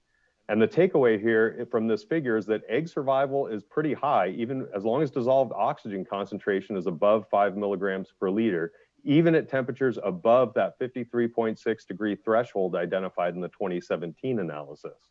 And this lab study produced really interesting data that supports a lot of previous literature that described the effect of dissolved oxygen on survival of salmon eggs and how that interacts with temperature.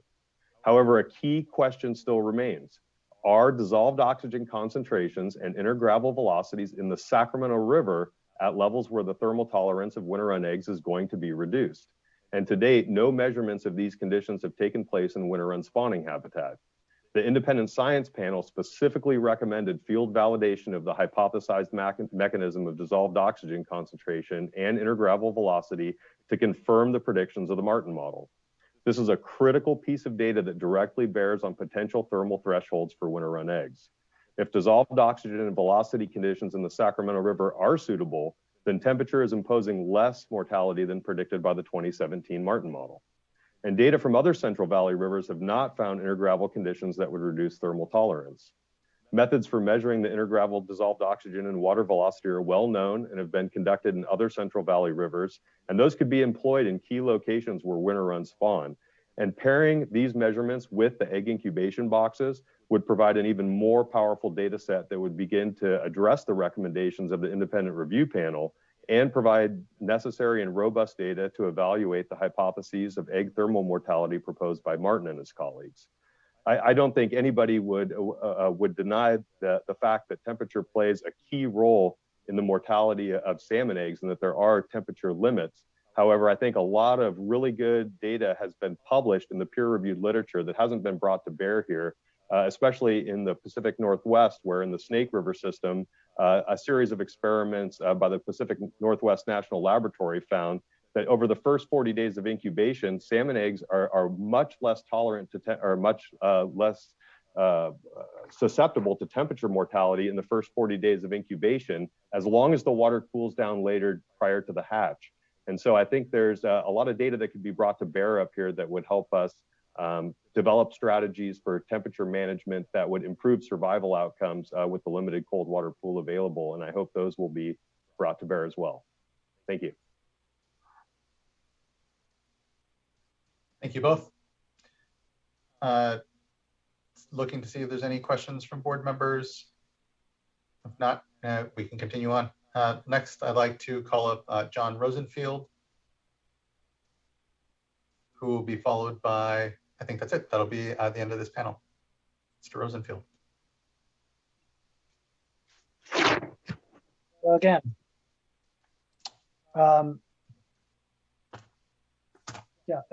well, before I get started here, I think you just heard some great presentations by the National Marine Fisheries Service Southwest Science Center and the detailed analysis that they've done of this issue.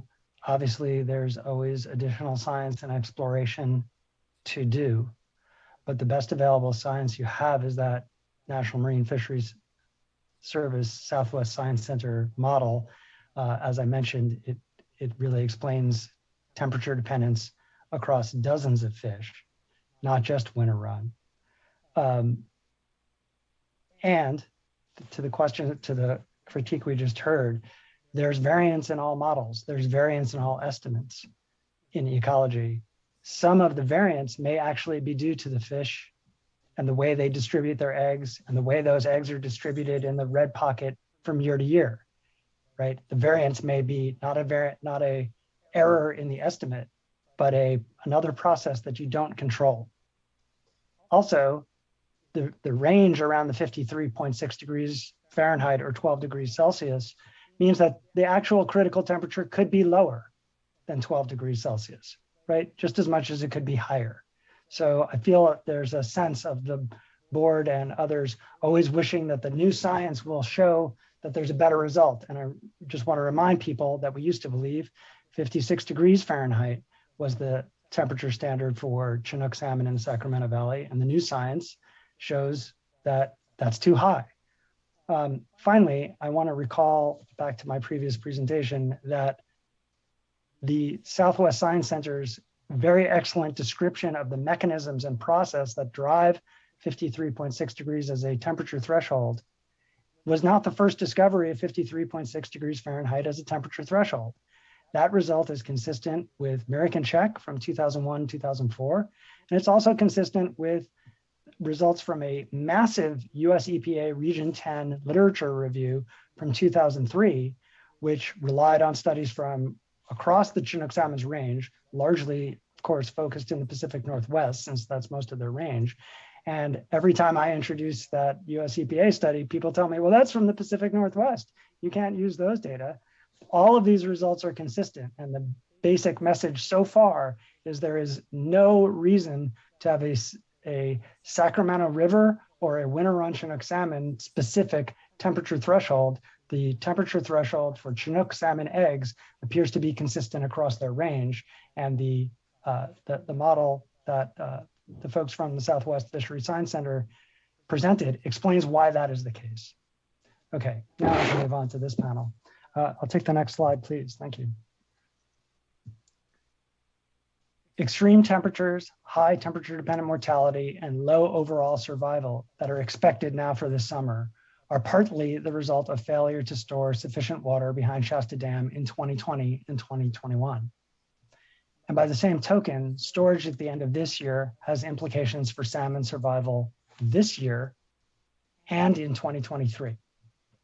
Next slide, please. We don't have, as you're aware now, we don't have modeling results for this year yet. So I want to present two scenarios from a suite of 5 that were modeled using the Southwest Fisheries Science Center modeling tools in 2021. These are from April. There were other results that were presented in May. The point won't matter which one I'm talking about. So I'm showing 2 of the scenarios of 5 that were presented. On the left, operational scenario A, on the right, operational scenario B. And let me just briefly walk through what the panels here say, because I know this is a very colorful slide, looks like a quilt, but to try and make sense of it, it needs a little explanation. In the upper left of each scenario, you have a graph showing a blue line. That blue line is releases from Keswick. That's operations, okay?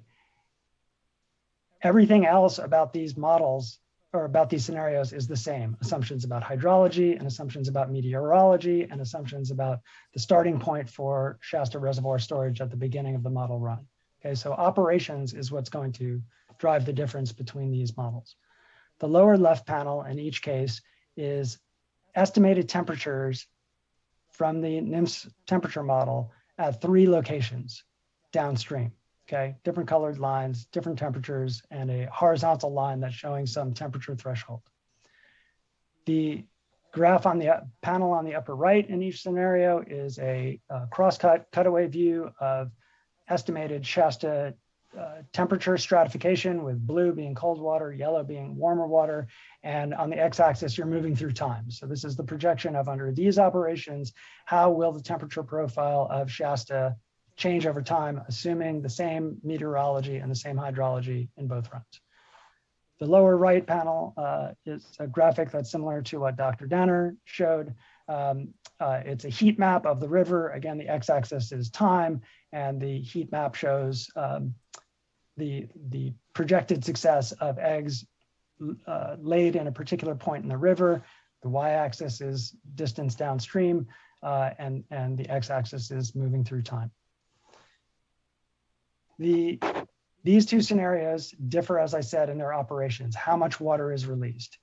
The operational scenario on the left resulted in an end of September reservoir storage of 0.97 million acre feet and was expected to produce temperature dependent mortality of 80%.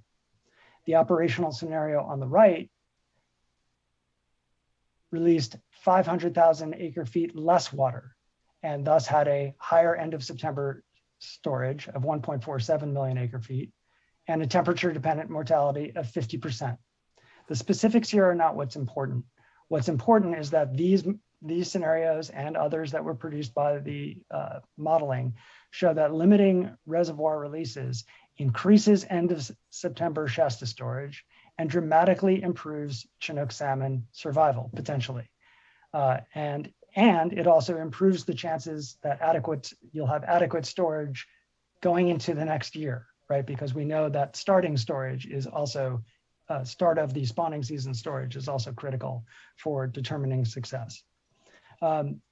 So releases from now going forward are going to determine what happens temperature-wise in the river this year. We don't have the model runs from this year, so I can't tell you what the projected temperature-dependent mortality will be, but this gives you an example of a general pattern that we're going to find.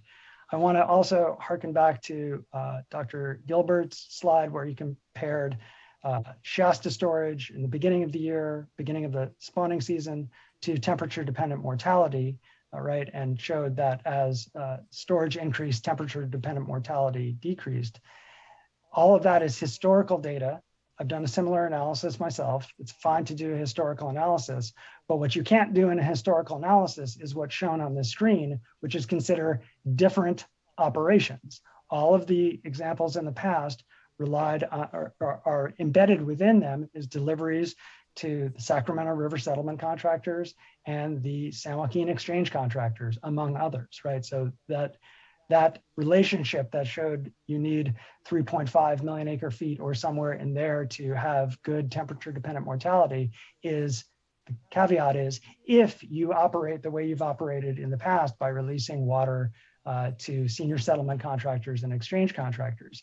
This graphic shows if you don't do that, if you retain some of that water behind Shasta Dam, you can improve results at lower reservoir storages than you've seen in the past. Next slide. This table shows or compares NMFS's previous opinions of what would be required to avoid jeopardy in a tier 4 or critically dry year like what we're seeing now. The first column is from NMFS's January 19th, 2017 draft RPA amendment to the previous biological opinion. The middle column is from NMFS's July 1, 2019 Jeopardy biological opinion, which was repressed by the Trump administration, still reflects the best available science to my eyes.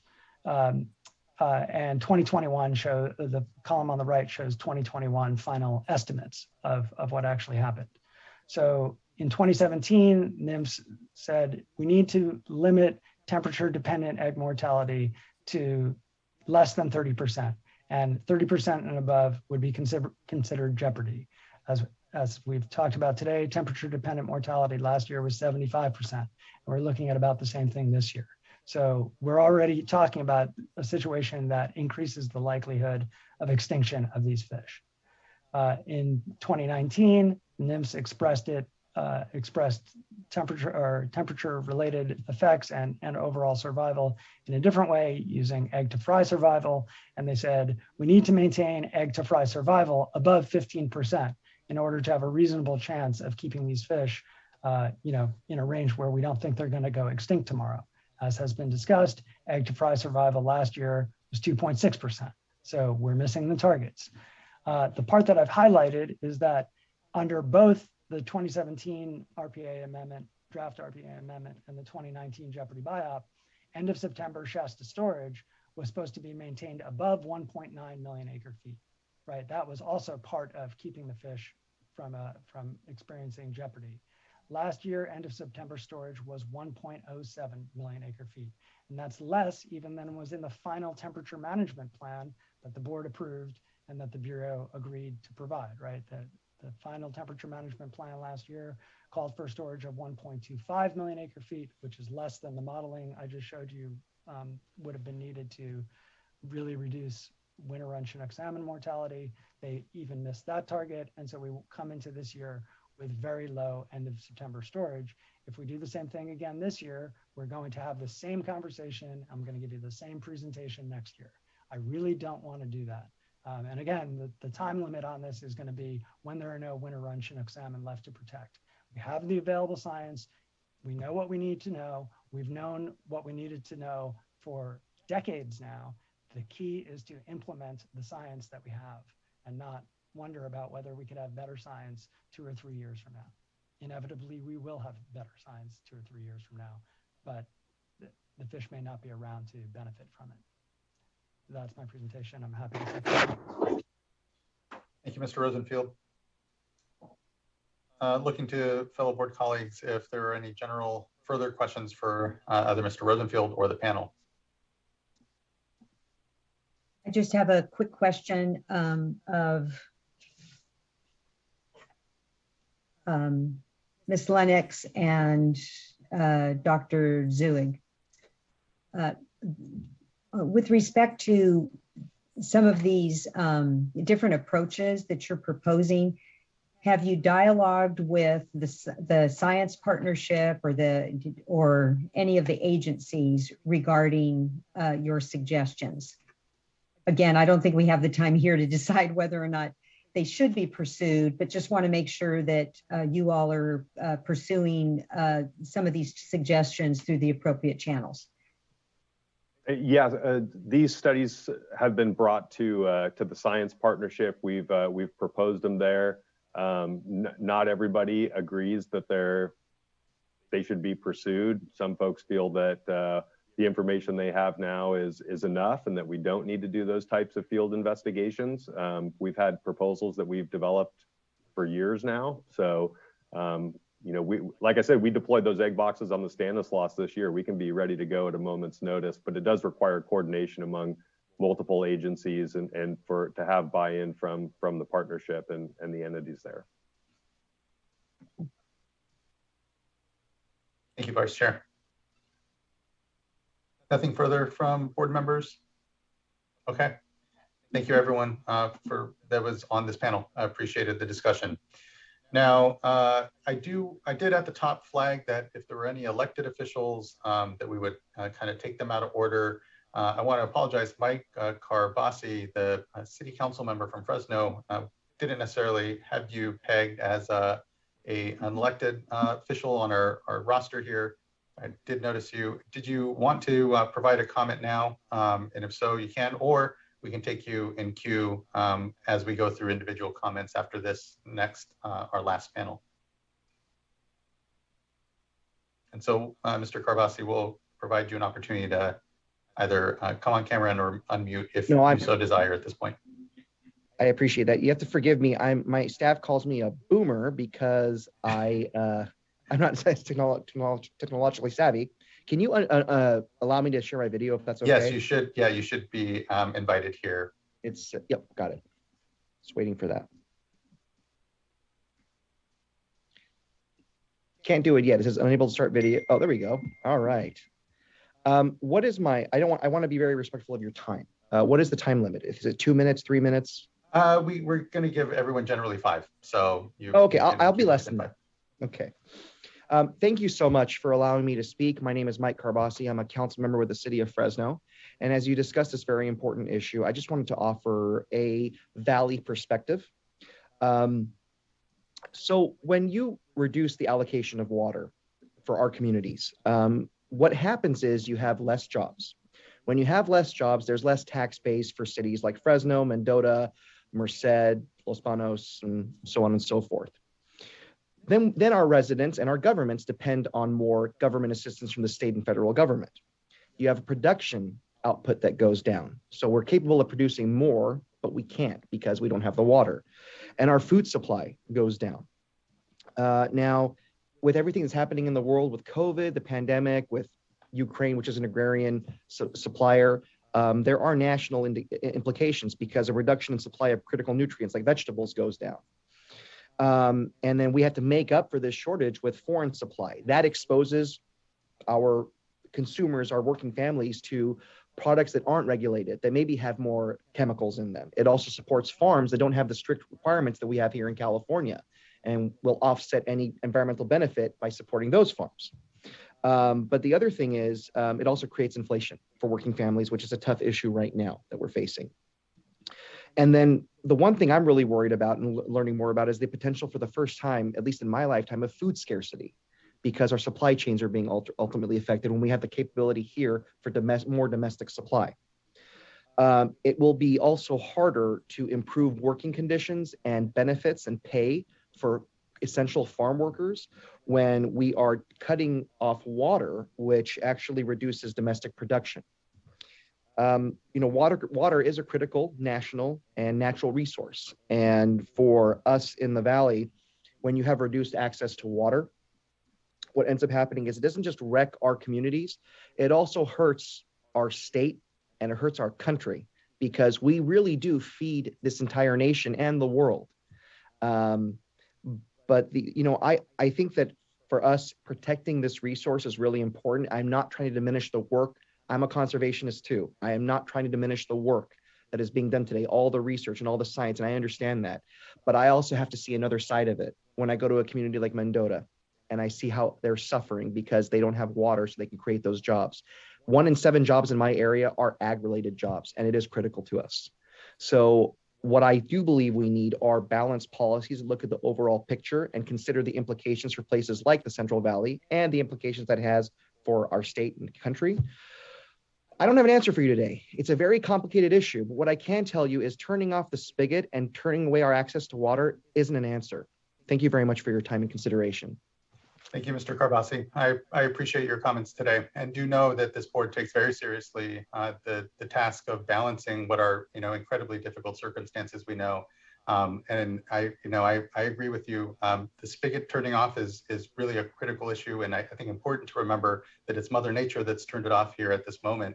And we're really trying to, again, balance what is really just catastrophic circumstances we're seeing, and the numbers that we're seeing here across the impacts of the projects, but also our watersheds is something that we're I appreciate and know that it is a balance here that we're having to strike in many communities, and hear a discussion around the project certainly, and know that it has critical impacts to communities up and down the valley. So I thank you. I appreciate your comments today. Thank you. Thank you all for your service. Thank you.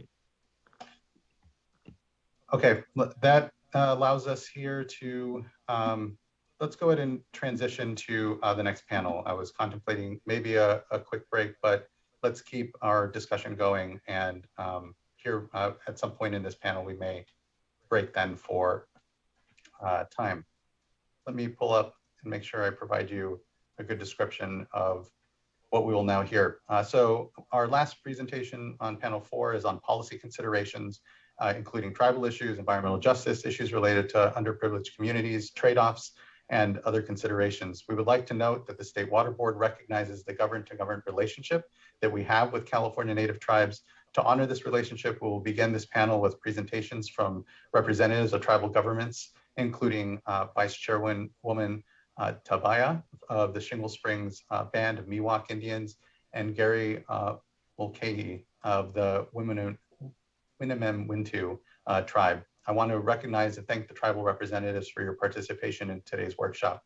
We will then hear from Morningstar Galley with Save California Salmon, Thad Bentner with the Sacramento River Settlement Contractors, Barbara Berrigan-Perea with Restore the Delta, Matt Holmes with Little Manila Rising, and Doug Obiji with the Natural Resources Defense Council. We'll also be joined by John McManus with the Golden State Salmon Association, and we'll finish with Mike Conroy with the Pacific Coast Federation of Fishermen's Association. And we'll go ahead and hold board questions to the end of the panel. But generally, that is, if there is something that a board member would like to ask, please always just butt in. So with that, we can begin with our panel, and would like to call up the Vice Chairwoman, Melissa Tayaba.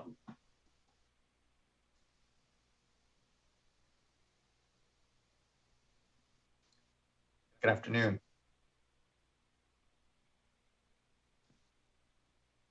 Good afternoon.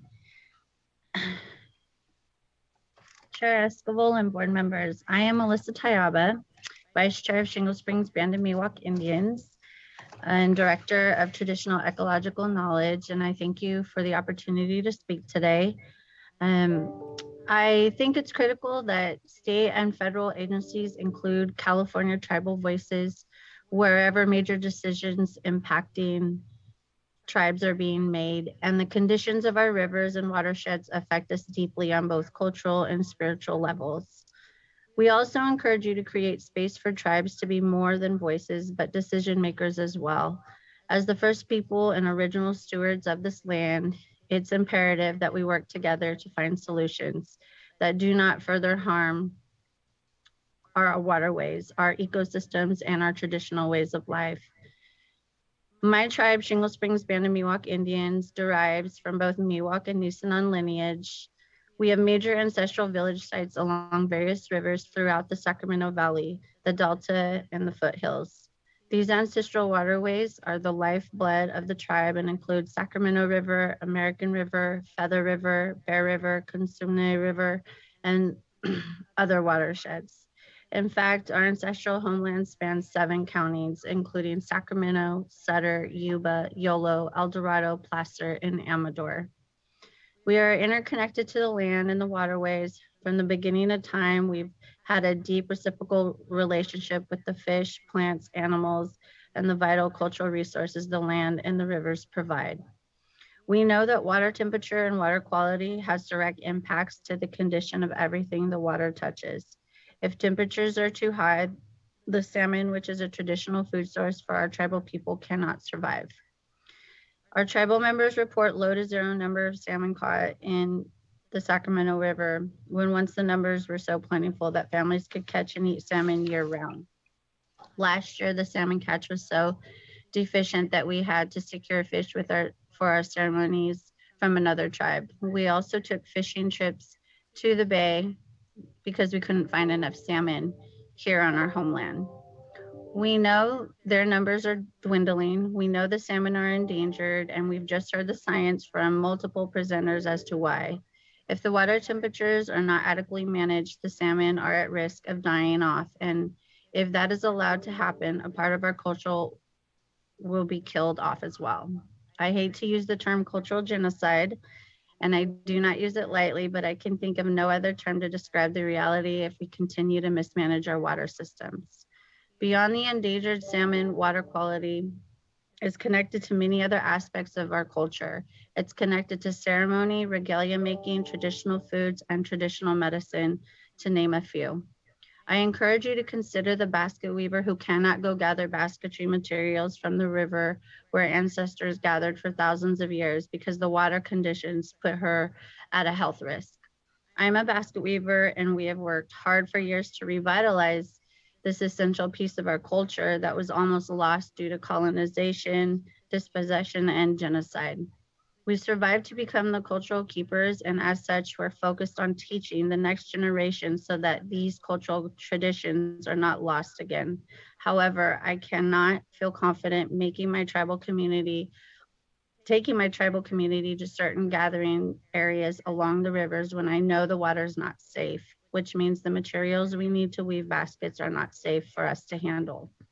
Basketry is more than weaving with our hands. It requires processing the plant materials, which can include the weaver using their mouth as well. This is the cruel irony. The Nisenan people, my ancestors, are known for being the weavers who mastered weaving watertight baskets. Yet now the materials we need to make them are threatened by the very water they were meant to carry. This is just another example of imminent cultural genocide.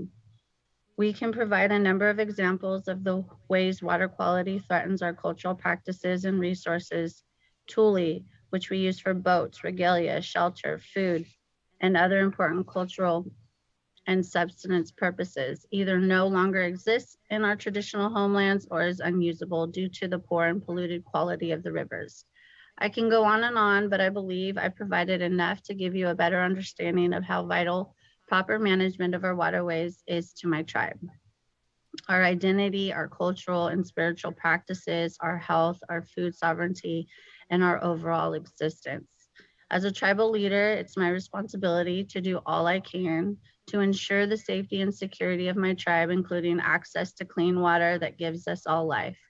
As board members of the Water Resources Control Board, I believe it's your responsibility to do what you can to help alleviate these threats to our waterways. We are happy to do what we can to assist you. Thank you for your time.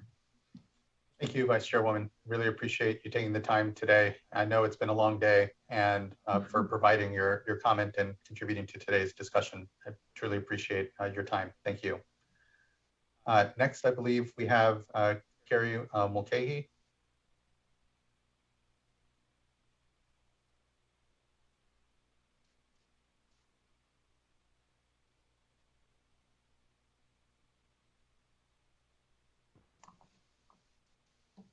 Hello.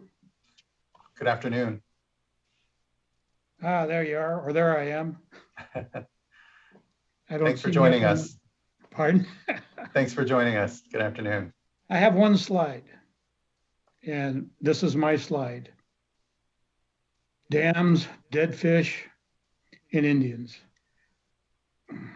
I'm the governmental liaison for the Winnemem-Wintu tribe. I've been down here in the Sacramento area for the last 30 years, 40 years, working on water issues, fish issues. I've testified before the State Water Resources Control Board on the California Water Fix. I've testified before the Little Hoover Commission. I was part of Governor Arnold Schwarzenegger's Blue Ribbon Commission on water, was on the Water Board's Water Infrastructure Advisory Committee, been on the California Water Plan Advisory Committee several years.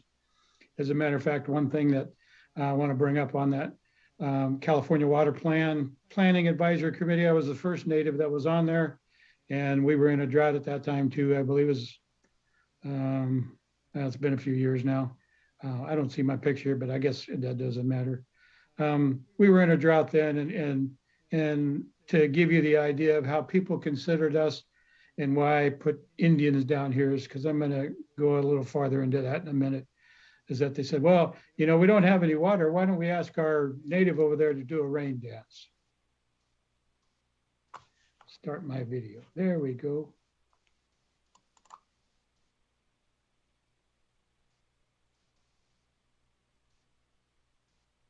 Well, it clicked, but I didn't see it start. Yeah, we can see you now, Mr. Mulcahy. Okay, thank you.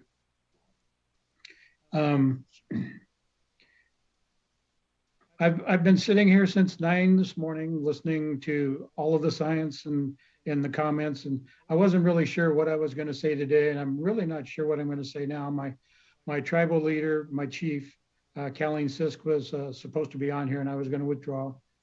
But we have 10 representatives coming in from international destinations to go to our mountain because it's considered one of the 7 sacred mountains in the world. And they're going there to visit with Colleen and go to the waters, the McCloud River, which is our traditional homelands, and then up to Mount Shasta, which is our recording in progress. Oh, okay. I keep getting notices here that pop up on the Yeah, Zoom sorry page. about that interruption. Sorry about that. Yeah, so she's not available today. Recording stopped. So I would like to address a comment though about the water temperature, the viability and the need for the water temperature for the salmon eggs in order to be viable. And if anybody wants to know what the real viable temperature is to make the salmon eggs 100% viable, is go up to the McCloud River, which is our traditional homeland, put your foot in the water there, and then put a temperature in there, and that'll tell you exactly what the water temperature is. It's significantly less than 53.6, by the way. So the Winnemem-Wintu tribe, we're from Shasta and Siskiyou counties. Our traditional homeland is on the McCloud River watershed, Upper Sacramento.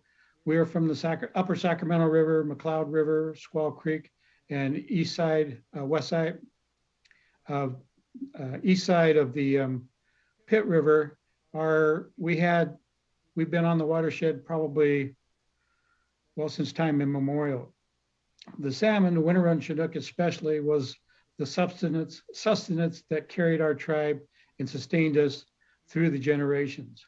But in 1947, there was a completion of a dam on Shasta, on the Sacramento River, called Shasta Dam.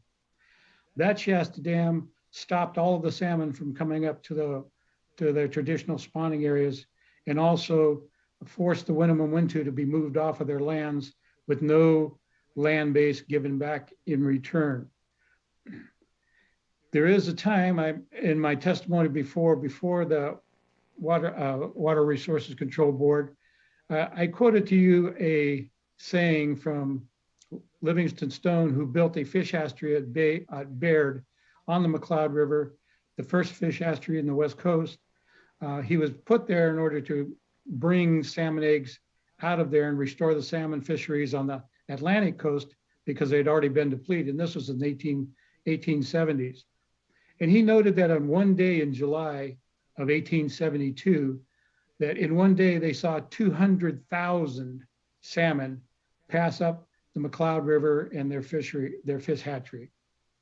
So it amazes me when people say, and they're enthused that they have a 9,000 fish return or a 5,000 fish return, or even a 2,000 fish return, because the salmon and the Winnemem are one. In our creation story, we came out of a spring on Mount Shasta. We were the last creature that was created. All the other creatures were created before us. But we looked pretty pitiful, pretty non-imposive, and we couldn't speak. But the salmon came to us and they said, "We will give you our voice." So the salmon gave us their voice, and in return, we promised them that we would always speak for the salmon. And in return, so we have always spoke for the salmon since in time immemorial. We held a war dance when they were building the Baird Fish Hatchery back in the 1800s, because we thought that the fish hatchery was going to harm and endanger the fish.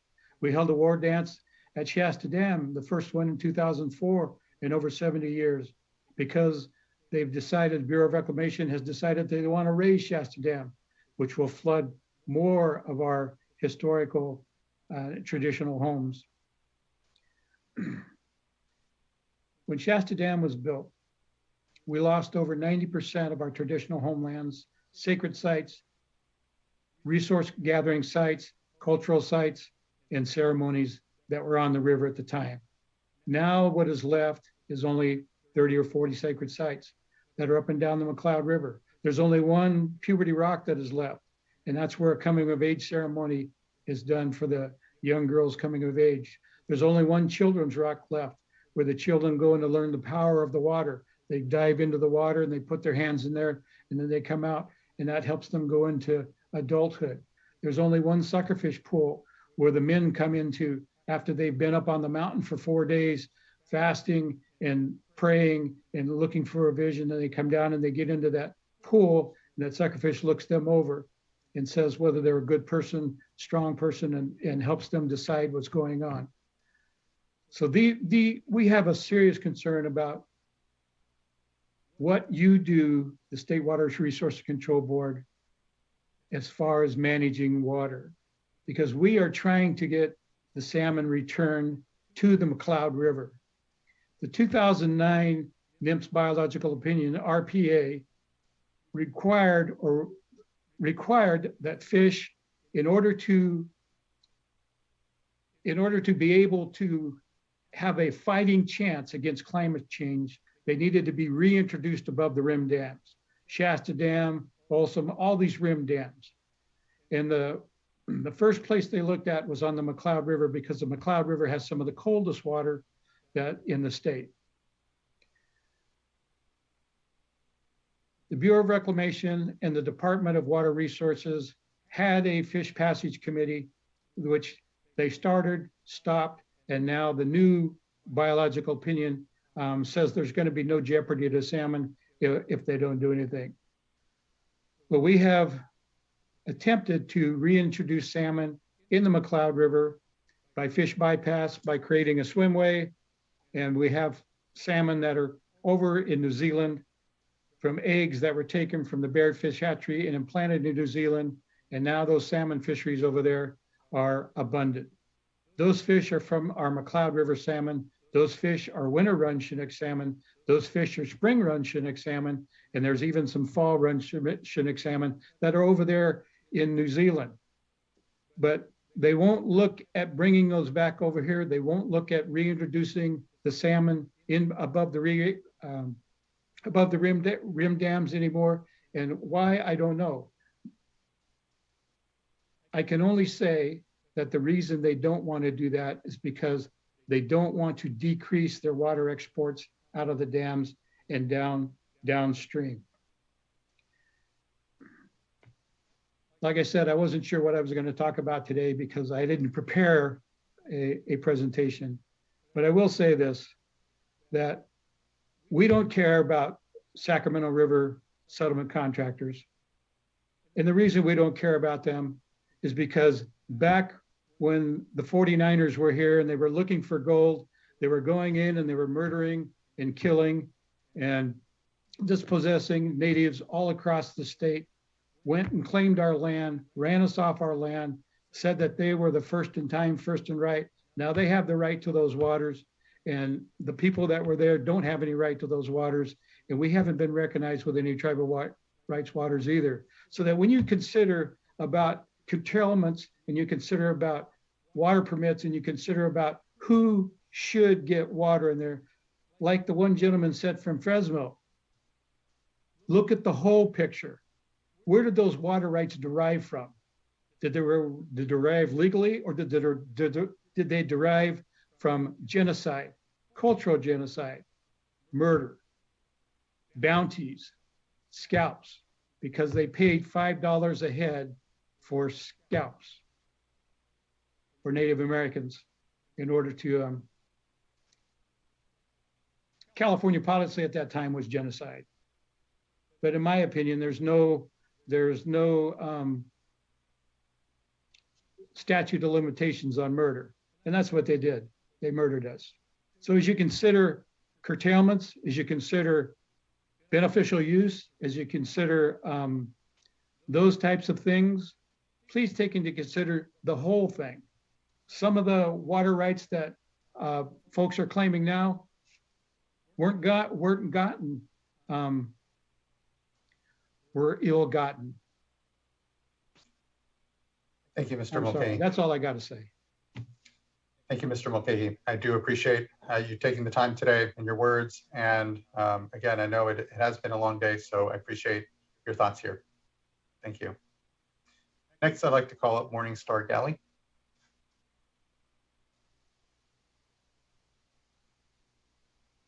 Jimmy Sunwee, greetings. My name is Morningstar Galley, and I am Vice Chair with Save California Salmon. I also serve as the Tribal Water Organizer. I am also the California Tribal and Community Liaison with the International Indian Treaty Council. I want to thank Chairwoman Tayaba and Mr. Gary McCaughey for representing their tribes this afternoon. I have a presentation here. This is the California Indian pre-contact tribal territories. And so in this map, we see how the waterways, the dam diversions through the U.S. Bureau of Reclamation Central Valley Project was taken through theft. And so I want to start by saying that Native peoples in Northern California, that we are salmon peoples, and that our once abundant salmon have been devastated by dams and diversions owned and operated by cities, states, and the federal government, that the salmon runs that once numbered in the millions and nourished us now return each year in the hundreds or less. We are now on the brink of losing the fish that are central to our culture. This loss will have widespread health, economic, and cultural impacts, and that our California Native communities have a suicide rate that is 12 times the national average, and a diabetes and heart rate statistics that are 3 times the national average due to the decline in our salmon populations and not having access to our traditional foods.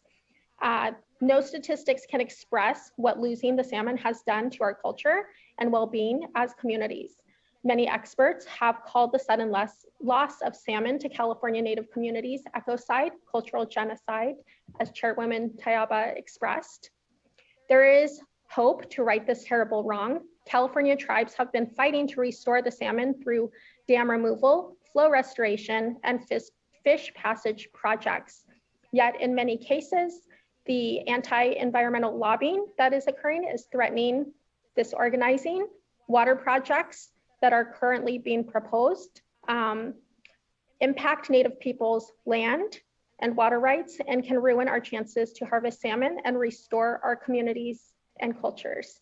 Can we go to the next slide, please?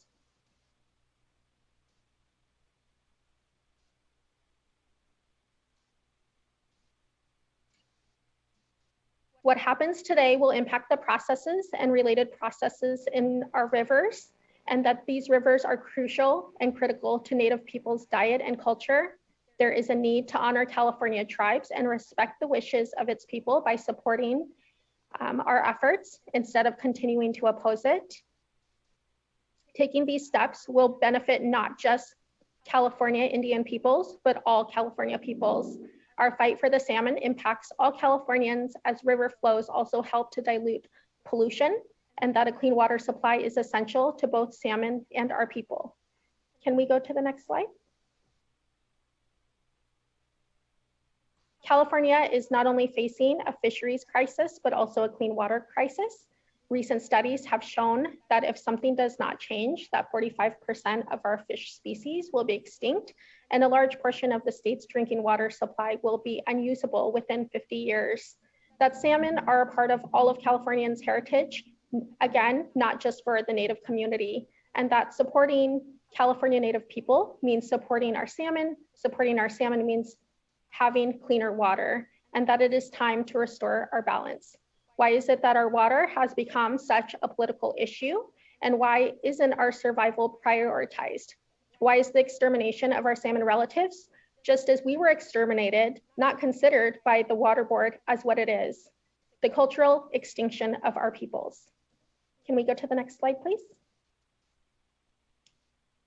The water policies that protect tribal water and fishing rights, consideration of salmon habitat in all stages of resource extraction and survivability, and at all stages of their life cycle. The biological impact of the salmon, the overall warming of the land, air, ocean, streams, and lakes, the decrease in snow and ice levels, the greater variability in annual precipitation, the increased runoff and spring discharge, the increase within sea levels and ocean acidification, the changes in offshore upwelling are already threatened by dams, water diversion, logging, and pollution, climate change, and the drier seasons of more frequent fires. As we all are aware, that the predicted change in large fire frequency within 50 years of 2050, that there will be the 55% increase in large wildfires, and that already threatened by habitat fragmentation and disease and a lack of regeneration. Can we go to the next slide, please? I want to read a few articles from the UN Declaration on the Rights of Indigenous Peoples that I also serve as the liaison that I mentioned, that Indigenous peoples and individuals have the right not to be subjected to forced assimilation and destruction of our culture, that states should provide effective mechanisms for prevention and redress of any action which has the aim or effect of depriving them of their integrity as distinct peoples or of their cultural values and ethnic identities, that any action which has the aim or effect of dispossessing them of their lands, territories, and resources, and that any form of forced population transfer which has aim or effect of violating or undermining any of our rights. Article 18 states that Indigenous peoples have the right to participate in decision-making matters which would affect our rights through representatives chosen by themselves in accordance with their own procedures, as well as to maintain and develop their own Indigenous decision-making institutions. Can we go to the next slide, please? States shall consult and cooperate in good faith with the Indigenous peoples concerned through their own representative institutions in order to obtain their free, prior, and informed consent, FPIC, before adopting and implementing legislative or administrative measures that may affect them. That Indigenous peoples have the right to maintain and strengthen their distinctive spiritual relationship with their traditionally owned or otherwise occupied used lands, territories, waters, and coastal seas and other resources to uphold their responsibilities to future generations within this regard. And that finally, that Indigenous peoples have the right to maintain, control, protect, and develop our cultural heritage, our traditional knowledge, traditional cultural expressions, as well as the manifestations of our sciences, technologies, cultures, including human and genetic resources, seeds, medicines, knowledge of the properties, designs, and performing. We also have the right to maintain, control, protect, and develop our intellectual property, such as cultural heritage, traditional knowledge, and traditional cultural expressions. And that lastly, as of Article 43, the rights recognized constitute the minimum standards for the survival, dignity, and well-being of Indigenous peoples of the world. So again, just sharing some language around what the minimum standards are in terms of consultation and consent with California Native peoples. And I think there's one more slide. And there we are. And with that, I say to lokwaitu.com, all my relations, thank you so much for your time. Thank you, Ms. Kelly. And for the other voices here from the Vice Chairwoman and Mr. Mulcahy as well. You know, for me, the word that continues to come to mind is reconciliation. And here collectively, we're all inheritors of what is not the cleanest history in all amongst us. And I think that, you know, again, we're all called here. Certainly, we are all not individually responsible for the circumstances we find, but I think our responsibility is to continue to understand that we are in a period of reconciliation amongst our systems and here our relationships amongst each other. So I appreciate the words today and the perspectives to this important discussion. So thank you. Next, I'd like to call up then Thad Bentner. Hey, good afternoon, Chair Escobar and board members. Kind of just want to respect the 5-minute limit here. I know we had... Don't worry too much about it, Mr. Bentner. I've provided everyone wide leeway. Actually, you know, best to hear. So I appreciate it. Thank you. You know, I think obviously there's been a lot of information presented here today. I mean, I think we would prefer potentially a different format to be able to bring some more of our issues forward, but certainly respect the format that staff had put together. You know, I just, at least in response to this panel, I guess I just want to make sure from our district and the settlement contractor perspective, you know, that we just, you know, again, recommit to you and to the agencies, you know, continuing to work together. Obviously this year will be very tough. I think the circumstances, how we got here, I think we have a little bit of a difference of an opinion. I think we provided that in documentation with the last order that you adopted last month in terms of different actions, you know, in terms of COA, coordinated operations agreement challenges, meeting other water right holders, curtailments not being timely done, et cetera, that have just really got Shasta in the hole. And obviously we are bearing a lot of the responsibility or burden of that. But again, I think we're committed to trying to work through a solution this year and understand that, you know, a lot of the outcomes are going to be challenging and, you know, potentially devastating. I mean, I think we look at our area and there are going to be some very significant impacts never felt before in this region, and just we're starting to, you know, plan for those going forward. But, you know, I think as it relates to this panel, I think, you know, in my mind, we continue to want to be good stewards and trying to manage the different needs that we have in our communities. You know, I think salmon and salmon restoration is a priority for us. I mean, we spend a lot of time and a commitment to actually getting restoration projects done on the river. In the last 3 years, we've adapted a lot of our deliveries around needs of salmon, particularly for fall and winter run. We've screened all of our diversions, you know, which have come at a significant financial commitment. And so, you know, those things are in the past, but I guess I would just say we're going to continue to do those things going forward.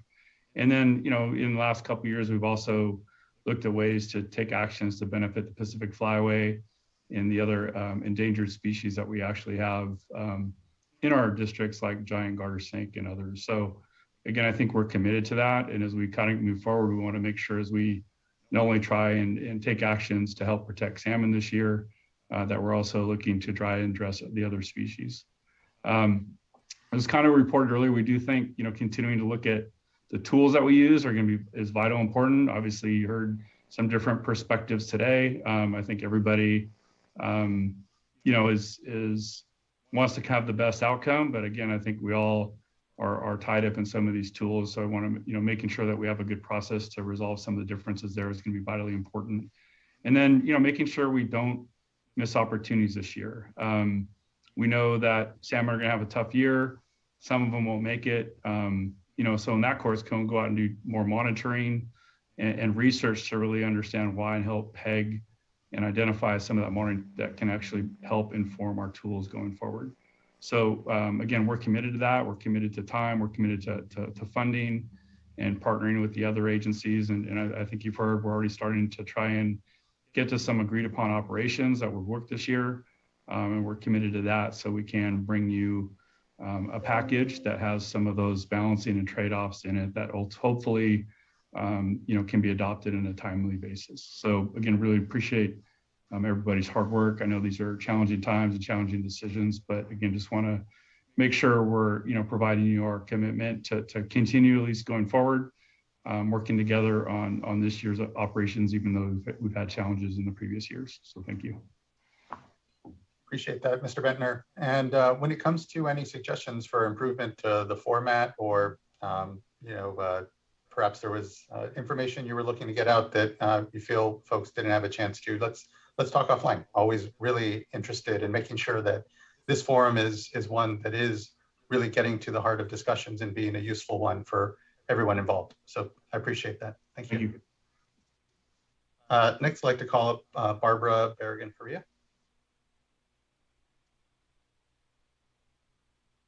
Hi, Matt Holmes is joining me as well. We're doing a joint presentation.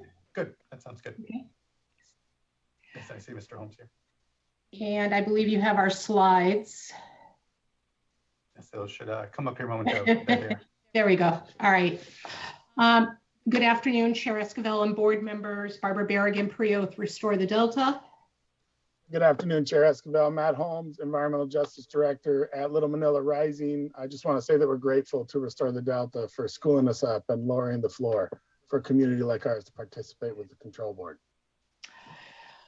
Today we want to describe, next slide please, who we represent, our interest in the Sacramento Temperature Management Plan, the need for a healthy watershed from the headwaters through the Delta and Bay, our solidarity with drinking water groups south of the Delta and the tribes north, and threats to the Delta which are not being addressed by the Temperature Management Plan in combination with the upcoming TUCP. Next slide, please. Yeah, and I'm really here to speak for our community and describe why Little Manila is here. And so at its most basic, we fight for fairness in Stockton and the Delta. Little Manila Rising, as you can tell by the name, has an origin in a Filipino-American story, but we share our neighborhood with Black, Latinx, and a broad spectrum of Indigenous and so-called Asian community members. And I'll just acknowledge for the camera my own melanin deficiency, and I want to point out that that's intentional. I'm the guy we send to relate to culturally white institutions. We don't send young professionals of color into dynamics that can be hostile or toxic to them. But it also points to the history of water in California and how that relates to a history of white power, as Gary pointed out earlier. It can't be denied that water and power are intrinsically tied to race in California. So that said, we only happen to be Filipino, but we fight for everyone in historically marginalized communities. And I'm merely here as a not so humble messenger of those communities. As we just heard from our Indigenous brothers and sisters, that their relationship to water was taken by white violence. That's a categorical fact. That's not up for debate. Nobody gets to look into that. The public participation in genocide in California is an awful truth, but it's a truth nonetheless. And it's directly related to so-called senior upstream water rights. And so I'll just share for the record, I know the board is prepared to acknowledge that history. I just have to say that if I can go home and look my friends in the eyes. So as for Stockton, you should all know where Stockton is. We're located on the eastern edge of the Delta along the San Joaquin River. We're a community organization embedded in that Delta, and we're trying to address a host of social, economic, and chronic, really planned for us public health conditions. Mostly working on air quality myself, but have come to realize that we can't ignore our waters and our Delta. It is the defining hydrology of our community and our ecology. And in that community, there's 40,000 residents who fish Delta waters for subsistence. Many of these fisher folk are from South Stockton. They're living in an unhealthy dynamic. They're housing insecure, they're food insecure, despite our productive regions, our region's productivity when it comes to agriculture. But they're out there fishing to survive because they have no choice in the matter. And then but beyond those subsistence users, the rest of South Stockton residents really just have a negative relationship with the waterfront. Our waterways are stagnant, polluted waters that preclude even the most basic connection to the waterfront. You can't skip a stone in Stockton without observing how degraded the nature of our water is. And that shouldn't be news to anybody. This place is seen as a credit card or a spigot for other interests. Next slide, please. So a lot of text on this slide, but I'll just narrate, that roughly a third of Stockton residents live in the bottom quarter of the environmental health indicators, and that's according to the Office of Environmental Health Hazards Assessment, their CalEnviroscreen mapping tool. There's some things wrong with that tool, but it does a pretty good job of overlaying elevated burdens and a community's economic capacity to respond to those conditions. And so we're not alone in that story in the Delta or in the watershed, but just talking about Delta communities, we have sister EJ communities in Antioch, Ileton, Clarksburg, Cortland, Walnut Grove, Hood, Rio Vista, Manteca, Tracy, and West Sacramento. And frankly, we're all taking a beating from our alienation from state water resources. You know, and in that dynamic, you know, I'm not a fish expert, but even I can see how the Sacramento temperature plan, you know, directly impacts the state of fisheries upstream. Those impacts reduce salmon migration to the Delta. So that means that the same TUCPs within the drought that we're living through and the continuance of what are just frankly extreme water exports, they also impact the state of our local Delta fisheries. So, you know, again, I'm here to highlight that upstream and Delta mismanagement have a direct impact on our fishers, on recreation, you know, people surviving off fishing, recreational fishers, and then the whole world of relating to water-based recreation or water-based commerce that we've just been alienated from for multiple generations. I'm trying to restore a downtown in my city, and nobody wants to do that down by the waterfront because the worst aspect of Stockton is the waterfront, which is usually somebody's greatest asset. But because we're served last by state policies, it really has hurt our town. So, you know, this water condition is probably what I'm mostly here to talk about because I am an air quality fighter. And we are overburdened with clustering of emission sources. We run all of the state's transportation facilities through here, whether it's, you know, rail, freeways, logistics hub, largest logistics hub west of Houston. So we have planned pollution on us. And that's why we set the 100th percentile for asthma cases of asthma incidents. And, you know, we tear open our kids' backpacks looking for an inhaler. We are hospitalized routinely just because of local emissions and agricultural burning practices. So now we get to add to that the fact that no water flushes out our Delta and that our Delta is really becoming the source of air pollution through the harmful algal blooms phenomenon, the matting and the aerosolization of cyanotoxins. You know, we're looking around at the state saying, hey, who understands that? And we're trying to get our friends in CARB to recognize that this waterborne condition becomes an airborne pollution and that it can drift several miles if it isn't handled directly. So that's all really just to highlight that, you know, we depend on a healthy Delta and that a Delta is only healthy when it's healthy from the watershed to the SF Bay. It's bad enough that Stockton has to serve the state's needs with all of those transportation, commerce, and logistics obligations. Stockton does a lot for commerce and the economy in California. So when you got to take all that into consideration, because when I ask you to flush my community with more fresh water, it's frankly insulting to be accused of restricting the economy. Stockton takes a beating for California's economy. The least we could do is access the water flowing by our homes.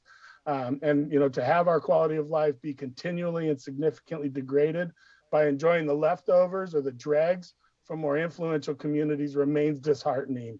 And it challenges our ability to pull ourselves up, as some people like to tell us to do. Next slide, please.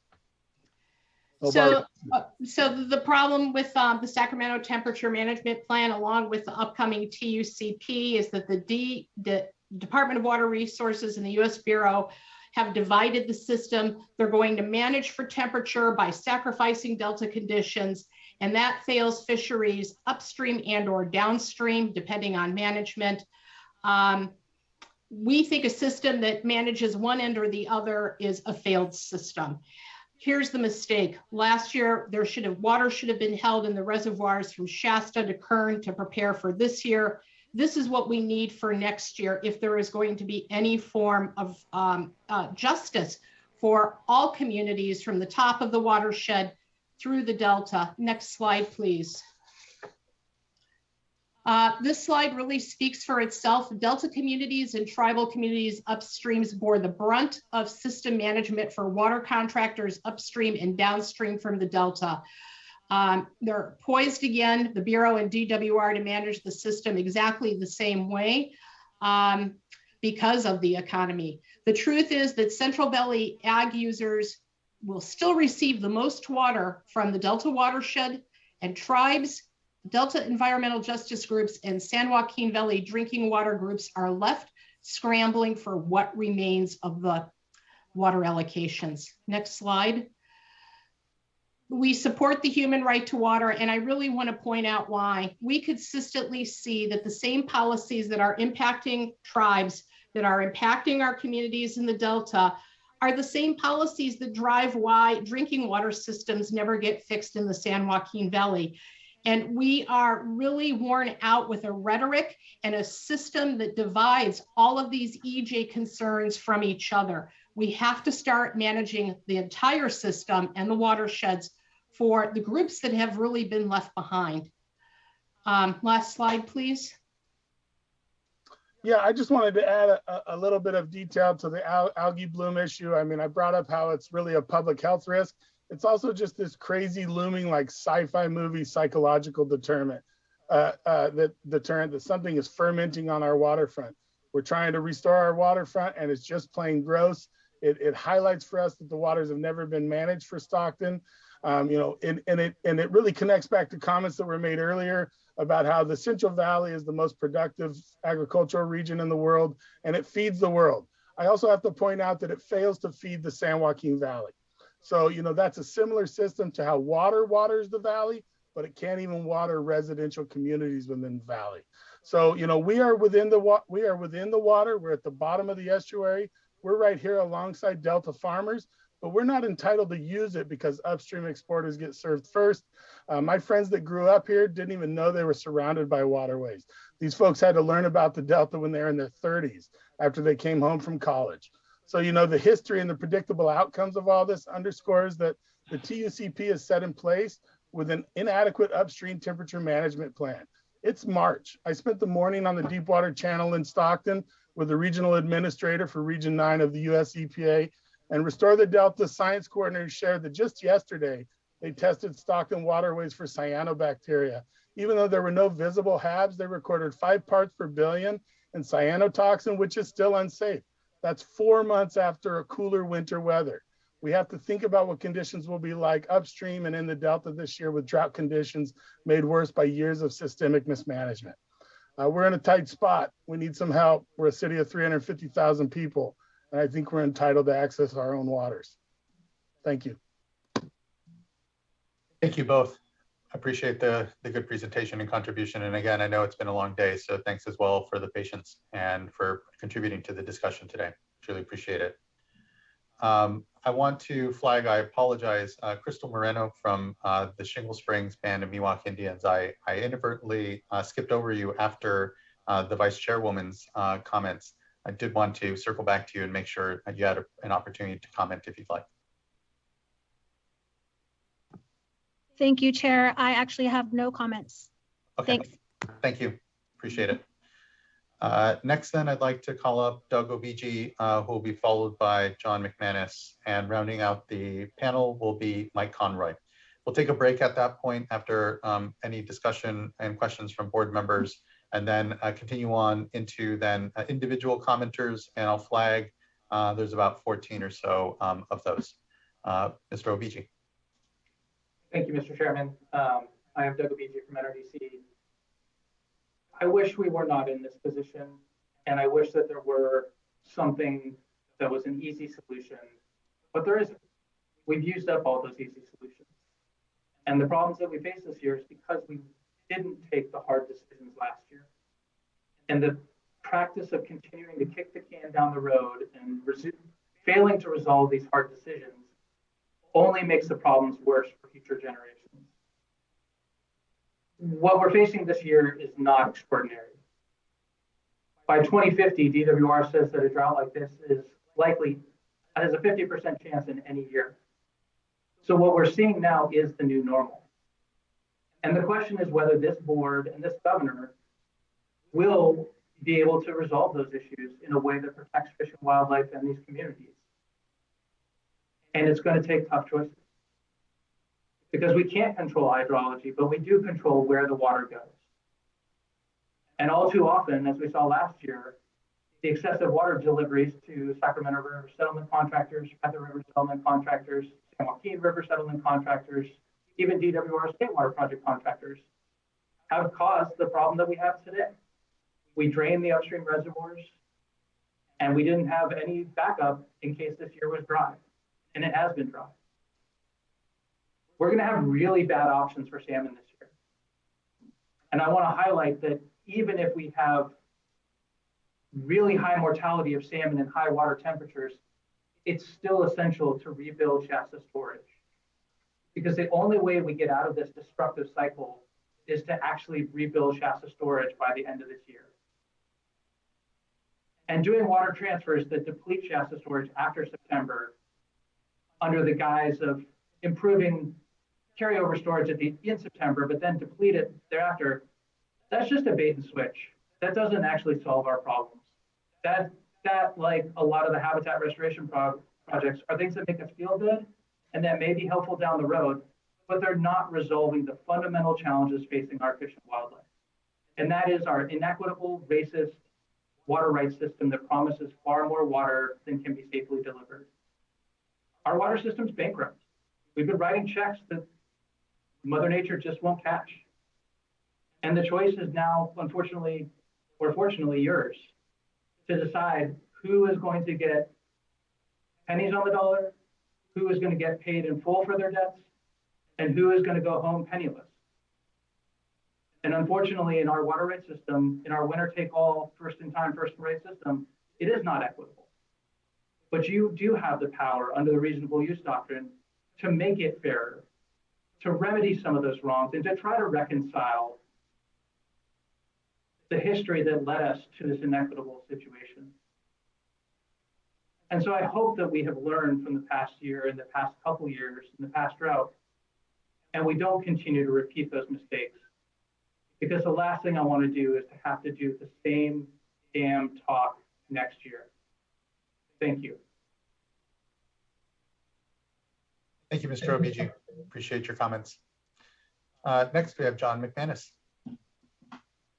Yeah, Mr. Chair, I think John and I were going to switch spots. It's Mike Connery from PCFFA. That works. That definitely works. Good to see you both. Yeah, thanks. And I've got a presentation. I'm sorry for messing things up. Oh, not in the least. And that should be pulled up here momentarily. No worries. So while that's loading, I'll go ahead and introduce myself. My name is Mike Conroy. I am the executive director of the Pacific Coast Federation of Fishermen's Associations. We're the largest organization of commercial fishermen and women on the West Coast, with membership spanning from Southern Oregon to the California-Oregon border. Like last year, we're here today imploring you to adopt Sacramento River temperature management that take the needs of Sacramento River salmon runs into account in a way that doesn't result in spawning failures. Last year, NIMS identified the Sacramento River winter run Chinook as a species in the spotlight, noting that that stock is dependent on sufficient cold water originating from those headwaters to be released from Shasta Reservoir from spring to fall, the time of year when they are present below the reservoir. It has long been recognized that a prolonged drought could have devastating impacts, possibly leading to the species extinction. You've heard a lot about your apologies, Mr. Conrad. I don't see your slides up yet. I'm just checking in with the clerk really quick to see if they'll be coming up. We're checking right now. Okay, thank you. Yeah, and I haven't got to a point yet where I'm referring to them, so we're good still. You've heard a lot about potential impacts on salmon. I want to talk about impacts to the people who are dependent upon those salmon. PCFFA members and local fishing communities relying upon our activities are dependent upon California's Sacramento River salmon runs, but we're not the only ones. California's recreational fishing community, both ocean and in river, depend on salmon. And as you've heard in this panel before us, California's tribal nations derive significant cultural, ceremonial, and subsistence benefits from salmon. My comments focus on the commercial fisheries and harvesters and dependent communities. While we're waiting, I just want to acknowledge that the presentations that have preceded ours. As a non-scientist, fisherman, lawyer, the amount of information presented and in the way it was done so, understandably, it is highly impressive. And I was particularly encouraged by the Vice Chair's comments, I believe it was before lunch, about looking forward and highlighting lessons that could be learned from prior years. We designed our presentation with that in mind. And now we're getting to the part where the presentation would be helpful.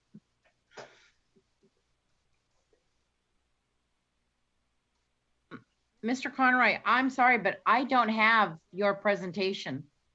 Who did you send it to by chance?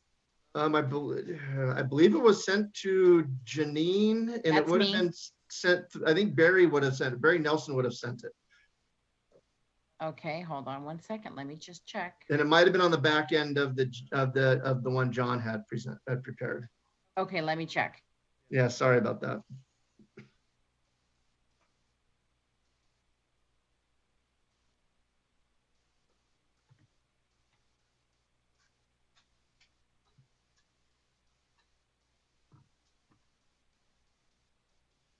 So the next slide, the slide that you would see now was a chart that showed the number of California commercial salmon vessel permits that had been issued in 1990, and then compare those with those in existence in 2021. And what you would have seen is that the number of state issued salmon permits dropped by 2/3, and the number of unique vessels that making landings over that 30-year time frame had been dropped by roughly 80%. This has negatively impacted ports and harbors from Santa Barbara to Crescent City, as well as California's seafood economy and seafood consumers who support our industry by choosing wild-caught California salmon. There will also be impacts to California's food security. Last year, John and I came on and we implored you to take actions that would not result in the extinction of our California salmon runs. We asked, and I quote, "We need your help. And the most direct way you can help us is by supporting Sac River temperature management that prioritizes survival of embryonic salmon." That is a quote from the verbal testimony that we gave last year. In addition to that quote that you would see on screen I just read, we clarified that we are not proposing you disregard the needs and concerns of farmers who feed Californians, but rather we are asking that you take into consideration your public trust responsibilities and not oversee the extinction of Sacramento River Run. Last year, your decision favored water users. The fish bore the risk and paid the price. This year, you must favor salmon. Extinction is no longer a theoretic concern. We are now looking at extinction as a real risk. Is that what you want as your legacy? Extinction is permanent. This year, you must favor salmon. Then our next slide would have highlighted a letter that you had been sent by the Joint Committee on Fisheries and Aquaculture, urging you to take action. In addition to the language that would have been quoted on screen, the letter also urged you to explore every opportunity to improve temperature conditions for salmon this year, being 2021, including options that would require reductions in water deliveries. It also urged you to consider seriously the hardship that another disastrous juvenile salmon kill could impose on natural resources, tribes, and salmon fishing jobs, families, and communities, including in their districts. Given current hydrological conditions, these urgings are even more urgent in this year. I quote, and this is from the letter, "Your agency is charged with protecting these critical public resources. Indeed, the board is the only agency with the regulatory authority to ensure that water operations protect fall run salmon in the fishing industry." For clarity, the critical public resources referred to were the Sacramento River Run salmons. Then we had a couple slides that highlighted what we talked about last year. One had a news article from July of last year that the fears that we had brought up in April were beginning to be acknowledged. And then the next slide was a snippet from an article in January of this year that, as one of the earlier presenters commented, an estimated 2.56% of endangered winter run salmon failed to survive from egg to fry. This year, we know, is a critically dry year. Many commentators which have preceded me have spoken far more eloquently and authoritatively on California's current hydrological state. We did have a slide that was focused on escapement. Michael Macon, his presentation really gave a great overview of the fishery-specific information, in particular, some of the slides that he offered on escapement. For purposes of our salmon fisheries management, escapement refers to spawning escapement. If an adult returns to the river and due to inhospitable river conditions dies before spawning, it does not count towards escapement. As Mr. Rosenfeld pointed out, 5.6% of winter run spawners died this last year before spawning. You know, our fisheries are managed to allow for a minimum number of adult fall run to return to the river to spawn. In years past, this floor was 122,000 fish. This year, that number is 180,000 fish. This will likely result in constrained fisheries compared to last year, in some cases an up to 50% reduction in opportunity.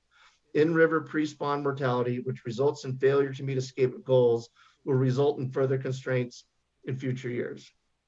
The next slide was a question Mr. Conroy, it looks like we actually have your slides up now. So they can well, if you quickly can go down to slide 9, it's going to be the one that's entitled, Where Did the Water Go? There it is. We know that rice growers are anxious about the future and about this year. We know that this will be painful. The families and businesses in our industry know what that pain feels like. Our industry has felt the pain of a complete shutdown, and those memories are not distant. We faced salmon seasons that were slashed. We will face that again this year. Unfortunately, no one is immune from feeling this pain in the world we live in today that necessitates including senior water right holders as well. Next slide, please.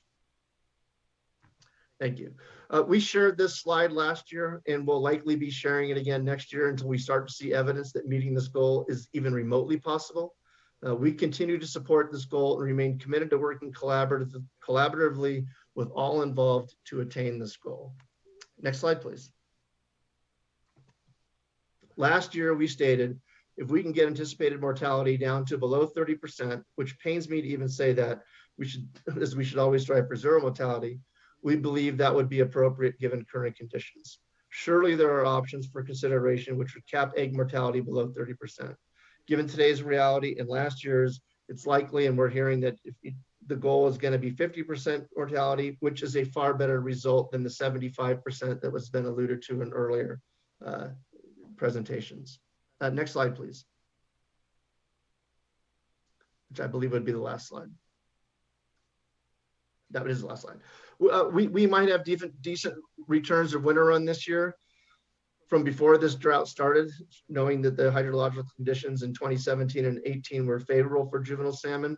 This may be our last chance to protect them. We can protect these fish and build from there. The alternative, letting them all die again, could put us on a slide to extinction. And thank you for allowing me the opportunity to speak. Sorry we didn't get this the slideshow worked out till the end, but I think you were able to get what I was going to convey, the message I was conveying.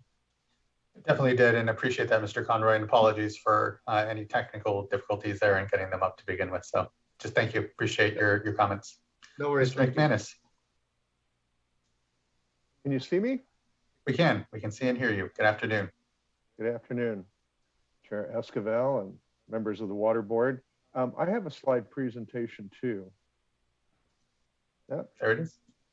I'm John McManus. I am the president of the Golden State Salmon Association, or a coalition that represents both commercial and recreational salmon fishing interests, related businesses, and related communities all up and down the coast and in the interior of California.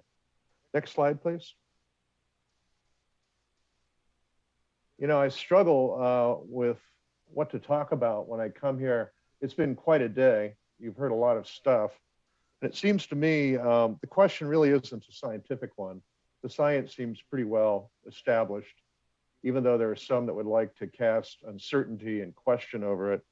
The real question seems to be a political one. And on some level, I guess people could argue it's a policy and a legal one. We've heard some really good speakers on this panel pointing out how in the world we got to where we are today with a unsustainable and unjust system. I'm certain that you're hearing quite a bit from the powerful water districts up and down the state. I'm not at all certain that you get to hear from people like us, except maybe quarterly when there's workshops like this and we can appear in front of you.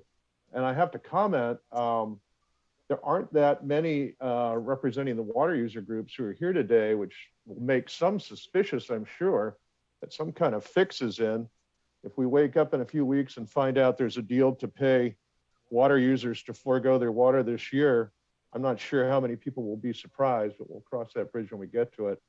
This slide here shows you a couple boats tied up at Fisherman's Wharf in San Francisco. And I just want to point out that boat on the left, the Wacky Jackie, was sold. She's gone, left the state because of not enough salmon opportunity down here to create a buyer to buy it.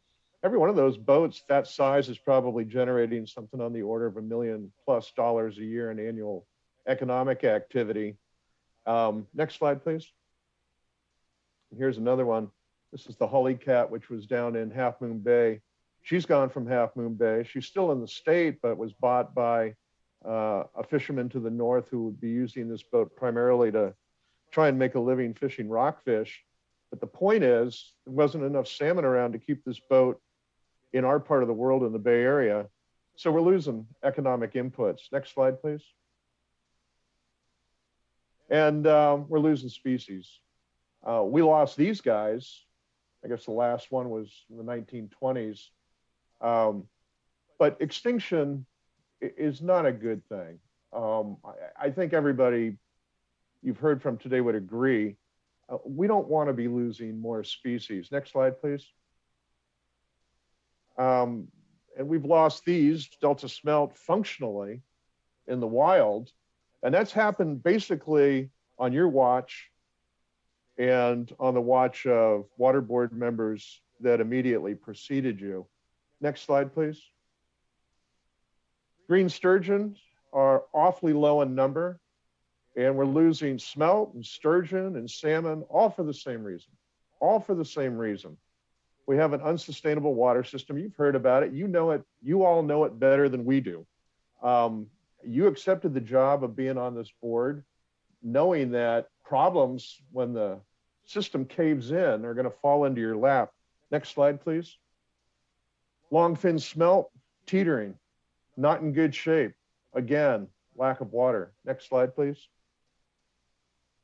Yep, we have agricultural throughout the state, and we appreciate it. And we feel the pain of those who are suffering this year, especially to the north in the Sac Valley. Next slide, please. But we've got communities as well, and they're hurt badly. Bodega Bay, most of the boats that you see here are salmon fishing boats. Next slide, please. San Rafael, it imports all throughout San Francisco Bay. There's thousands of these boats, and most of them are generating thousands, if not tens or hundreds of thousands in economic activity in the boatyards, marine electronics, and the like. Next slide, please. Moss Landing, other ports all up and down the coast. They're just packed to the gills, or they were once upon a time anyway, with salmon boats. These economies are being brought to their knees right now. And we've been talking a lot today about winter run. I just would like to point out that 90.5, if I heard it correctly this morning, calls on the state board to look out for the well-being, not only of winter run, but fall run that supports all of these harbors, all of these ports, all of these industries. Next slide, please. Boats for sale. Next slide, please. I'm sorry, next slide. And next slide. We lose our salmon, we lose our fall run, we lose our ability to fish, we lose what for many Californians is their first introduction to wilderness. You know, you think about the development of this state where we really have wildernesses offshore, where we really have the opportunity to connect citizens of this state to nature. Well, we have many, but this is a key one, is the point I'm trying to make. There are many young people throughout the state who get their first appreciation for nature, for the needs to be stewards by going salmon fishing. Next slide, please. It's also a way that we get food. You know, I hear some of our friends from the Central Valley talking about food production. I haven't eaten any alfalfa recently, but I do appreciate rice. Don't get me wrong, but I don't eat alfalfa. But it's also critical to know that people out on the coast and elsewhere, look to this ocean and to the salmon that come out of it as a vital food source. You know, people talk about the sport fishery as if it's just sport. It's optional, it's elective, But for many people, it's a way to supplement the dinner table. Next slide, please. And we don't want more of this. Next slide. There's one other thing I just want to hit on briefly that has to do with low flows and warm temperatures in the Sacramento River that we're getting an increased appreciation for as time goes on, and it's the pathogen C. Shasta outbreaks that are annihilating the few juvenile salmon that manage to survive the hot water and the red dewatering and all the other assaults and insults and actually hatch. Then they got to run the gauntlet down to the Delta and survive pathogens that want to attack them. You saw a presentation earlier today about losses in different stretches of the river. I'd like to offer that C. Shasta is one of the reasons we're losing juvenile salmon as they attempt to make it downstream. We know from the Klamath River and in the Feather River, where we have C. Shasta problems, that the way to address them is by flow. So we desperately need water, not only for all the reasons we've talked about today, but also to tamp these pathogens down. Next slide, please. These are just some of the losses of juvenile fish from C. Shasta from last year. Next slide. And that does it for me. I just hope that for you members of the Water Board, when you get a chance to look in the mirror and think about what's hanging in the balance, you can see the bigger picture. And I'll stop there. Thank you for letting me speak. Thank you, Mr. McManus. I do appreciate your contributions here, and I know it's been a long day, so thank you. Fellow board colleagues, questions for this panel?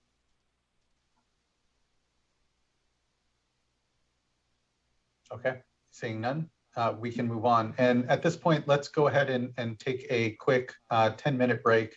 And what we will do then is get into our individual commenters. Again, we have about 14, and then have some additional discussion here. Appreciate, again, that it's been a long day and everyone can appreciate everyone's patience. So let's go ahead and take that quickly. We'll come back here at, it'll be a little less than 10 minutes, but 4:15, and we can keep moving. So thank you, everyone. See you soon.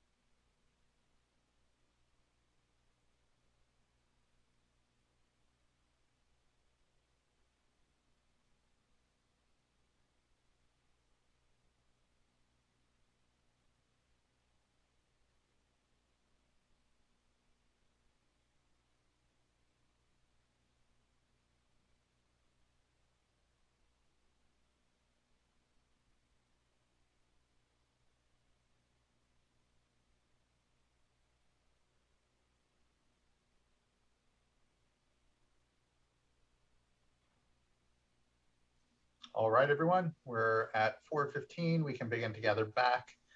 And I've said it several times, but I do appreciate everyone's patience today.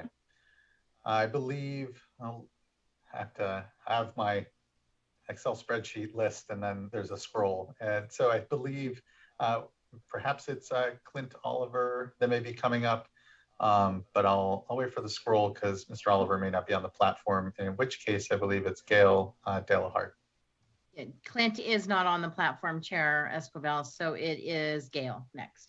Okay. Oh, awesome. Ms. Delahan. Good morning. Good afternoon. No, yes. Start of the morning. Yeah. There we go. Thank you I for was hanging going to in say there. morning. I was hoping you were going to be done in the morning. Really, come on, you guys. Thanks for hanging in there. I appreciate you participating. Quite an education. I feel like I need a degree now. And thank you for this time. I'm going to be very short. I think everything's been said that I was actually going to say and question. I actually agree with Doug Obigi on this is the new norm.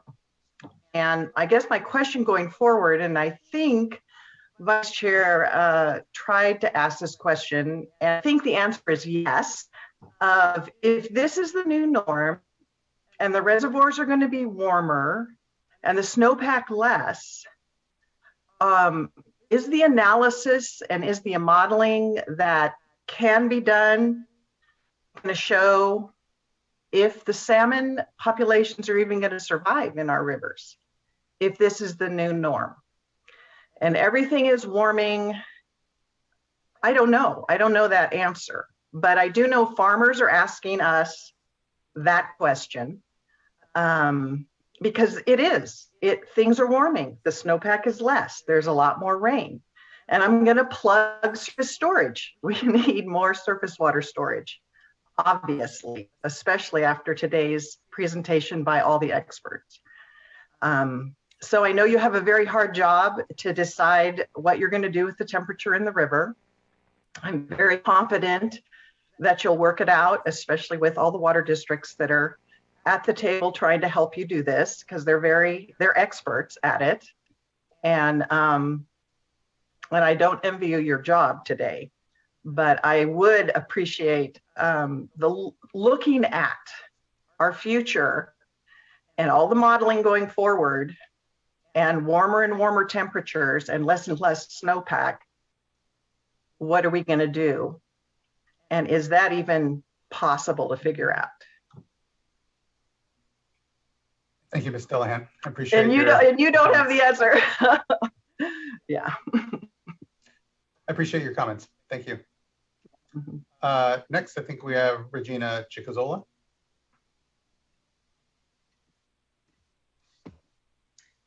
Hi, can you hear me?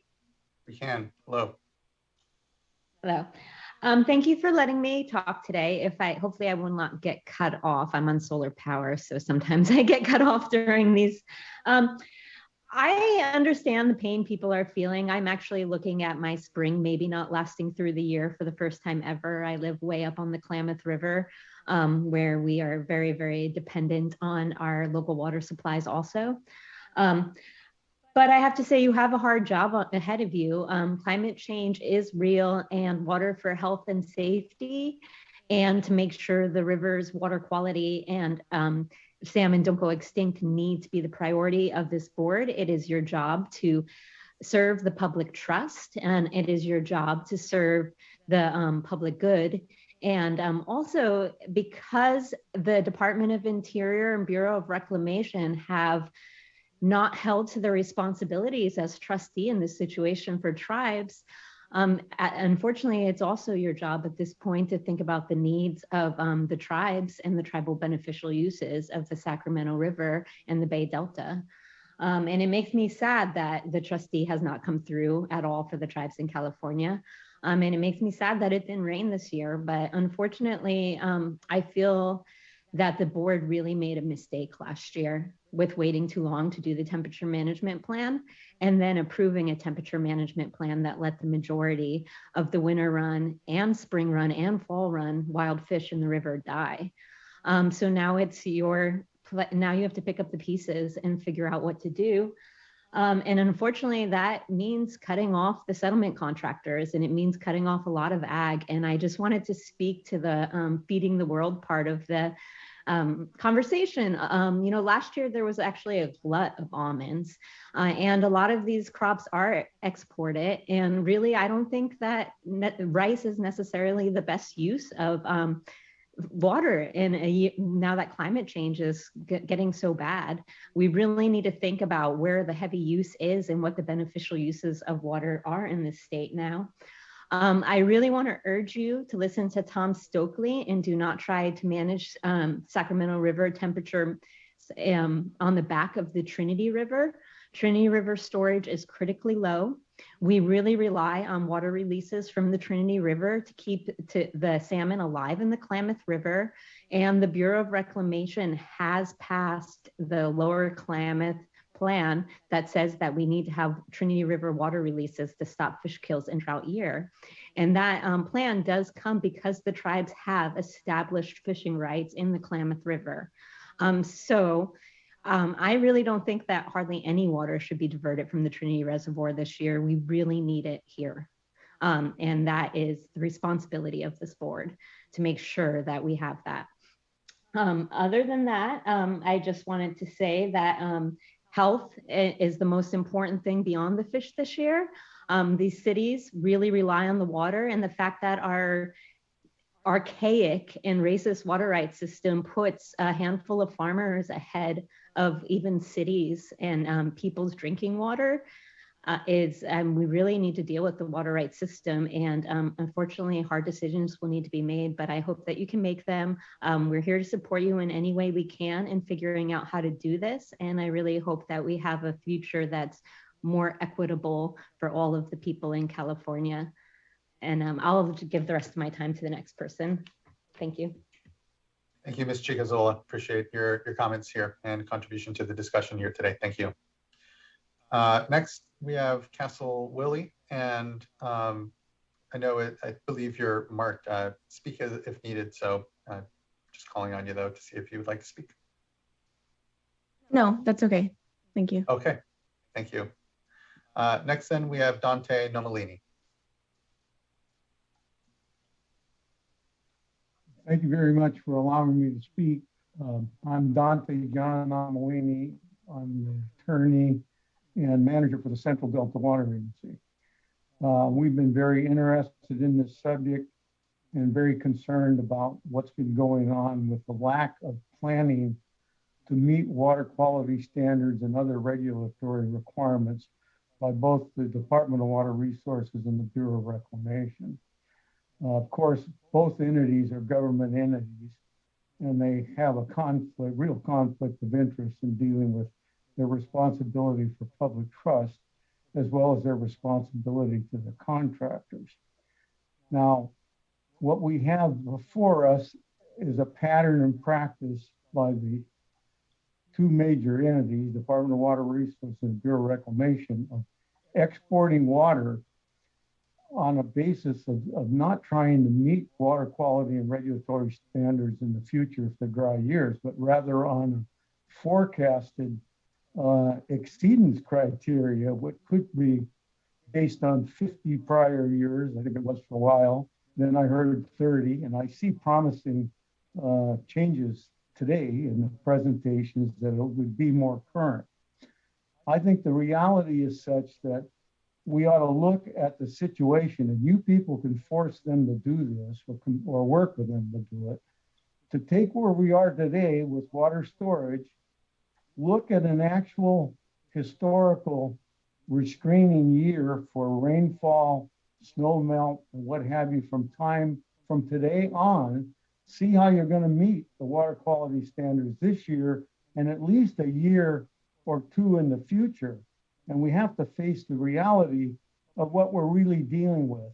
And therefore, the forecasts, in my opinion, don't actually bring forward the reality of what we have to do. Now, that would be a baseline that you can then make your decisions off of. The other thing that's going on is that we have all these water transfers and changes that are being made to water rights that are designed to facilitate exports from the Sacramento-San Joaquin Delta and from the watersheds of Oregon. We believe the law is clear that you can't do that. The projects seem to go forward in any event, and they do it in a number of ways. Right now, they're talking about, and you probably are talking about, having exports of at least 1,500 cubic feet per second for health and safety, for waterfowl refuges, for operational criteria of the projects and what have you with pumps. With regard to meeting the needs in the valley, one of the things we're doing right now is we're ignoring the entire San Joaquin watershed and Friant and leaving them out of this situation when Friant is a federal project with the same obligations of the federal government that exists for the Sacramento Basin. And there is water there that should be made available to the exchange contractors in lieu of water from the north. The exchange contracts provide that if they don't get water from the north, they can take it in priority to the federal government's project water on the San Joaquin River, and that should be done. The second thing is that if we are exporting water, for example, supposedly water is held in storage in Shasta, released for cold water, and thereafter it's exported to the San Luis Delta Mendota Authority or one of the contractors down there. That water, until we know that we can meet water quality standards and regulatory standards in the river for fish and otherwise, it should be held in storage in San Luis. It may make sense to move it across just because of the situation at the time, but it should not be allowed to be used. It should be brought back, recaptured, brought back into the system to meet salinity control in the Delta, which could relieve the burden on Shasta and other reservoirs that would be providing water, colder water for fish. So we see an abusive process in what's going on with these water transfers and the changes. We heard today that the Bureau of Reclamation issued a no significant impact. They want to take state water project water stored in San Luis and use it to supply the exchange contractors so they can take more water south out of Friant. And we think that would be wrong. It shouldn't be allowed. The other thing that's going on is people are selling water with groundwater substitution in the Sacramento Valley and even with land fallowing. That takes water out of the river. If it goes into storage in Shasta, where it's a double whammy on reduction of flow down the river, and supposedly there's a 13% subtraction to take care of river flow or whatever, but that doesn't end up in the river the way they're doing it. That's going somewhere else. And that shouldn't be allowed. We shouldn't allow these people just to sell their water and transfer it out of the basin. That hurts not only the projects in terms of their ability to meet salinity control in the Delta, but it also hurts the amount that you have in storage to deal with cold water. Anyway, we've written lots of comments. We will continue to do so. We appreciate the fact you've held this hearing or this workshop. We don't like the idea of the projects meeting just with the contractors from one particular area. The meetings ought to be held in a public setting so those that are interested could see what's going on in the back room. I know, you know, there's a lot of politics involved in this, and the deals are generally made in the back room. Thank you very much for the opportunity to comment. Thank you, Mr. Namalini. Appreciate your comments and engagement and hear this very public and transparent discussion around the considerations the board is having to take in. So I appreciate it. Thank you. Next, I'd like to call up Brett Baker, who will be followed by Lise Oliver. Thank you, Chair. I won't take up any more of your time today. We've all been here for quite some time. Just want to reiterate a few things. Though you are in a very unenviable position. I don't take that for granted. That you have some very difficult decisions facing you guys. I would encourage you to remember what you heard today. Keep that in your mind when you make decisions regarding TUCP, when you make decisions regarding transfer. I'd like to thank the board for their engagement and the good questions. That 30-year average, though, I think that that's a point that can't be overstated. That planning for something that is not a reality is different than what's facing us tomorrow. So that's I'll leave it at that. But just I thank you for all the healthy discussion and the engagement today.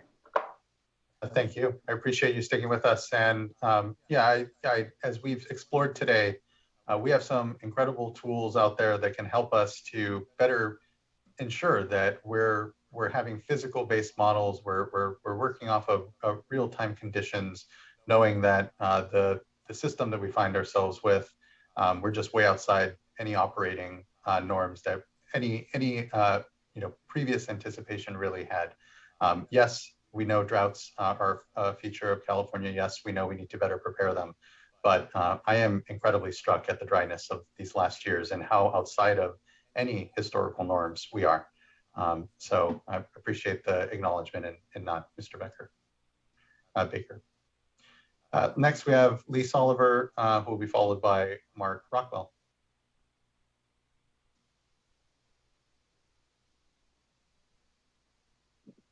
Yes, hello, Ayuki. My name is Lisa Oliver. My pronouns are they, them, theirs. I am a Karuk enrolled tribal member, and I'm also the rural community organizer for Save the California Salmon. I also work as a graduate and teaching assistant at Oregon State University in Corvallis, Oregon, where I work in the Department of Women, Gender, and Sexuality Studies. And we do a lot of work with the Kalapuya tribe and different tribal nations in terms of doing indigenous studies and different analyses in that regard. But I wanted to comment on a few things, mainly just in reflection of today, acknowledging the very little discussion of the ongoing state of the pandemic that we are very much still currently facing, and just recognizing that when we're considering water, that is very much a public health issue, as some folks have mentioned here today, especially when we're considering that this impact that the pandemic has had is primarily affecting folks who are in marginalized communities and lower income communities, farm workers, educators, people who are doing very important work in logistics and making sure that grocery store shelves are stocked, things such as that.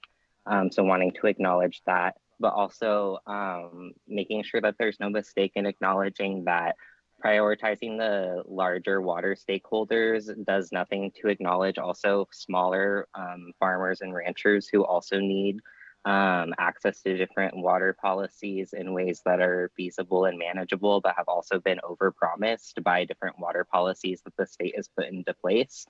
Needing to acknowledge that the policies in the way of things that we're going with right now does nothing to benefit the fact that everyone is being basically negatively impacted by the system that overpromises and that then gives this false interpretation of what is actually available for all communities that are involved, salmon, indigenous communities, farming communities, larger stakeholders alike.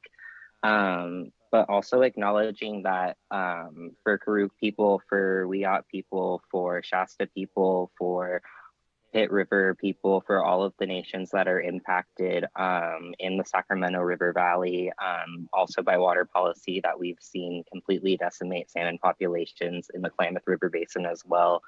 That salmon are literally people to us, are literally our relatives. We're literally watching our children, our youth die and having to bag them up for research that is being done, and then seeing literally very little in way of actual return to take care and to steward those youth that we're losing, and acknowledging that this has impact. Obviously, we've heard a lot today about just the different cycles of water management and also just salmon life cycles, and how that very much greatly impacts not only what is happening right now, but 2, 3, 4, 5 future generations, years down the road, where we're not going to have salmon that are returning home because they were never spawned here in the first place. So wanting to acknowledge that and just acknowledge that when we're talking about water and policies that are benefiting these few stakeholders the most, that this is leaving rural communities and indigenous communities and every sort behind in that way. And needing to acknowledge that we need to work towards more reciprocal relations, because what happens to the salmon also happens to us. And people have been asking here today, what happens when the water is too hot, when the water is not available for the salmon? But I also want to ask, what happens when the water is not available for 29 million people for drinking and for power, if we mismanage the water as it is right now? And also what happens when there's not water for the smaller farmers, but also for the larger stakeholders even too, as we move forward into further climate crisis and just warming that we're dealing with, and drier seasons. So a lot to think about today, and really appreciating just the vast amount of knowledge that has been brought here, but also wanting to honor and hold the vast amount of knowledge that Indigenous peoples of these areas have been giving out to people, and have been talking about since time immemorial. We've been recognizing these different changes in the climate, in the water, in the salmon, very, very quickly, because of how much we rely on them and how much we're intertwined with them and their well-being. So wanting to bring that to acknowledgement as well. But yeah, thank you, Youth Law, for the time, and just for everyone's insights and knowledge and time here today. Thank you for yours as well, Lise. I really appreciate your good points and contributions here to our discussion. It has been a long day, quite wide-ranging, if not focused here on Sacramento River temperature management, but definitely not lost, certainly to myself, or I know the other board members, the complexity of the decisions we're having to balance here, but appreciate the focus on community and people. Next, we have Mark Rockwell, who will be followed by Joe Del Bosque and Robert Dunn. Thank you, Chairman Escobar, and I appreciate this time to present to the board and to share my community's concerns. On behalf of Fly Fishers International, our 46 member fly fishing clubs in California, and more than 12,000 members and families, I make these comments today. A summary statement from me is really that better water storage and resulting temperature management results from managing water now and probably for the future in a continuing drought reality. It's just where we are, and there's no reason to think it's going to be different this year, next year, 10 years from now.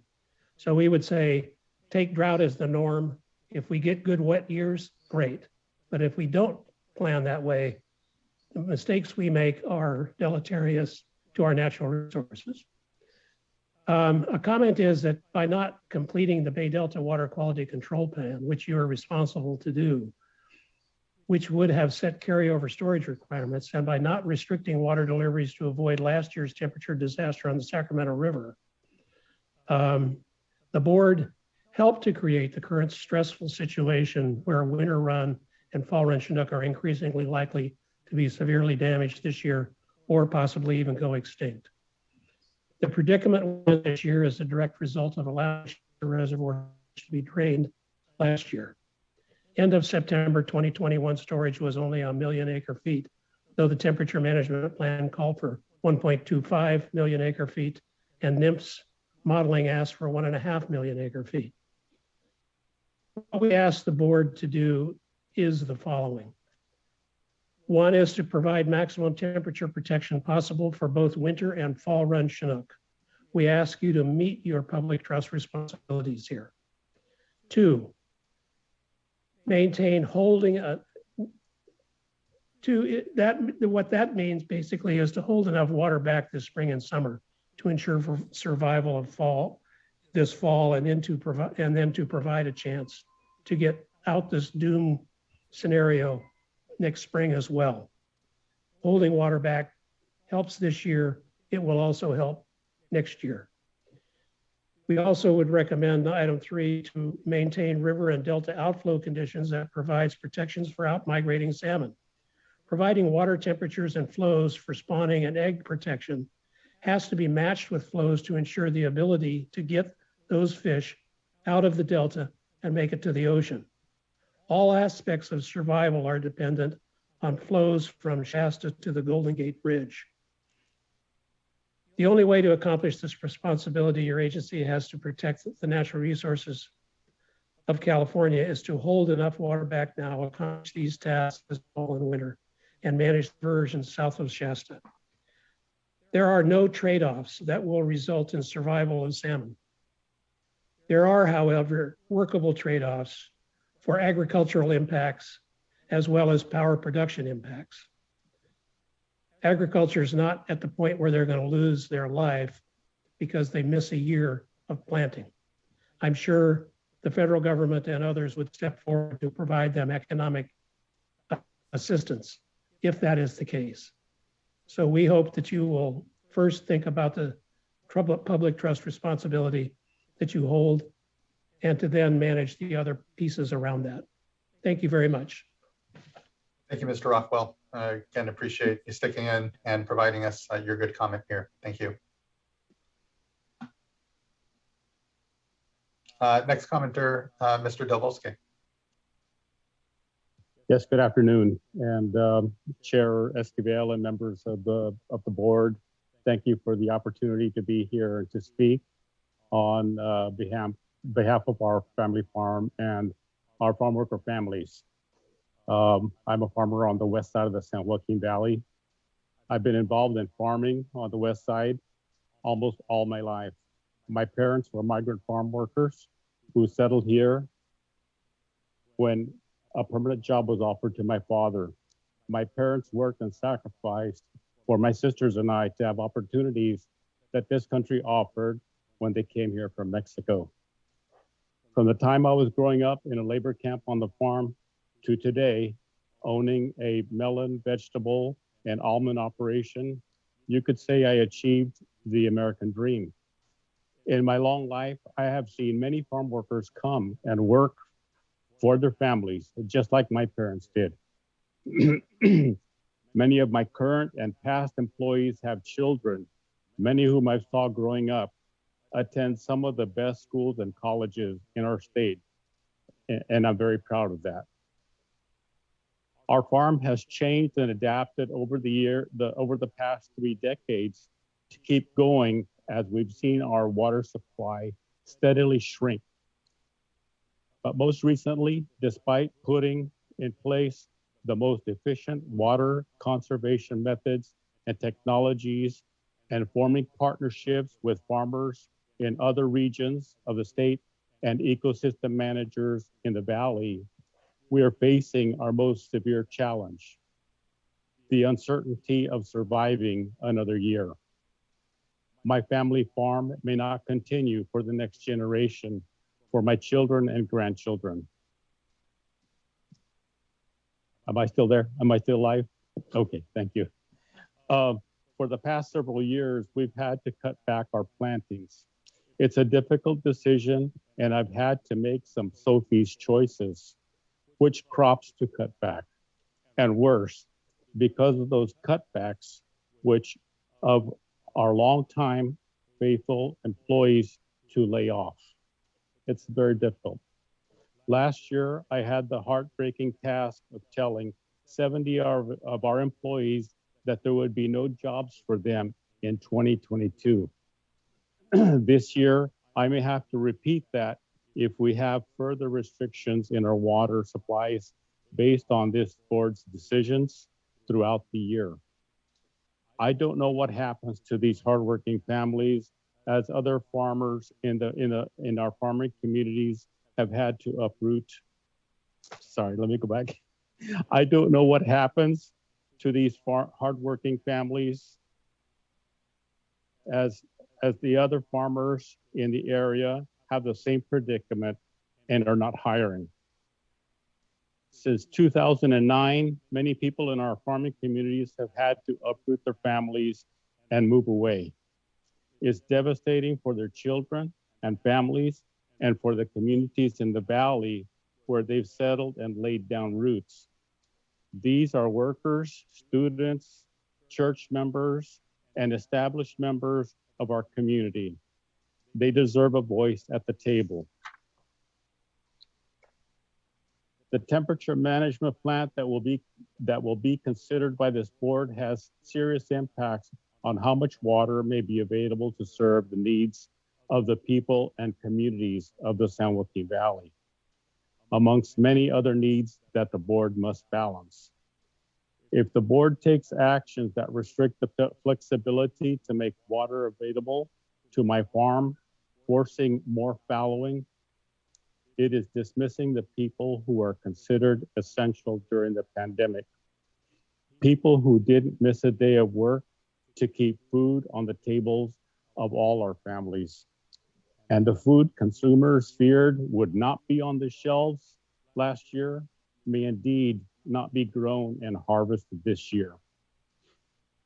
Each voice deserves the opportunity to be heard, and the board has a responsibility to reasonably balance the impacts across California's peoples and its ecosystems. The drought has spared few. We are all in pain.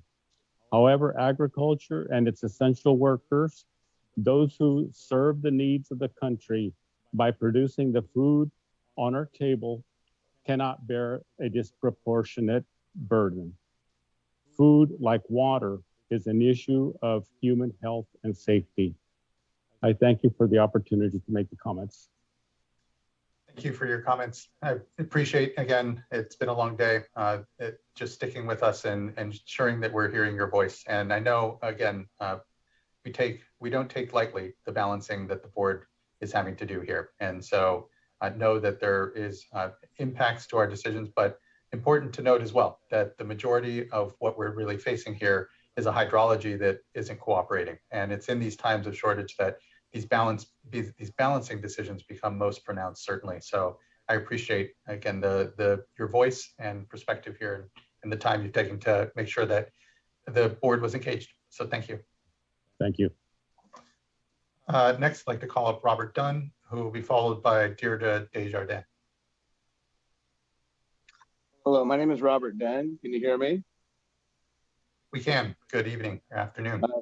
I'd like to introduce myself. My name is Robert Dunn.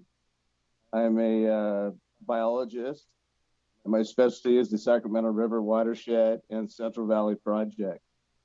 I bring some action plans to the meeting today.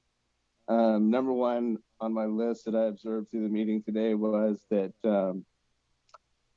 the temperature control device on Shasta Dam is not adequate enough when we get to certain water levels at Shasta Dam to cool the water down. There's several ideas out there that we've been throwing around since 2016 when we addressed this same problem in 16 and 1990 when I first addressed water warming issues on the Sacramento River. We call it an energy producing solar shield that we put on water storage locations that shields the water from the sunlight, but also produces energy. And in lab studies and also practical studies in the field showed that it showed a significant decrease in water temperature. I believe this type of device could be utilized immediately to create a temperature control device that works better than what we have currently. The type of device that we might want to use optimum would be the energy producing solar shield, but there's other types of devices that we could use that are less expensive and could be utilized a lot faster, such as the tarping system.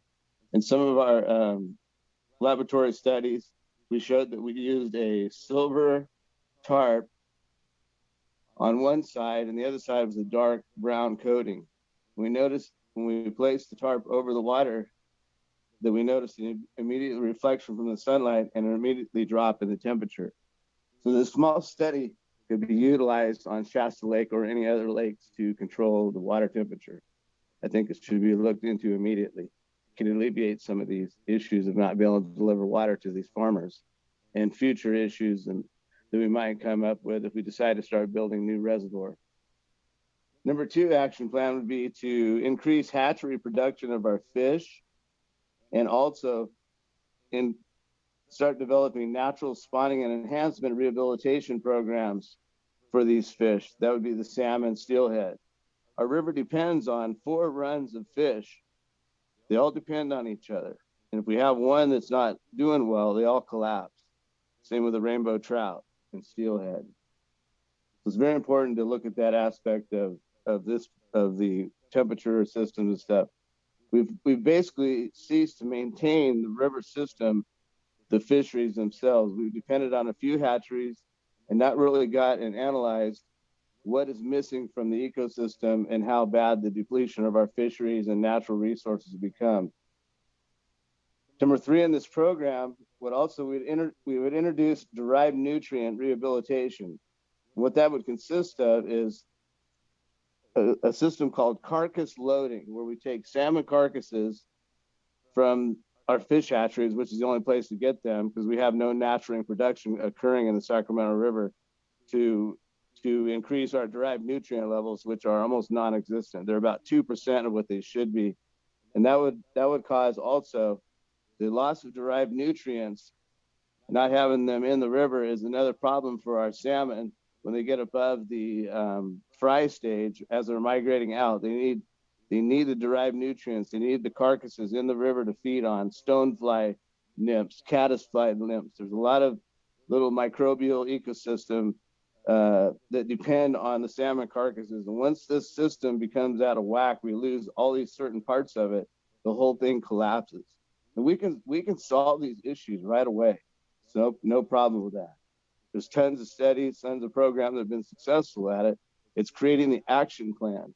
And the action plan is what we've been lacking, at least since 1990, when we created the Central Valley Improvement Act fish doubling goals.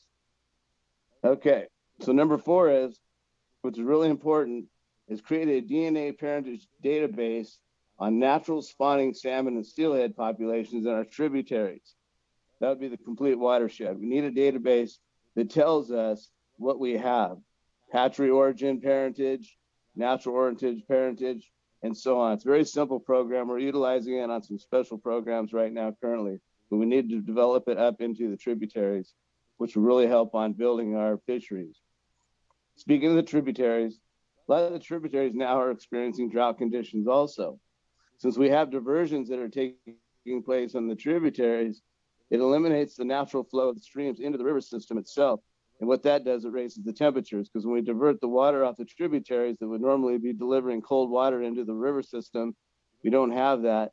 And even in drought years, it's more effective because the percentage of the water allowed to go into the tributary versus the water diverted for the irrigation purposes is really critical at that time of the year. So we need to address that. The tributaries contribute to cold water into the system.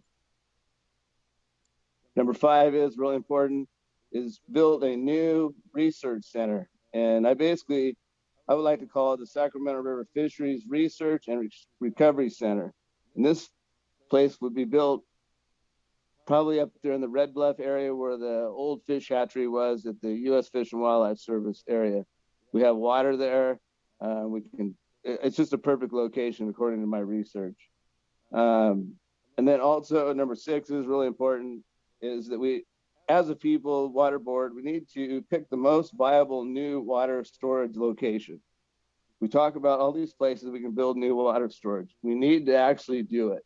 We need to pick out what is the best, which costs the least amount, we get the most bang for our buck. It has less environmentally sensitive issues with it, but we have to do it to get us through the next 10, 20 years, because that's just the way it is.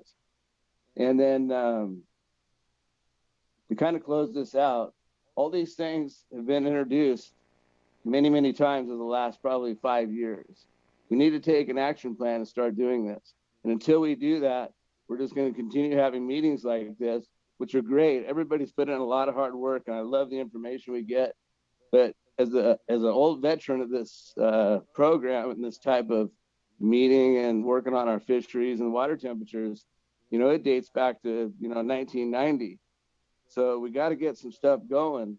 And I'm more than willing to take anybody who wants to go from the water board. You can come out on my boat. I'll take you out on the river. I'll show you my research. You can get out there and you can get to know me and know my experience that I have on the water. I have, my first snorkel survey I did as a kid was in 1971. I cut my teeth on the Sacramento River in Corning, California, and on Deer Creek, which is a tributary. I swam with all those fish from 1971 till today. I'm 55 years old, studying this stuff. So I know I have a valuable walking history and knowledge about tributaries and what it takes to bring our fisheries back. I'm not going to get in the part of water allotments or whoever gets water here and there, because that's a real hard thing to deal with. But the pie has to be divided up equally in the 21st century so everybody gets a fair shake, because right now things are really out of whack and we're really in trouble. And I thank you so much for listening to my proposals and my story, and I look forward to working with anybody who wants to work with me and help get this issue put behind us and start moving forward. Thank you very much. Thank you, Mr. Dunn. I appreciate your good thoughts and contributions here. And what I would flag is I know that there's Sacramento River science group that is composed of state agencies and contractors and others. I believe their work is up on a website. It's publicly available. Encourage everyone to continue to contribute to these various forums that can, here the workshop is one forum, but the real work is around these ongoing collaborative processes that we can always continue to make sure we're feeding folks toward, because I think there are a lot of good ideas, and especially in a year like this, need to continue to have creative solutions. So appreciate the thoughts. Next, I'd like to call Deirdre Desjardins, and I believe the last commenter, the next two commenters listed here are not on the platform, so will likely be Justin Fredrickson. Hello, this is Deirdre Desjardins with California Water Research. I'm a physicist who sent comments to DWR in 2012, predicting the 2013-2016 drought based on the once in a millennium drought in Australia and in the Southwest and unprecedented droughts in the world. It was clear then that we were in an area where the climate is changing. It's clear now. I filed a protest in 2021 asking that the board mandate that the projects produce a report on the reason for the errors in the runoff forecasts and hold a workshop on the forecasting methodology. It was clear then that DWR's Bulletin 120 forecast methodology had fatal errors. I hope it's even more clear now. In 2009, DWR's own water resources engineers said that stationarity is dead. DWR's operators knew that their runoff forecast model failed last year, yet they took huge risks in making a 15% allocation based on untested revisions to the models. I'm not doing Monday morning quarterbacking here. I wrote a blog post about this on January 20th. The board needs to remember that neither the Department of Water Resources nor the U.S. Bureau of Reclamation have the right to a minimum 1,500 CFS diversion from the Delta. The projects need to manage their carryover storage so that they have enough water and storage to meet their minimum export needs, as well as their in-basin obligations. They are not doing so. As far as the Bulletin 120 forecast methodology, my understanding is that the forecaster picks out surrogate years from the historic record and uses a linear regression model to get a runoff forecast based on those years. Changing to a 30-year record from a 50-year record to pick surrogate years isn't going to work. The climate is changing too rapidly. Similarly, no machine learning algorithm based on inputs of surrogate years from the last 30 years is going to work. DWR has to move to a physics-based model, such as the one being used by NOAA's California Nevada River Forecasting Center. Finally, I wanted to remind the board that the Coordinated Operations Agreement for the projects now has no agreed on sharing formula for releases from storage to meet in-basin needs in a third or fourth dry and critically dry year. The board reserved jurisdiction over the coordinated operations of the projects and needs to exercise it to ensure that the water quality control plan will be met as much as possible, not only in this year, but next year.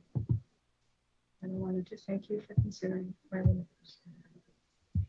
Thank you, Ms. Desjardins. Appreciate your good comments here. And again, sticking with us. I know it's been a long day, so thank you. Next then, and I believe this will be our last commenter, we have Justin Fredrickson.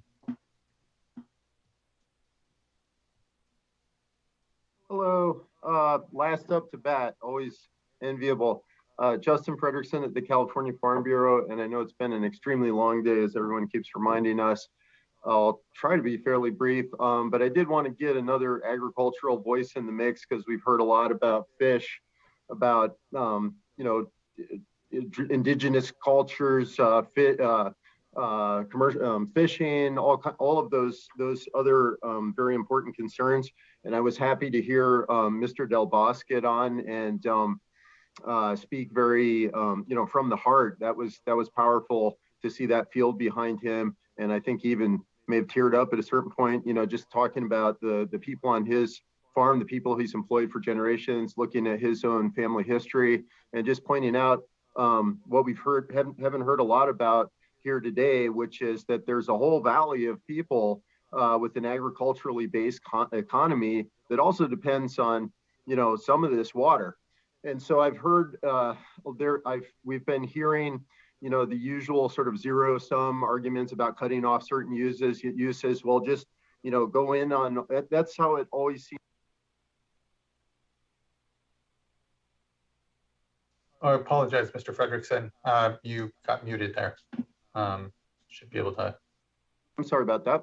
I don't know what I did there. Where did I leave off?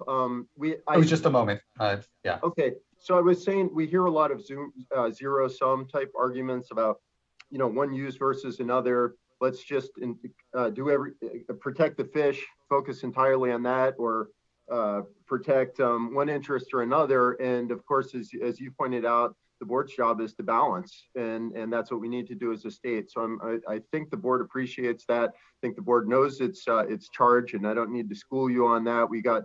I know you're way down in the weeds of that. One thing I wanted to talk about is Gail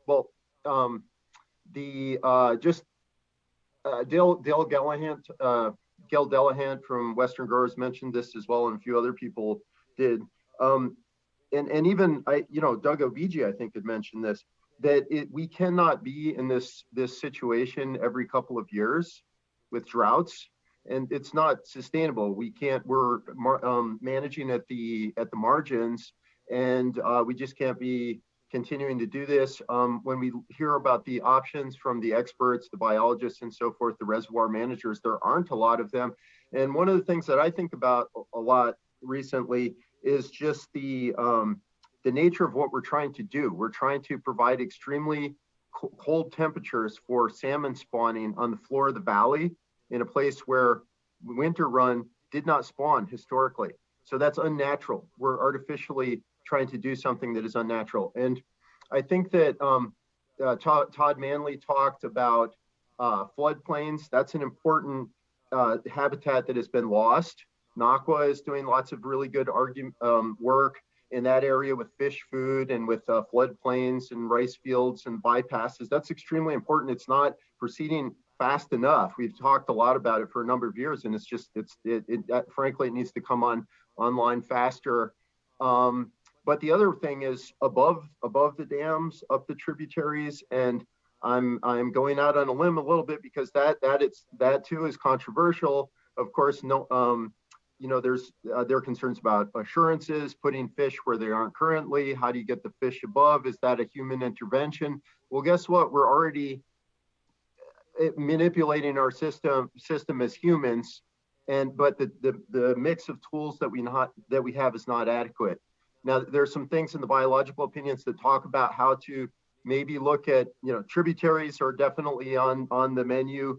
There's some experimentation outside of California as well there has been for a longer period of time, getting fish above, whether that's trucking. In Washington, they even have fish elevators and things of that nature. Whether you do that every year or you just do that in drought years as a triage thing, in addition to conservation hatcheries, and the other gentleman was just mentioning all kinds of creative things we need to think about and get creative with.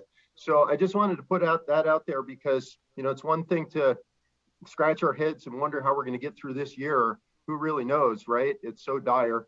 But then also look down the road and think about what we're going to do the next time we get here. And so thank you. I appreciate the time. Thank you, Mr. Frederickson. I appreciate yours. And, you know, what I will take there, and I heard it from Gail as well, is agreement with Doug and NRDC around how we really do need to be planning for the long term here, that we can't treat what we know are going to be increasing droughts, challenges with temperature as phenomena we deal within the year solely. And so I'll take heart from that. I think that it's an important point of agreement generally here. Definitely, you'll find amongst the board who, you know, this discussion itself, the fact that we're having it here in mid-March is progress.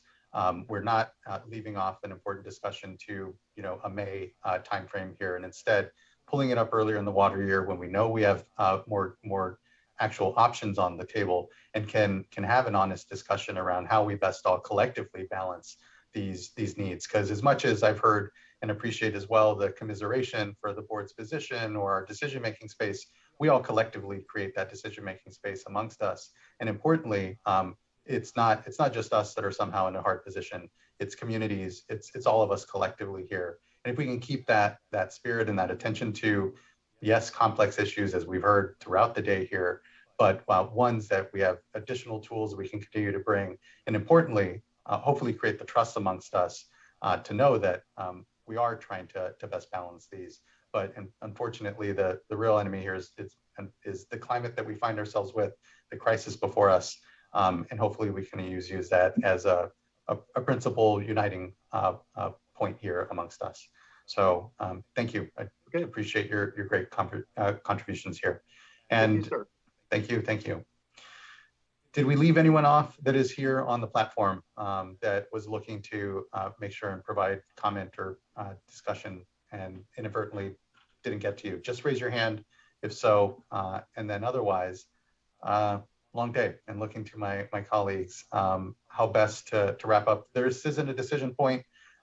This truly was a workshop, a timely one, really coming at a critical moment for sure. And appreciate just everything that everyone brought to the discussion today, their information, their data, and here their goodwill toward helping us here then balance and here collectively balance the pressures we're going to be facing this summer, which are, again, we're just way out of any historic norms, and find ourselves really at the mercy of everyone's better nature here as we try to balance what is going to be a difficult summer. Vice Chair or others, thoughts? I don't think I have any further questions per se here now. Again, I think the guiding light of open and transparent modeling and discussions and continuing to really look at, sure, obviously the conditions we find this year and the important decisions that we're all going to have to make there, but how do we start to continue to actually get ourselves, if at all possible, a bit ahead of this by looking at multi-year discussions here, really, you know, what is not just what we can do in this year, but importantly, the years out. And as Dave Rosardo importantly pointed out, also plan for flood periods as well. When are those moments where you know, we can find relief amongst what is obviously catastrophically dry conditions right now and the difficulty that brings. And be mindful of those other activities that could possibly go on once there is more to work with. So I think I don't think I have further to go on about looking to my fellow board colleagues, though, for any other, you know, insight, connections amongst what we've heard, or even sort of direction of what you'd like to further see unpacked here in the time ahead. I'll just jump in because I did ask so many questions. And first off, want to say that I think that this was time really well spent. I think, some of us probably thought, is this the right time? We do have such a dire situation this year that the options are really rather limited. But at the same time, I think that this better prepares us for the information that we will be receiving. We do expect to receive a draft temperature management plan soon. So I think that this is just really valuable background information that helps us to better evaluate the information when we receive it. And that I think it also gives us an opportunity to be more targeted on what we expect in the future. Oftentimes we have these workshops or these information items where things are just moving so quickly. And it seems to me that what we've teased out is, as you've said, Chair Esquivel, a couple of areas on the modeling really do expect open access. And as I said earlier, this isn't the time to sort out exactly what we should receive and when. But I think what all stakeholders that are involved in modeling, all types of modeling, should expect that they provide information to our staff soon as to when those models will be available. And if there's another forum for another discussion, more detailed discussion on the models, I think that that would be encouraged at the appropriate time, recognizing that folks are busy, but at a minimum, get the information out. And then secondly, if there's anything, that I was a little disappointed in, was some statements that the science is there, it's enough. I think we can always learn from more science. Now, of course, with what information we have at this point, we need to make very key decisions. All the agencies need to be making very important decisions. But I would expect that there should be that opportunity for folks to collaborate. I was pleased to hear that the fishery agencies do have some thoughts on some priorities, and then some of the stakeholders also have thoughts on priorities. So I would just encourage our staff to tee up further discussions and continue that expectation that we would like to see those key science questions posed and some schedule on how they would be answered going forward, setting up hypotheses, conceptual framework, whatever it is. Again, we shouldn't be the ones to decide specifically what those science questions are, but we should expect that there be movement so that we can have improved science going forward. And I expect that what could come of that would be greater collaboration amongst the stakeholders, which I think will be very helpful going forward with such a very challenging situation with limited water supplies. And the need to balance and look at all these impacts. But of course, when we hear directly from stakeholders and they collaborate together with the agencies, I think that the outcome is more sustainable. So thank you very much for the smooth running of today's workshop, and I look forward to next steps. Thank you, Vice Chair. Board Member Morgan. Thank you, Chair. I agree with everything that's been said by you and the Vice Chair. I just wanted to take a moment just to thank staff, the panelists, and everyone that spoke today. There's a lot of valuable information that was shared. Some of it, pretty scary to think about. There's a couple of things that stood out for me. So the importance of adapting to climate change, the importance of continuing to invest in new technologies such as ASO and models, updating the models with the most recent available data, having the data being there timely, very important and valuable, making the data also as automated as possible, and reaching out to all the communities that we serve to truly listen to those communities and build new relationships, where there haven't been relationships before. Is very critical as we move forward with this and other decisions that come in front of the board. We need to continue working collaboratively as we navigate a climate that's getting hotter, it's getting drier. There's going to be those extreme wets also, so that we can be more resilient and balance the needs of this complex issue and others. So that was it that I had. Thank you, board member. Much appreciated. Board member McGuire. Yeah, thank you. This has been a really a tough day for sure, but a good day. I agree with all the comments, and I appreciate everyone taking the time to share, honestly, your heartfelt concerns about where we're headed and just how complex this balancing is. I keep thinking about what Chris Schutz said actually earlier this morning, that if we can't get this right if we hedge.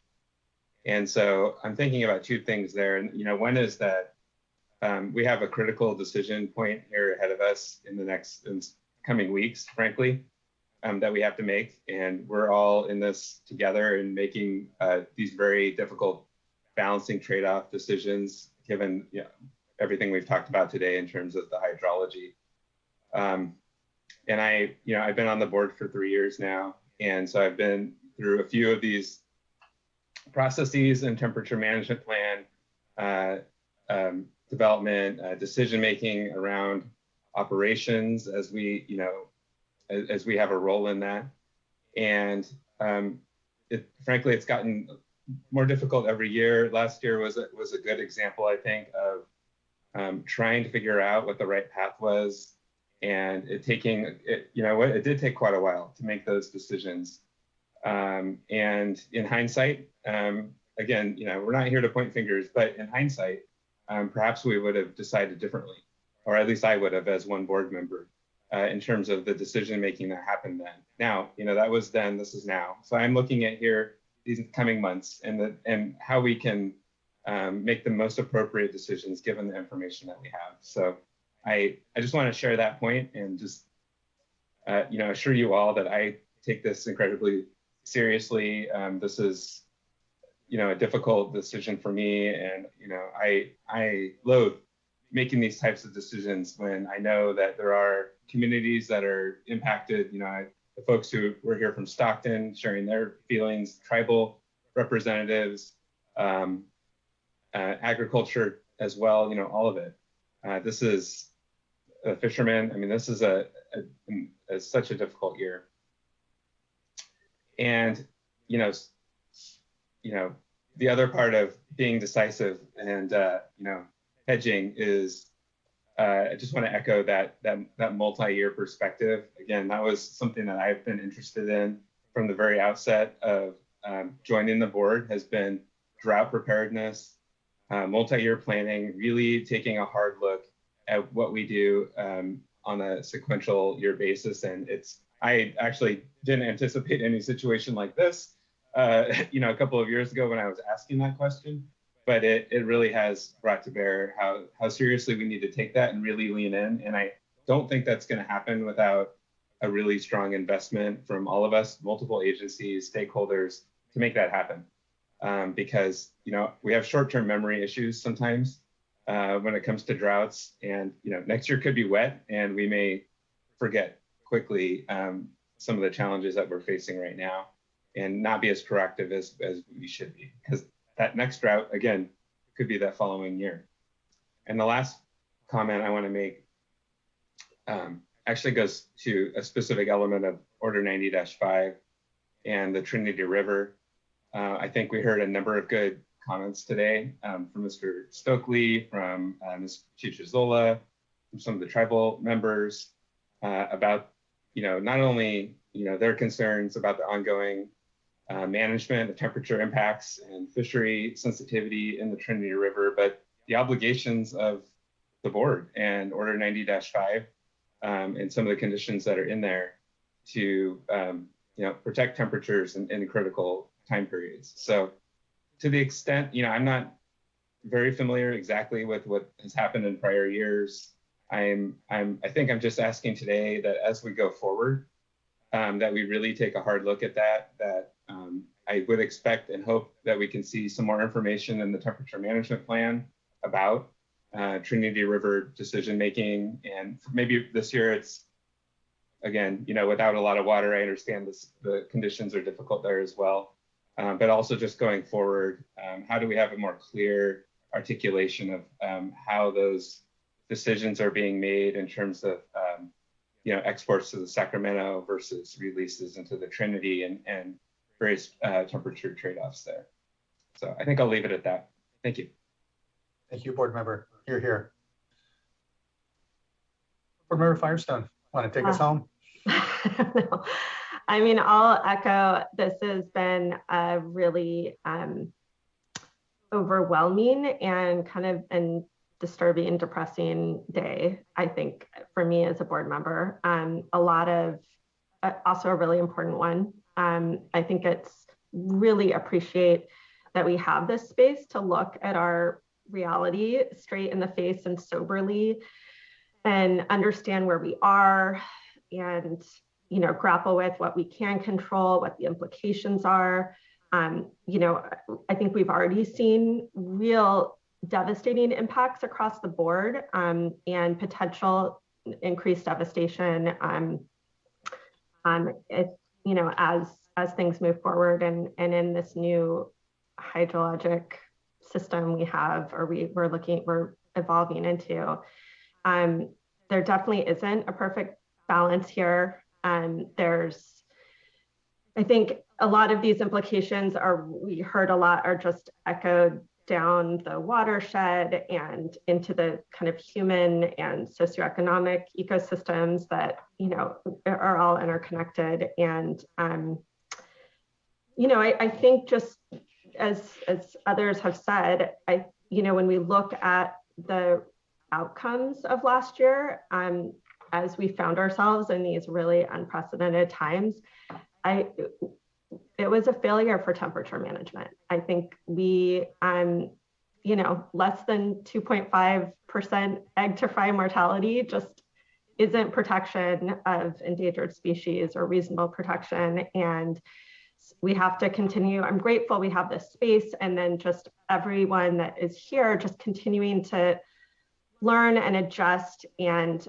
I do have faith that the projects and partners that were part of this workshop today are working to do that.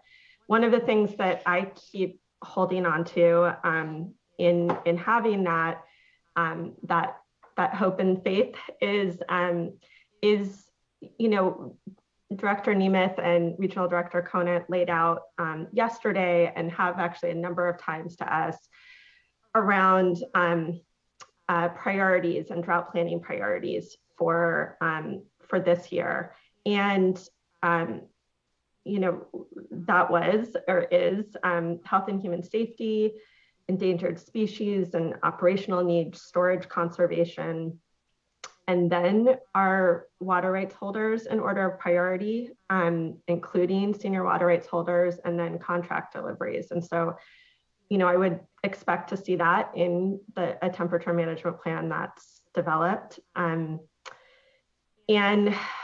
as other board members have said, we have to be able to make tough decisions on the things that can be controlled.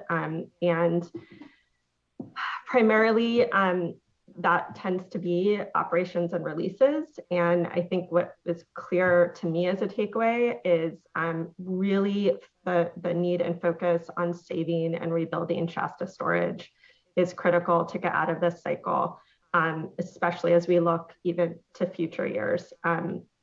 We can't just pray for rain. And I agree, it's all hands on deck.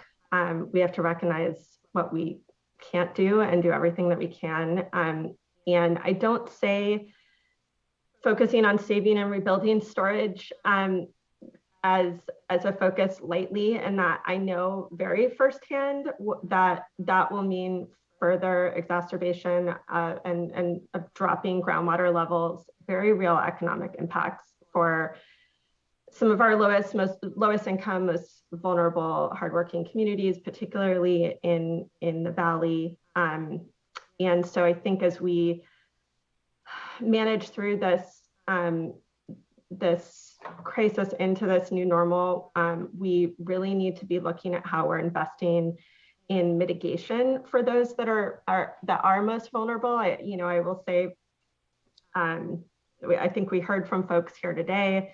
I also know, a lot of the folks that work in fields don't have insurance, and in terms of unemployment insurance and things like that. And so as we're looking at adapting our systems to this new normal, I think we just have to look at what kind of support we're giving folks across the board. Agree with the comments on we have to be building resiliency, have better options going forward. We're not going to get there unless we make some of these tough decisions now. I guess finally, I really just appreciate all of the this public space to hear from folks about the different both technical and science and also policy and kind of human considerations. And this process is often it doesn't actually require a public process in the way that I think we are ensuring that we're providing it. And so I really appreciate that this board is doing that.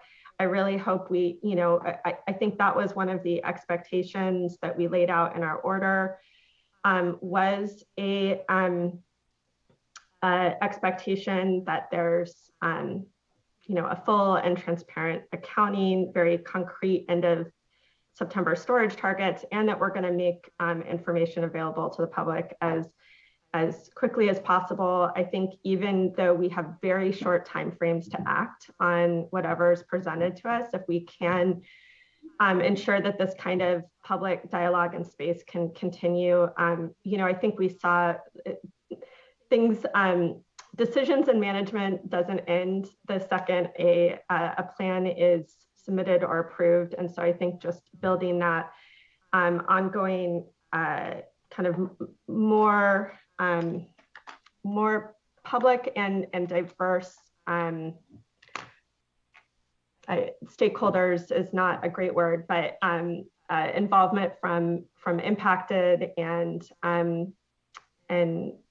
folks that can help inform that, I think is a real value that we can bring as we're all trying to manage through. So just appreciate that time today. I found this extremely valuable. I think we'll have to, we have a very sobering time ahead. Thank you, board member. And just completely plus up your comments around the benefit to us as decision makers of this transparent and open discussion, as much as we can really just continue to elevate, whether it's on the TUCP or the temperature management discussions that this board has before it. I know I and here as a board incredibly benefit from everyone's just honest and good faith engagement here. So appreciate everyone's time. That wraps up this workshop, I think. Again, we've heard a lot today, a lot to digest, and certainly a lot in the weeks and months ahead that we'll all be having to further discuss and decide around, whether it's temperature management, TUCPs, curtailments, and even the important work of ensuring that we're responding to communities that are running out of water, and just the whole gambit. Just appreciate everyone's work, and more to be discussed. So thank you. That wraps up today's workshop and our two-day board meeting. Our next board meeting will be on April 5th, and we as board members will be on the dais and in public, and have a public meeting space back at the board meeting room. There'll be instructions on, here going out about how that board meeting will be conducted, but know that we'll continue to receive remote public comment. So in many ways, not much will change. Instead of here having the Hollywood squares of us here, we'll instead be up on the dais, but still always available here and transparently broadcasting, but also available to then take digital comment. So we'll see you then here at our next board meeting on April 5th. Until then, this board meeting is concluded, and really appreciate everyone's good work over a long, 2 days. And so thank you. See you soon. Take care.